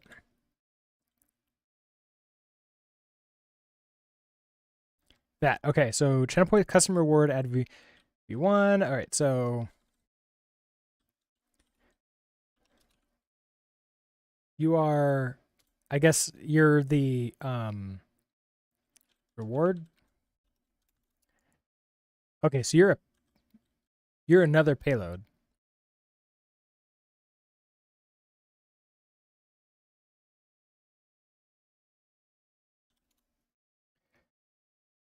Okay, what can I get anything? Okay, so you're just tracing info, this stuff, and it's the message inside of it. So if I just do a print line channel point redeemed,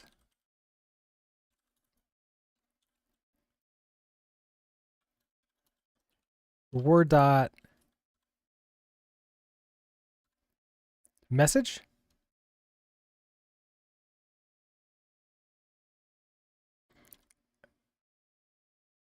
Okay, subscription Word dot message.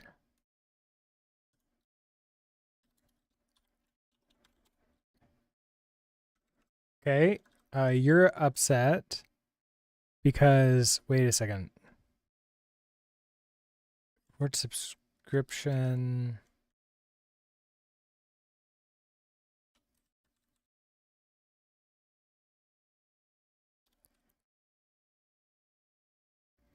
Oh, because your entire thing here. Okay. So I can get like the ID of what it is.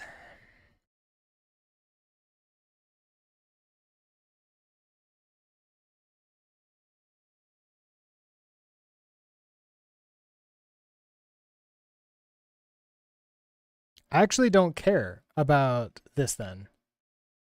I care about the message.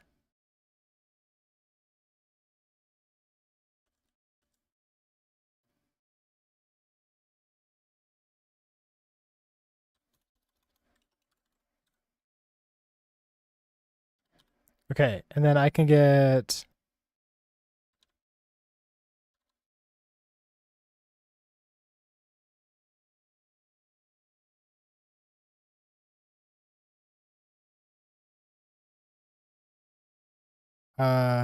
what? What? It's not is a revocation, is notification. What are you?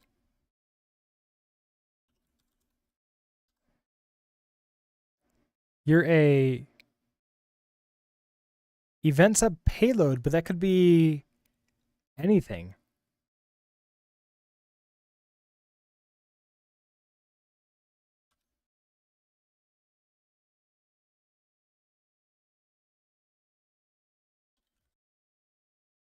So event sub payload, I have a subscription. Okay, so we have this message E,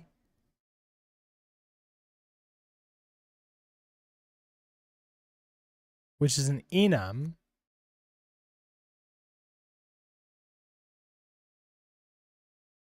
Okay, so I think unfortunately we're just gonna debug mode this and hope that it doesn't dox anything. Okay, and then I think you just I don't care. You're not gonna do anything.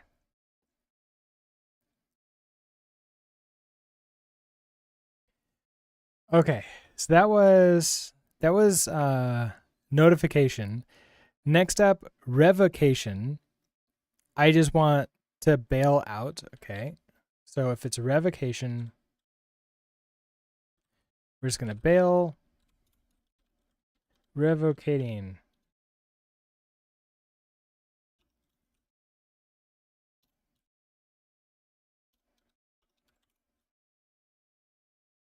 And then reconnect we're already handling.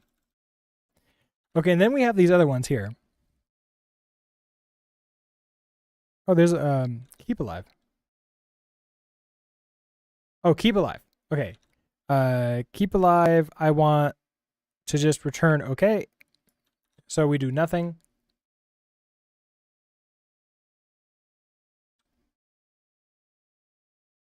Switch to that. And then finally for everything else, which the only other thing is this, we just do nothing. Okay.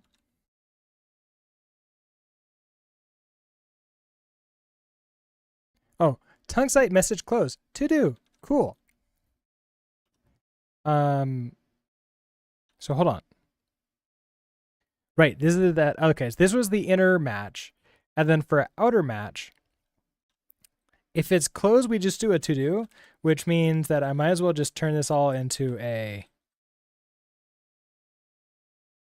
to do, right? I wonder if we're gonna hit that.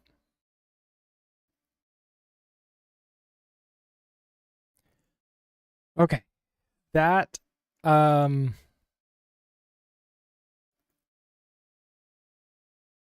then I run this, I think.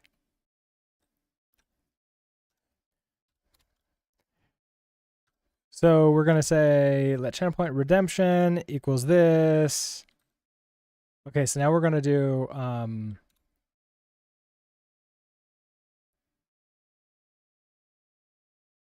WebSocket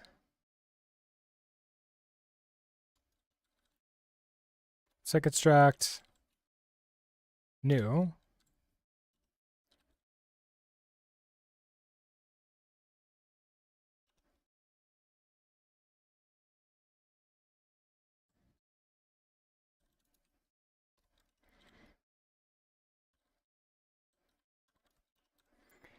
And then I want to run it, right? So WebSocket run.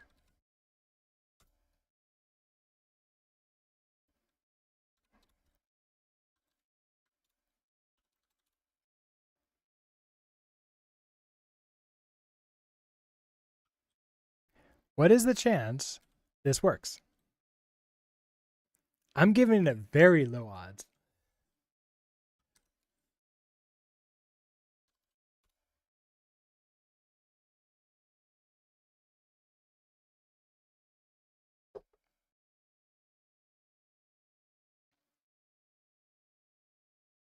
Not a kernel panic, but close. But close. Okay, so we panicked at main line 18.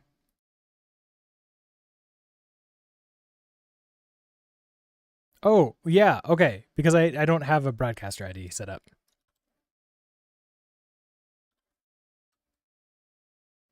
I need to find my ID. Is there a way to see that easily?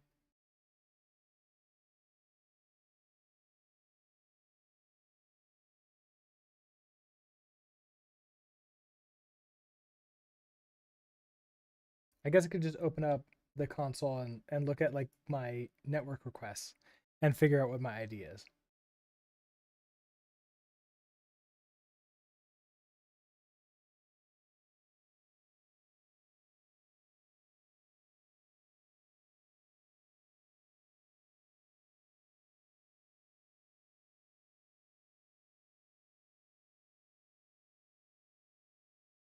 I can use my Helix client to easily request my user info.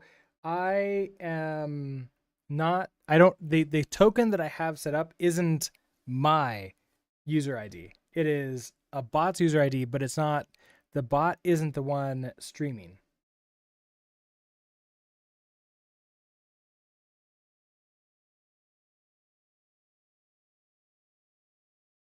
Oh, I completely missed that the ads were starting. Sorry about that. Oh, you can specify the user I want to look up. Okay. All right, so I don't get this through here. So so broadcaster ID is going to be equal to get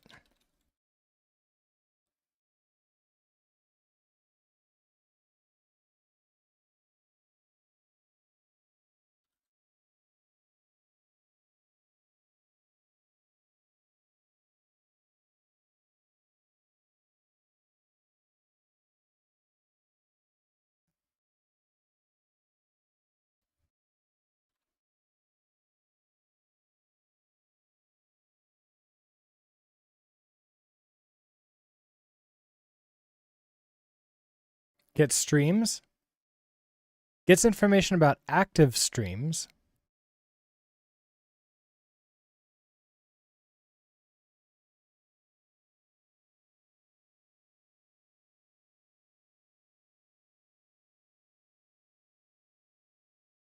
Get user by login. Okay.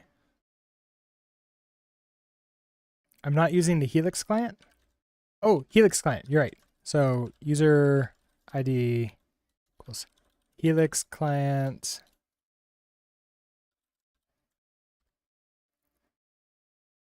Get user from get user from login into nickname. Okay, so if we just do Berserker.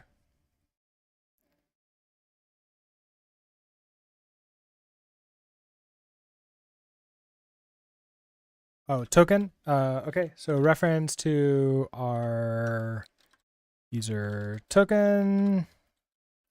We await. Unwrap you. Okay.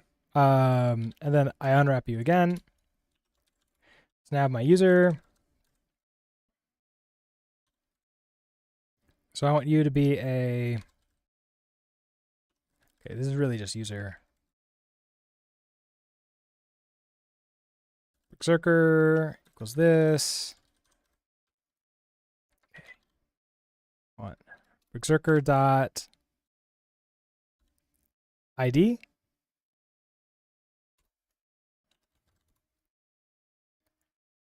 Okay.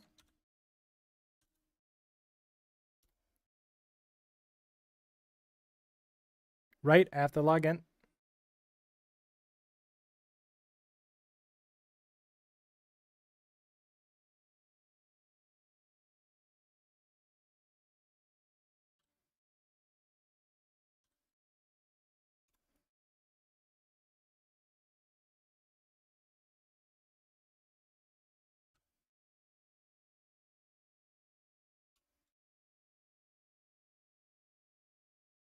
TLS support not compiled in. Okay.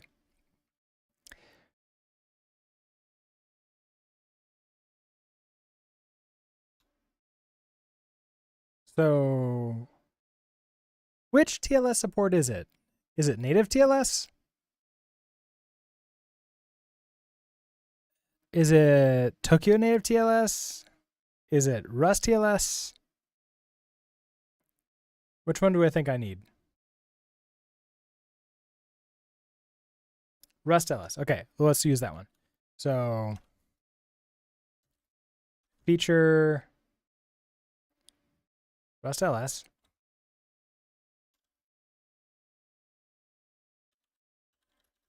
Cargo run again. Third try. Is it the charming one now?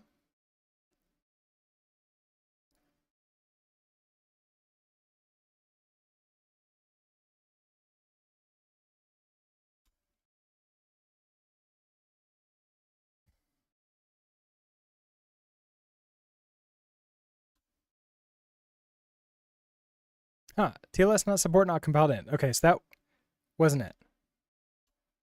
So I have you. What else do I need?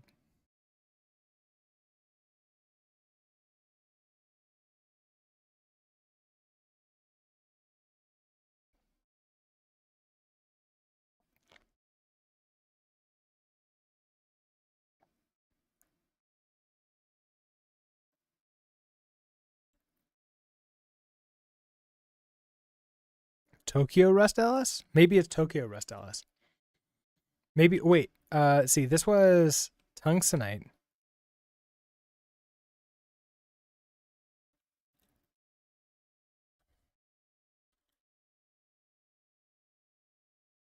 I can't imagine it's futures.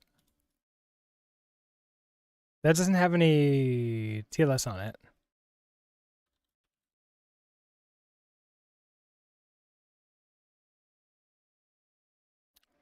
Twitch API.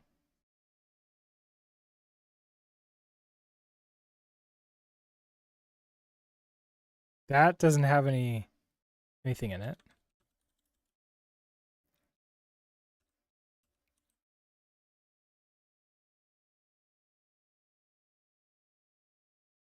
Yeah, nothing else will have that. Okay, so I think it makes sense that it's tungsten or Tokyo tungsten. So let's use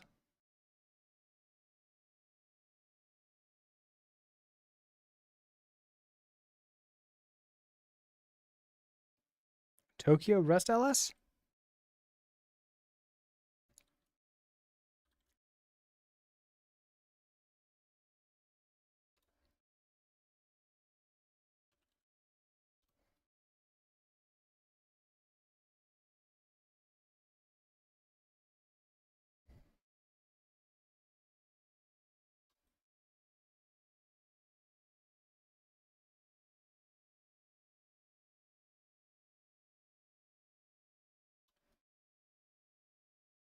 Huh.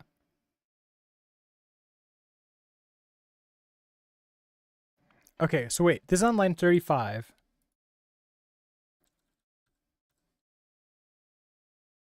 So it is in WebSocket run.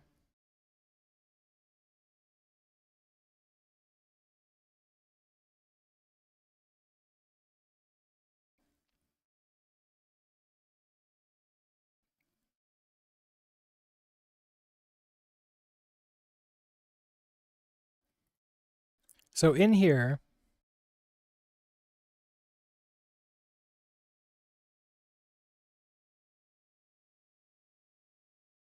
okay, I need one of the features ending with roots.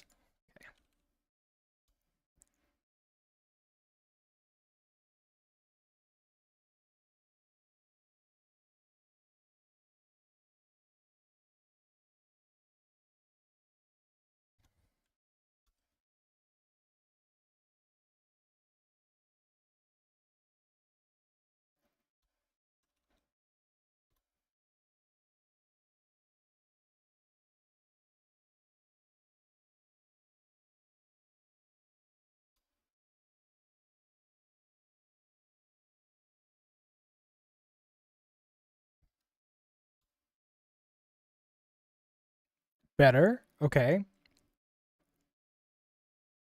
Max write buffer size must be greater than write buffer size.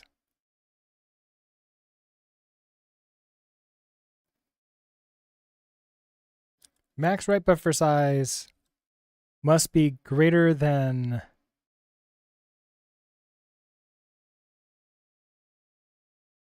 write buffer size. The default value, okay, so I'm actually really curious. Do I actually care about all these? Like, what is, if I just don't have that?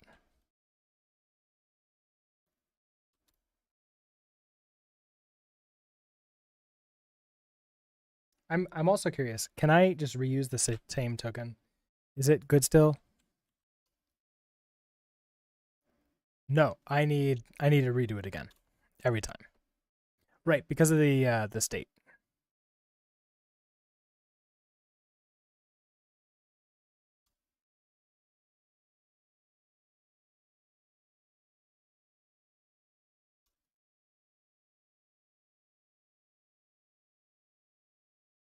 Okay, WebSocket RS line 78, not yet implemented. Uh-huh. So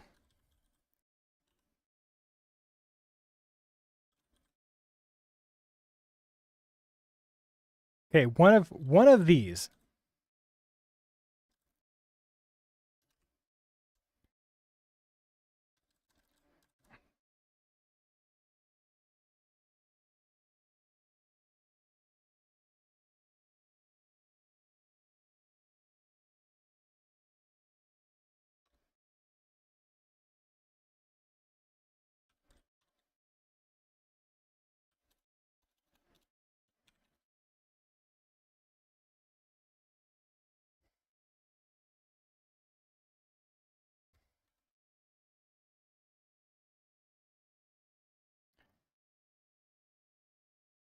I don't want to. Do I want to let's do e print line.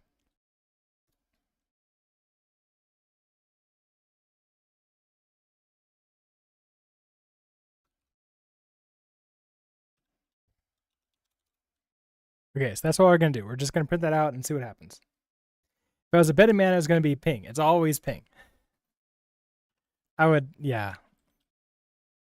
It's a ping. It probably is. All right. Like 18th time the charm. That's the saying, right?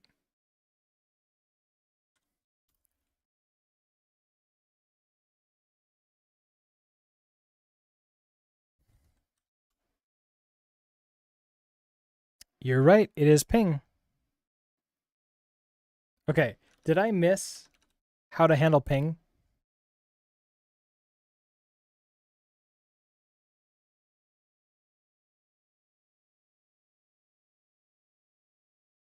There is no ping in this file. Okay.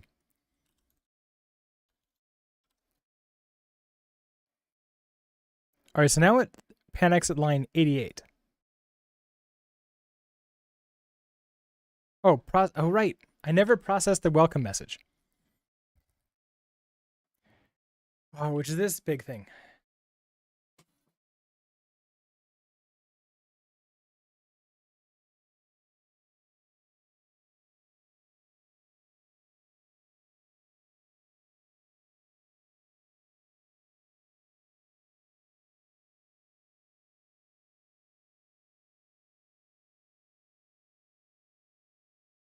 You've written enough socket connections in your life to always get bit by ping.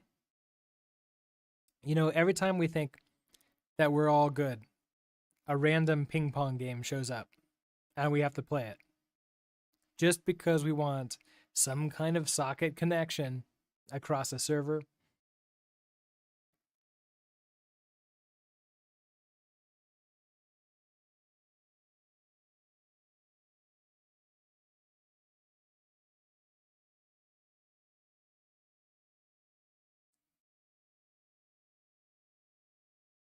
All right. I don't want I'm just staring at this and my brain is like, I don't want to write it. It's like there's been too much. Okay, so process welcome message.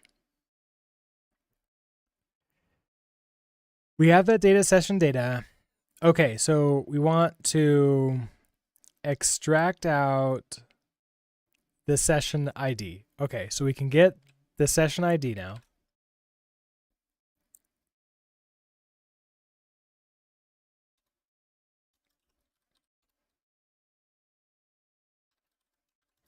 Which is going to be an option with a string in it.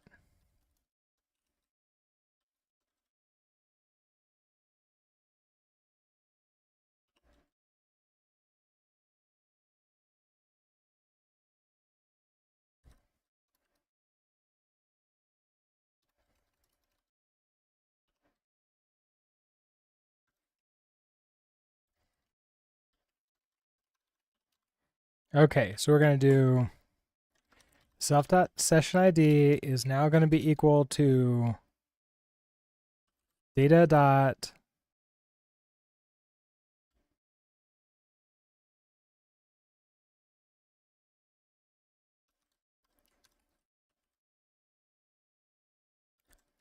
data ID, and then what are you? You're a cow. So I need to, can I just, okay, so let's just two string it. It'll be fine. Everything will be happy.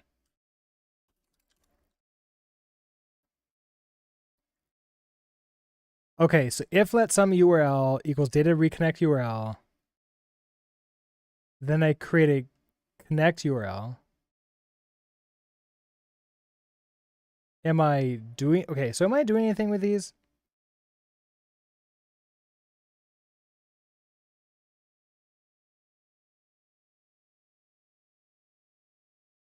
I mean, no, I'm literally not doing anything with any of this. Do I even need a welcome message? Okay, hold on. I'm at that like stage where I like just don't want to do it. Like I'm like, they're telling me like you need to do this thing. I'm like, no, I refuse. I'm just gonna do bare minimum now.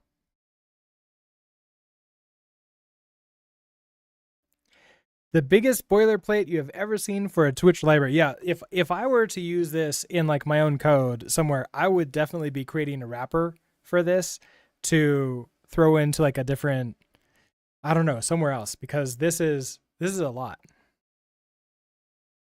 Oh, I'm subscribing to the events with this function. Okay, got it.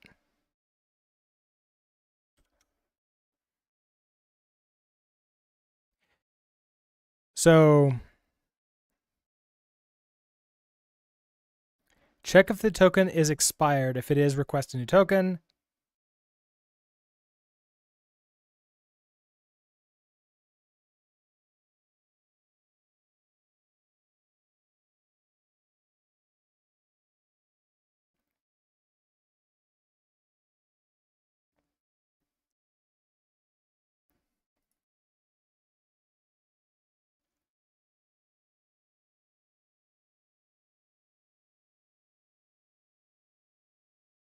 Create event subscription. This is where it is. Okay, so self client. Okay, and what is the client that they're Helix client? Okay, so I need to pass in the Helix client. I mean, how many broken crates are in Crates.io from Twitch breaking the API every other week? Yeah, that's true.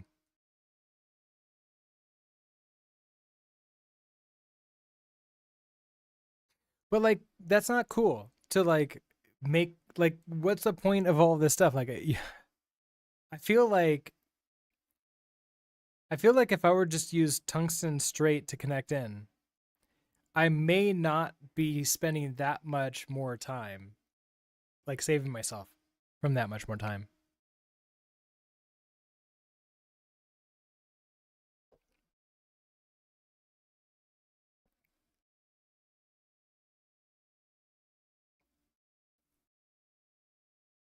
Okay, so interestingly enough, when I click on session ID here, session ID is not read anywhere. It is only ever set. I don't need the session ID. Sylvie, hi. Are you here to give me moral support? Want to come up here?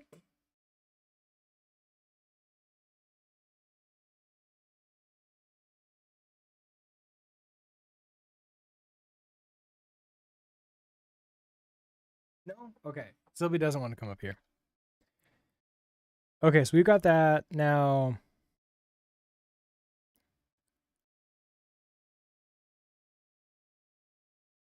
line 145. Okay, so we have the reconnect URL. But again, it's only ever set. I'm not seeing it being read. Okay, so I'm not going to do anything with that. Check if the token is expired.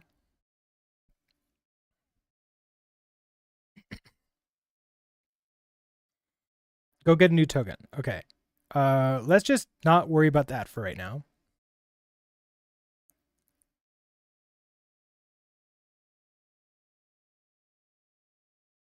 What? Okay, so we created transport, event sub transport, WebSocket data ID clone. Okay. So this one we're going to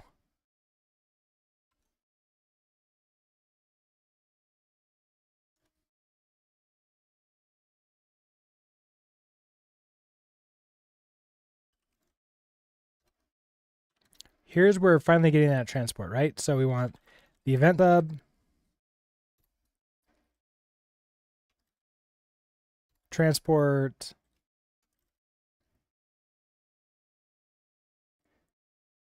so WebSocket,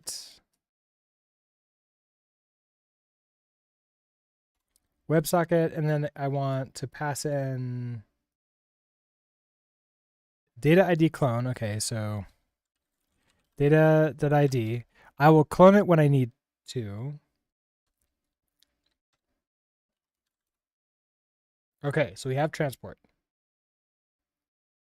Then next up, okay, so self.client. Okay, so I need the client, which is going to be the Helix client. So I need that in here. I could pass that into run and then it gets passed through. I kind of like that. So what if I just do our client is a reference. I don't know if I'm going to get away with that. Helix client, what are you? With request client, okay.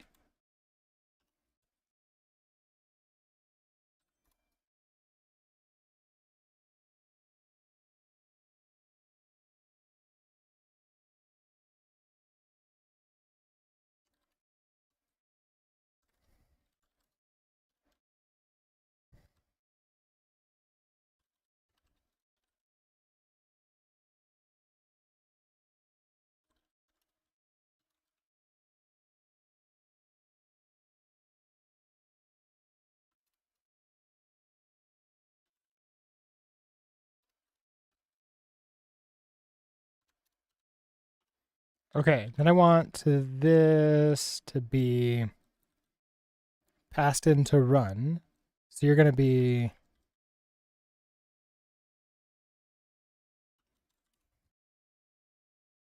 Helix client like that. Oh, no, it doesn't like the name because it's technically multiple times. So let's do I'll just do BB for Brooks builds Helix client. Like my Helix client.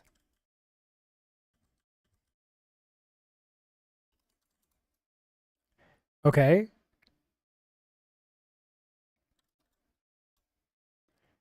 Missing lifetime Oh, I need a lifetime specifier?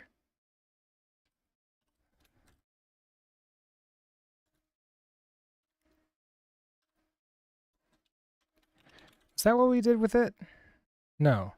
Expected named wait.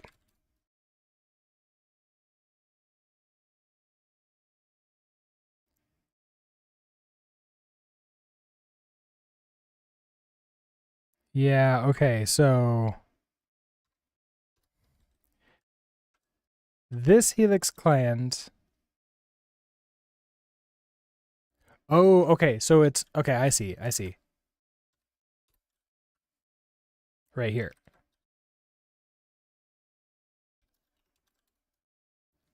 Except can I get away with that? Expected named lifetime. Okay, so if I change you to like A. Use of undeclared. Where do I declare that in a type? Can I even do that in a type? There. Oh, I just have the compiler do it for me.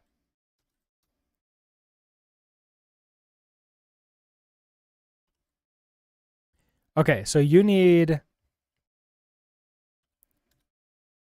that, and now you're gonna say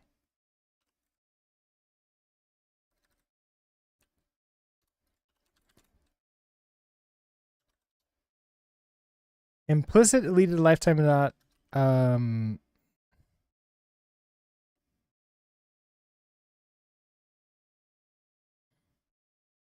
was hoping that would work. Implicit deleted lifetime not allowed here. Oh, because I have to tell it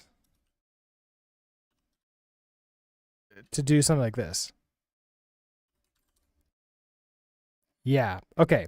Cool.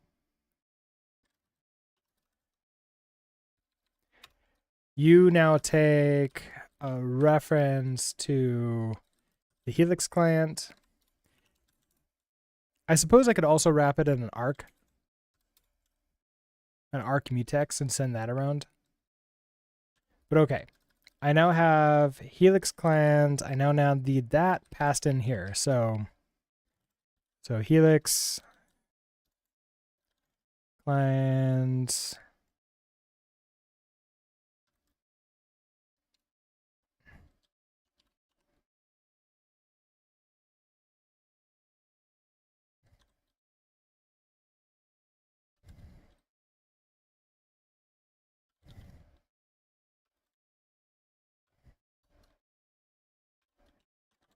Okay. So now I have access to you. If I need mutable access to it, that's going to be a trouble. Okay, so we're now going to do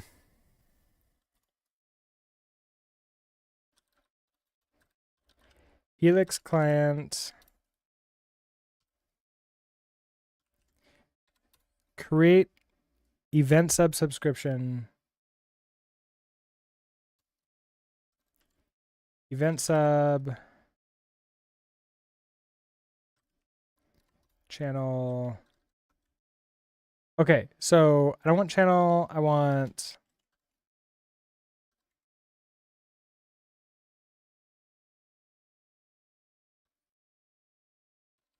channel points custom reward add v1.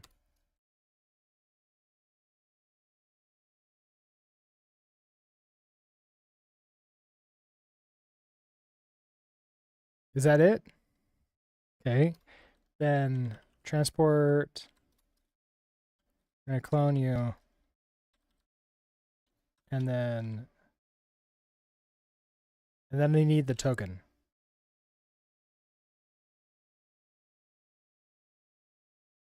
So again, we can just pass it in to run.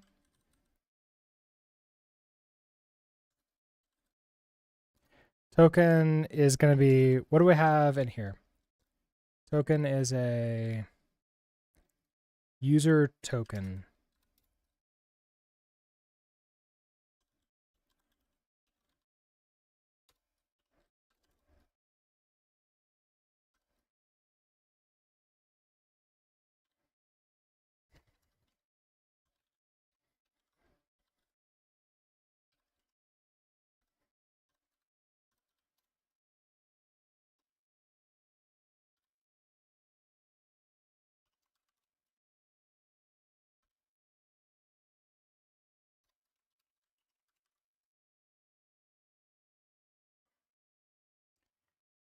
Expected a value found struct.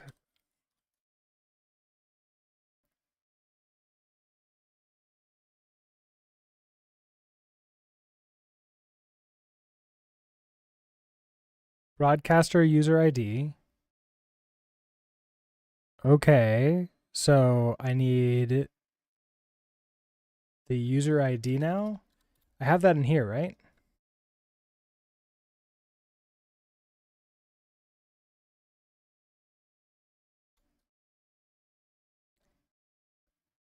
I might as well just pass the user around. All right. Oh, an ad's going to start in around 50 seconds or so. It's been a while since I've taken a break. I think it's been like 3 hours. I want to get up and stretch a little bit.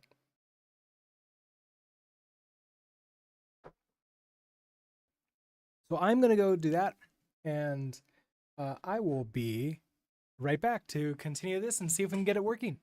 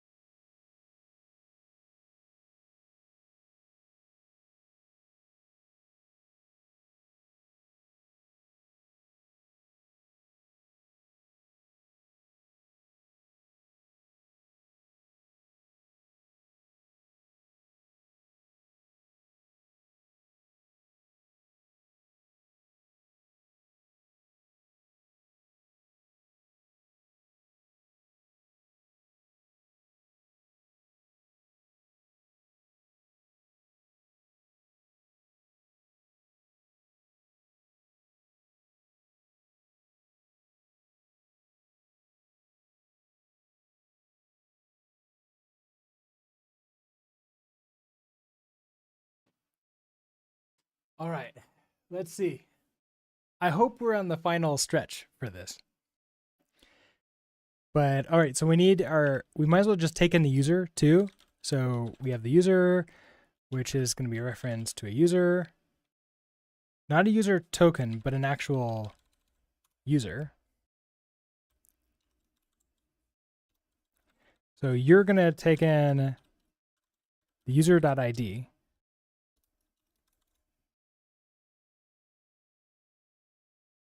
Why are you upset? Because you need to be asynchronous.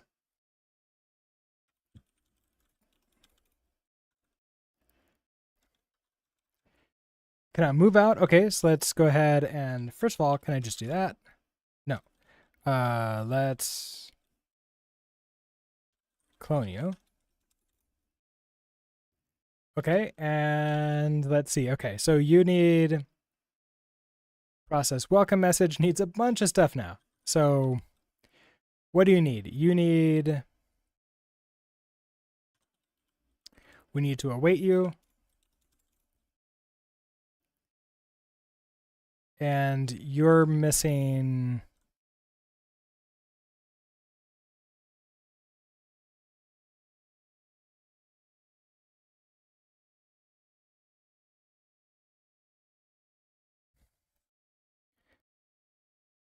Okay, so you're missing Helix client.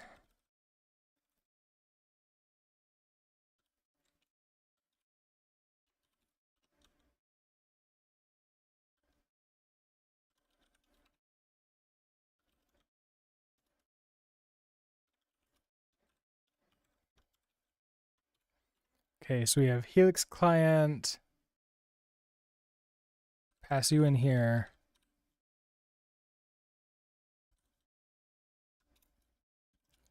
What else is okay? So then we have the user, the token,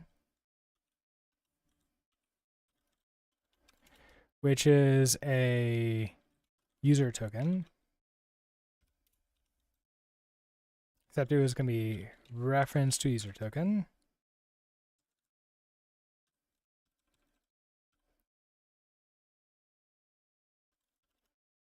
And then finally, the user.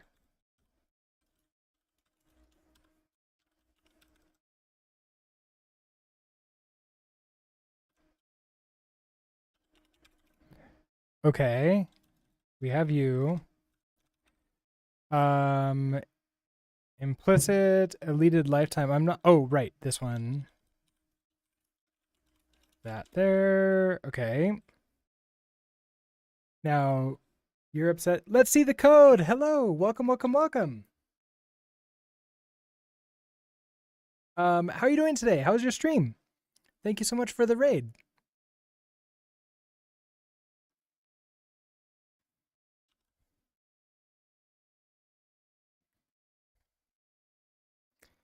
Very good. In person today? Nice. Were you working on anything fun? So you sent the real bodies off to eat. Nice. Yeah, I'm gonna have to go grab food relatively soon here. I think I have like at most 1 more hour in me. But yeah, so okay, so you're a Rust U and HTML CSS heavy. Nice, excellent. How are you enjoying U? For everybody who is coming in from the raid, welcome. We are currently working on what we're experimenting on getting a Rust app, like sort of like CLI app that's going to listen to Twitch events, specifically channel point redemptions, so we can maybe do something like when a channel point is redeemed, do something fun with like Helix or Alacrity or something like that. We're not really sure yet. Yeah, it's very much like React, which is a good thing, I think. It will help people move over if they want to, because they don't have to learn multiple things. Now they just have to know Rust and React, and that's it. Okay, run. We are taking in client. So client token and then user, I think, is the other one, right?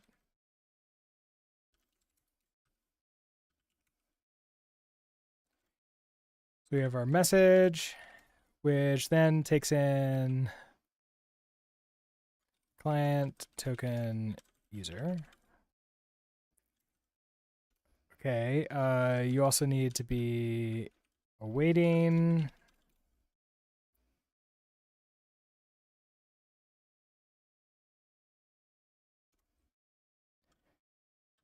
Right, process. Okay, so we have client token user, except it's not client, it's Helix client.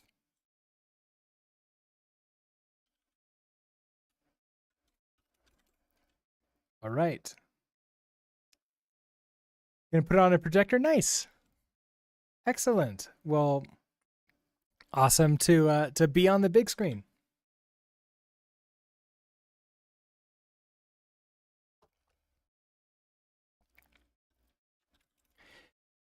Okay. Let's see. Process welcome message. Dad. Okay, so now you. Okay, so run Helix Clan, and you need token and user, which we have those. So we have a reference to user token and a reference to Brookcircle. And right, I gave you away.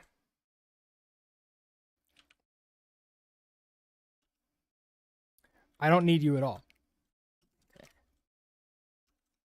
Okay, no errors, no warnings. Thank you for that. Let's see the code.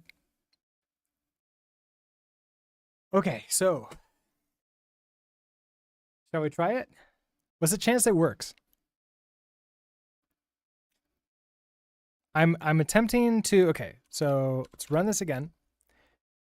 We log into Twitch with our very kludgy system.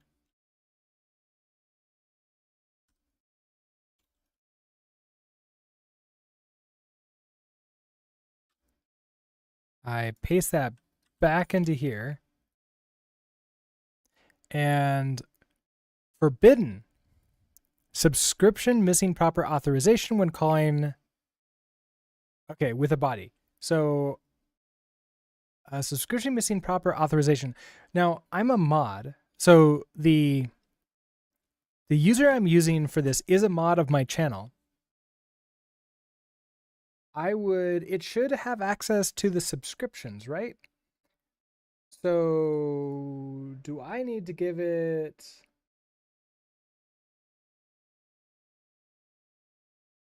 Where can I give that authorization?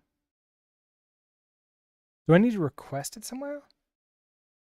Okay, now you need to add the permission scopes to your OAuth URL. Oh, right, permission scopes. Let's see. In auth.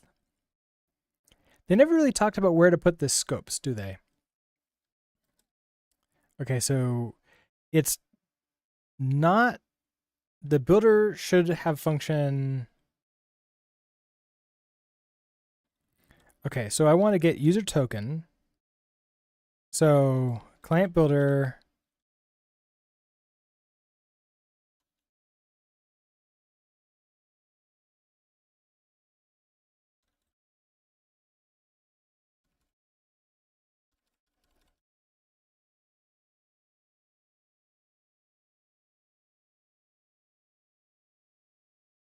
I don't see any scopes in here. So this is maybe the wrong builder. Token builder. This is probably it.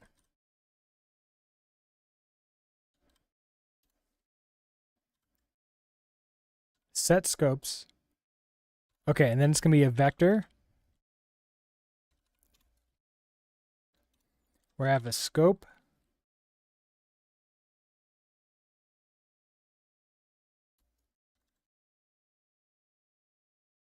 Wait, are you not going to help me? Okay, hold on.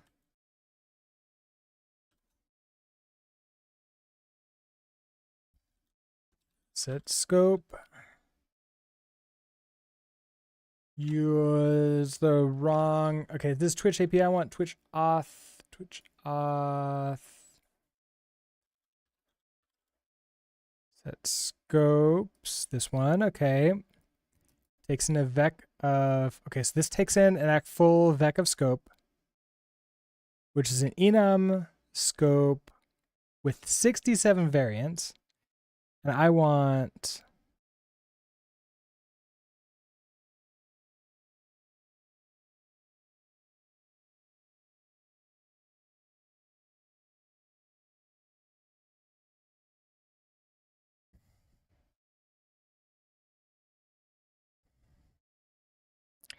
I'm guessing it's channel read redemptions is what I want. And this is indeed Twitch OAuth 2 scope, right? Yeah. Is that... Okay, let's try that. Like 30th time is the charm, right? I've actually stopped paying attention to how many times it is now. It's been too many times.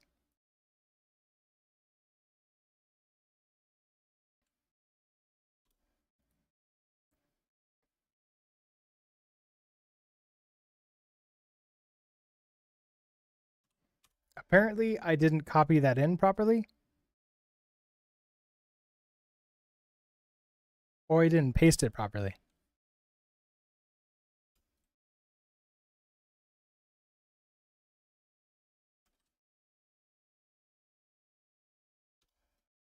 Uh-oh.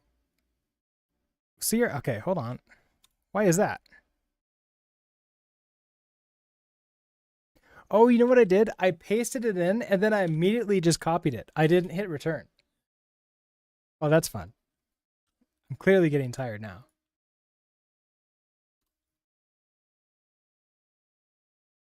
Helix returned error 403 forbidden. Subscription missing proper authorization when calling. Okay, so that wasn't the right. So I need more. More permissions required. Do I need also to manage redemptions?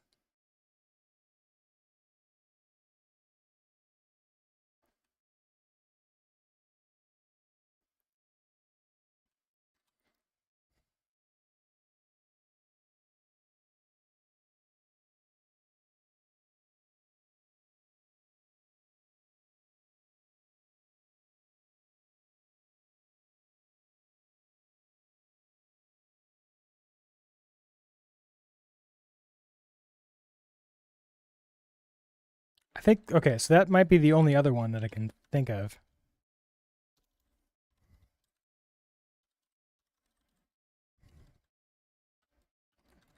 Okay.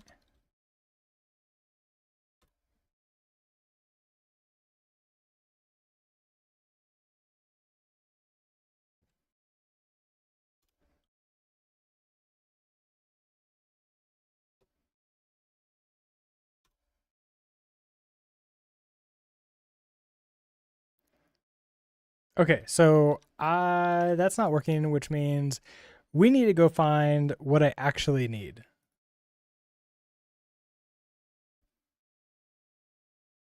Get a custom reward redemption. Requires a user access token that includes the channel read redemptions or channel manage redemptions scope. And so if we look at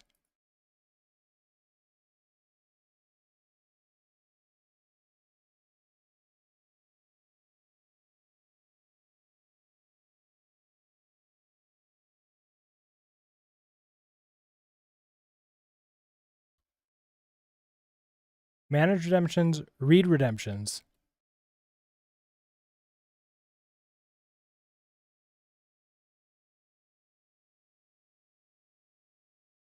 Wait, I have those two. Okay. What else would I need?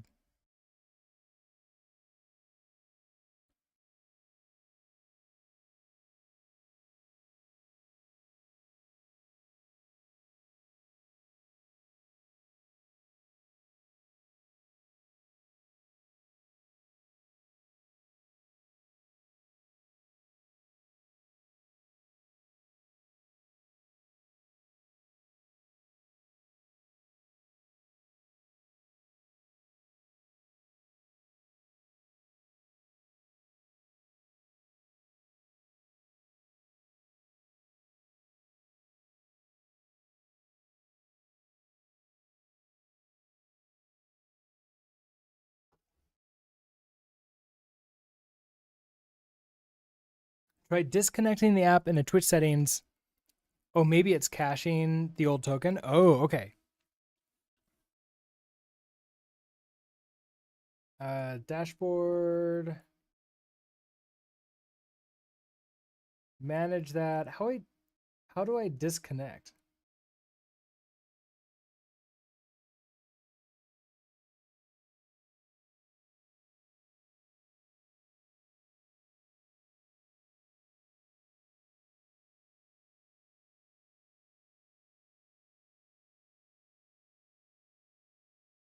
Operator profile settings connection tabs.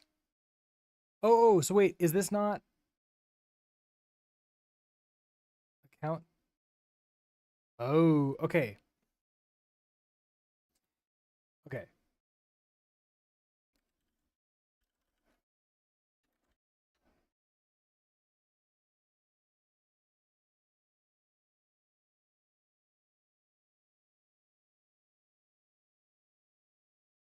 I have to log in as the bot. So connections. Channel point redeemer. Let's go ahead and disconnect you. And we'll try you again.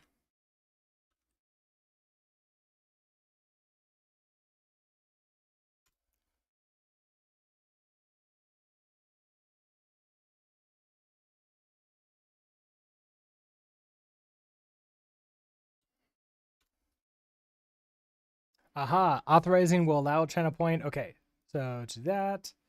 That's good. I see that. Let's see.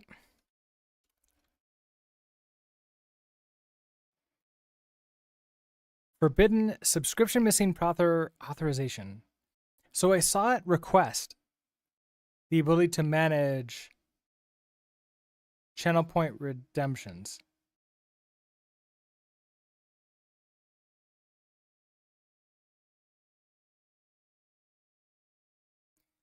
Is there another? Okay, so the only thing I can think of is that there's another thing that I need.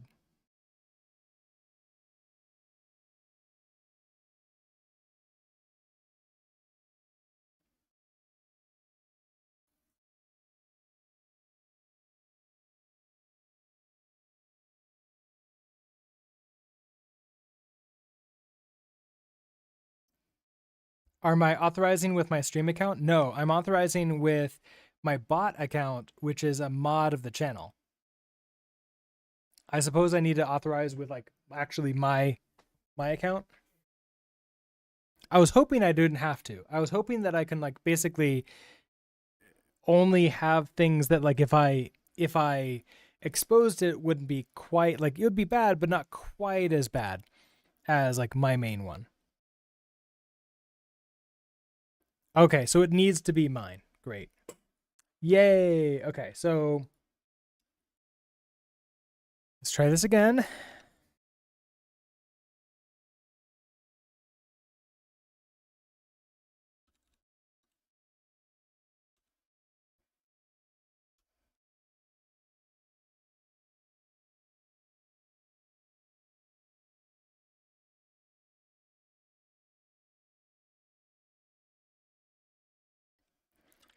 Okay, so then I can say not me log out, log in as me.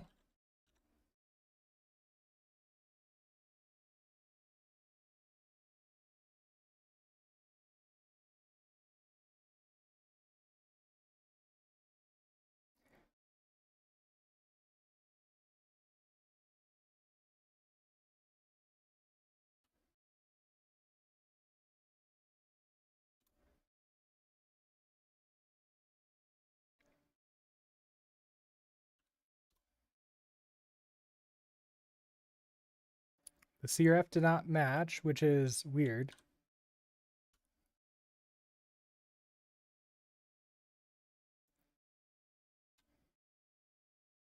Unless I failed to like copy the URL properly. Okay, message ping. All right. So if I want to channel point redeem, let's see, highlight my message. Hi. We did not see it. Okay. Oh, wait, no, but the only one is, let's see. Oh, highlight's not a custom. You're right. Hold on. What's a custom redeem? Pet the cat. That didn't do it.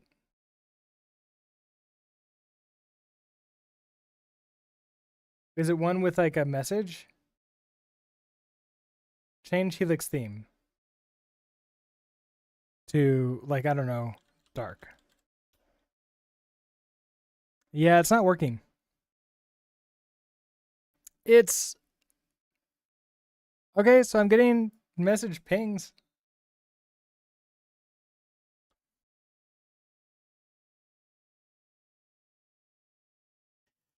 Oh, okay. So we came close. We came really close, but it doesn't work. All right, let me. Unfortunately, I'm running out of time, and my brain power is going away because we've been streaming for 5.5 hours now, and I don't think I can like actually go through and figure out what's going on, at least today. So I think we're gonna leave this until next week to try it again. Let me go ahead and close enough. It's not crashing. Yeah, that's true. That is true. All right, redeemed the request, so you didn't lose any channel points. It's not crashing, which is a good thing. I don't think I got anything scary in here, so I'm gonna go ahead and just let's push this up. All right, so all the Docker stuff was completely useless for us, so I'm just gonna go ahead and remove our Docker ignore, the Docker file, and the compose because we can't use those. Okay, those are good. Everything's good here and happy. So let's go ahead and git ignore and vmrc.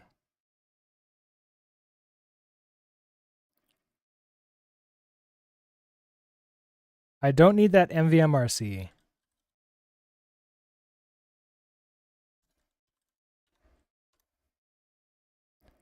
Besides that, everything is good.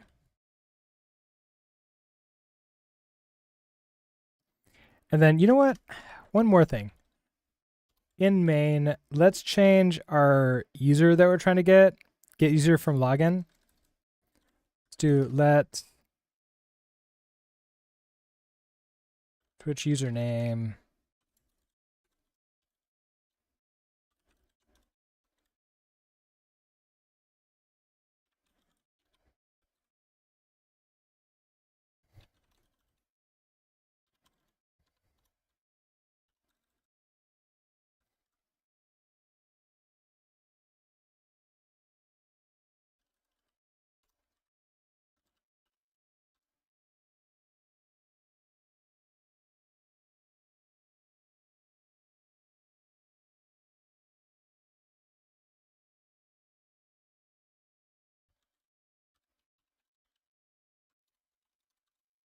Okay, so that way it won't just be my username hard coded in here. In case anybody wants to try it out on themselves, they won't just be constantly trying to use mine.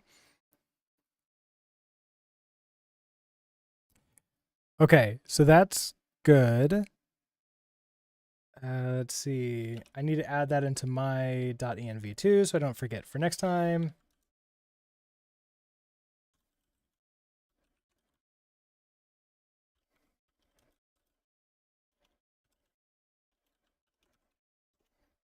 Okay, so that's good there.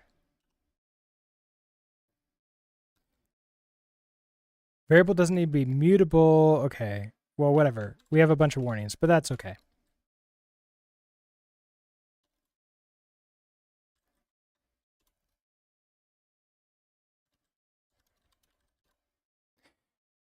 Okay, so git ignore, cargo lock, cargo toml, auth live main. Okay, so this looks good. So we are going to, this is essentially initial like, I guess it's not crashing, but also not reading custom redemptions.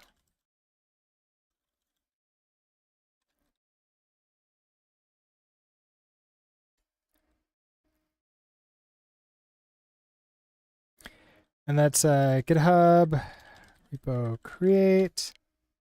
All right, so let's push this up to Twitch Playground and Brooks builds. Public, there we go, okay.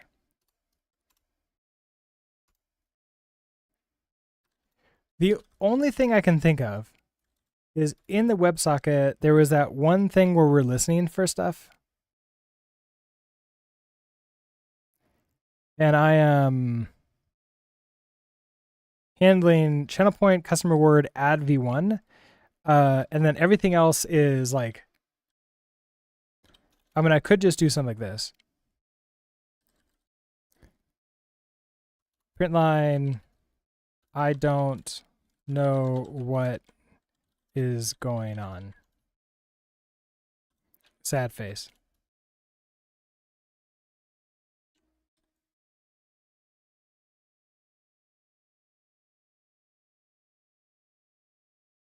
Oh, and I don't have what this is.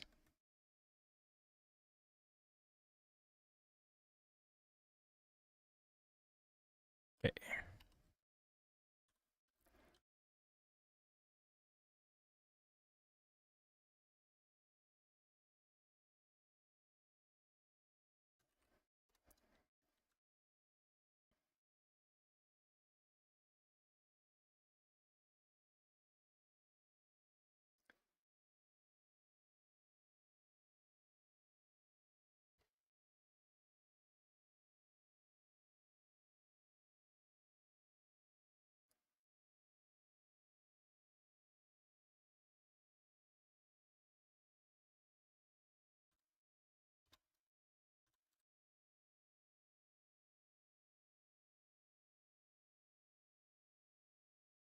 Okay, so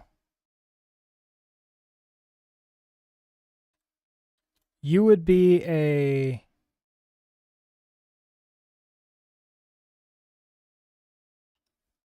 I can't see what the other one is.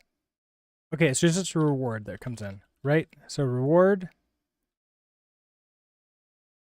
And then I want to print line.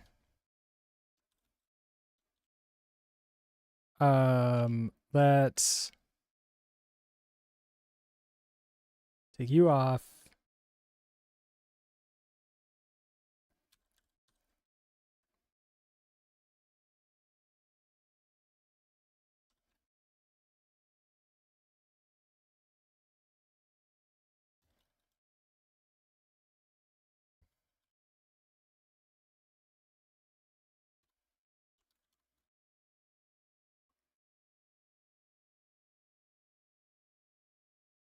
And then I get rid of that comment that we have down at the bottom. And now we should be able to see which one it is, if we're getting anything at all.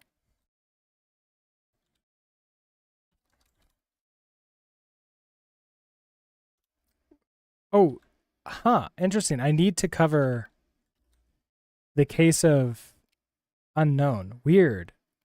Why do we need to cover that? Why isn't this, what is it called when it's everything? I think this is unreachable.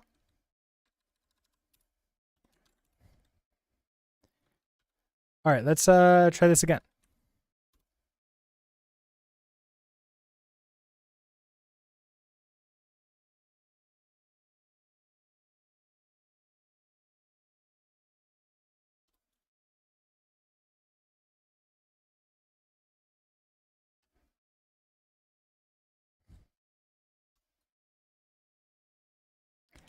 Huh. This seems to be like I need to try it twice before it accepts the CSRF. I wonder if like, am I being too slow, too fast, something else? Sorry, it's not running yet. Soon. Okay, there we go. So now we're running. We go ahead and refund you on the pet the cat. And now if I just send like, hello as a message, I don't get that. It is definitely okay, so do focus time. We don't get that. Oh, you're listening on the wrong event. You were listening on creating a new reward, not redemption. Oh, down here, down here.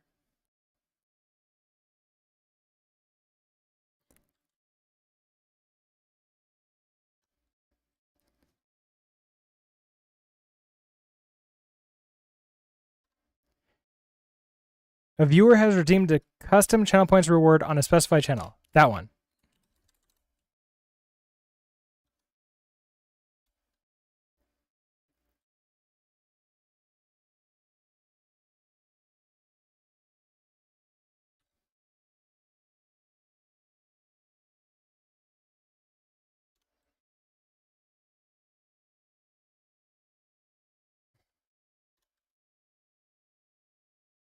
Okay. Let's try it again.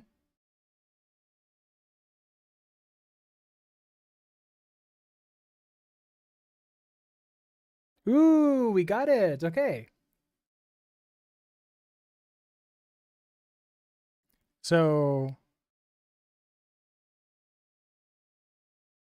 okay.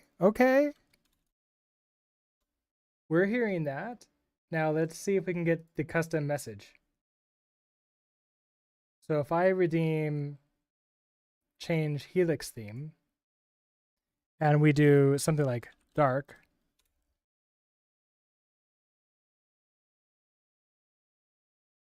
user input dark. Okay. All right. I think we're starting to get someplace. Or rather, we have pretty much arrived at being able to do this. So user input dark. So if I take that user input, then we need to write a different thing that this can then call that updates the Helix theme, and then P kills it, which is very doable. Okay, I'm going to go ahead and commit these in because that's going to be important. All right, so this is now listening to the correct event.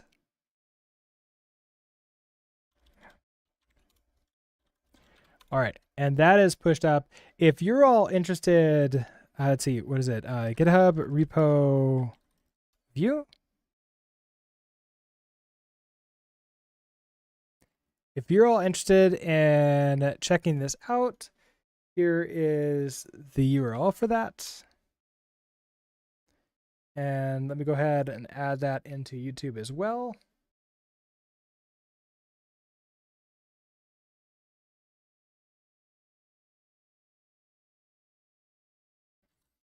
There you go. Okay, I'll try to remember to put this into the description as well, so you can read that later. And then I think, okay, so next week, so we'll work on this again on Monday next week. The plan is to basically update this to. Do I want to update this to work?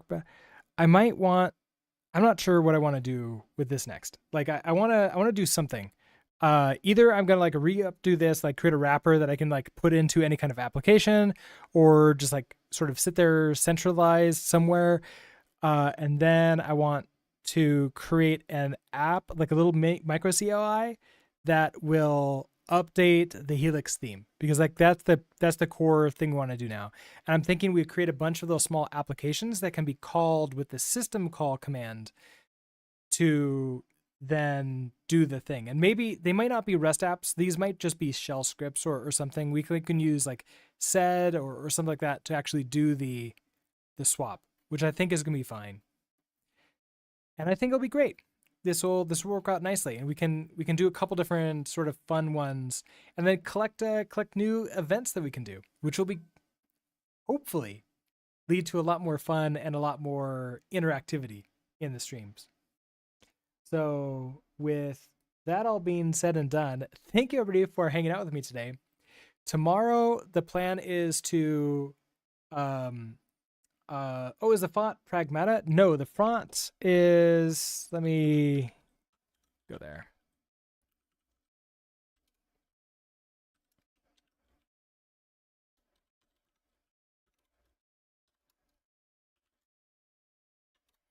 The font is Iosveka. So that's what I've got for this. Yeah, so I found out that Alacrity, I can break out the entire config like this, which is really nice. So I can have like everything in its own file and just update whatever I want there, which is really cool. Okay, so that being said and done, I don't think I have anything else to chat about. Let's see, tomorrow we're going to be continuing to work on the LSP, just sort of like updating it. We're currently working on writing tests, which I have not done anything to write any, like, to get the user stuff. So I don't know, like I'm gonna take a look tonight to see whether or not I even want to stream tomorrow, because I might want to just take tomorrow, not stream, and just get the user stuff set up. And thinking about that more, I think that's just a better idea. So let's do, the next planned stream is going to be Wednesday, and that's a continuation of our fun gaming stream, which is going to be more Shenzhen.io, which is a programming game where we write assembly and electrical engineering puzzles to complete the game, which is very difficult and also very fun. So with that, have a great rest of your day, everybody, and I will see you all next time. Bye.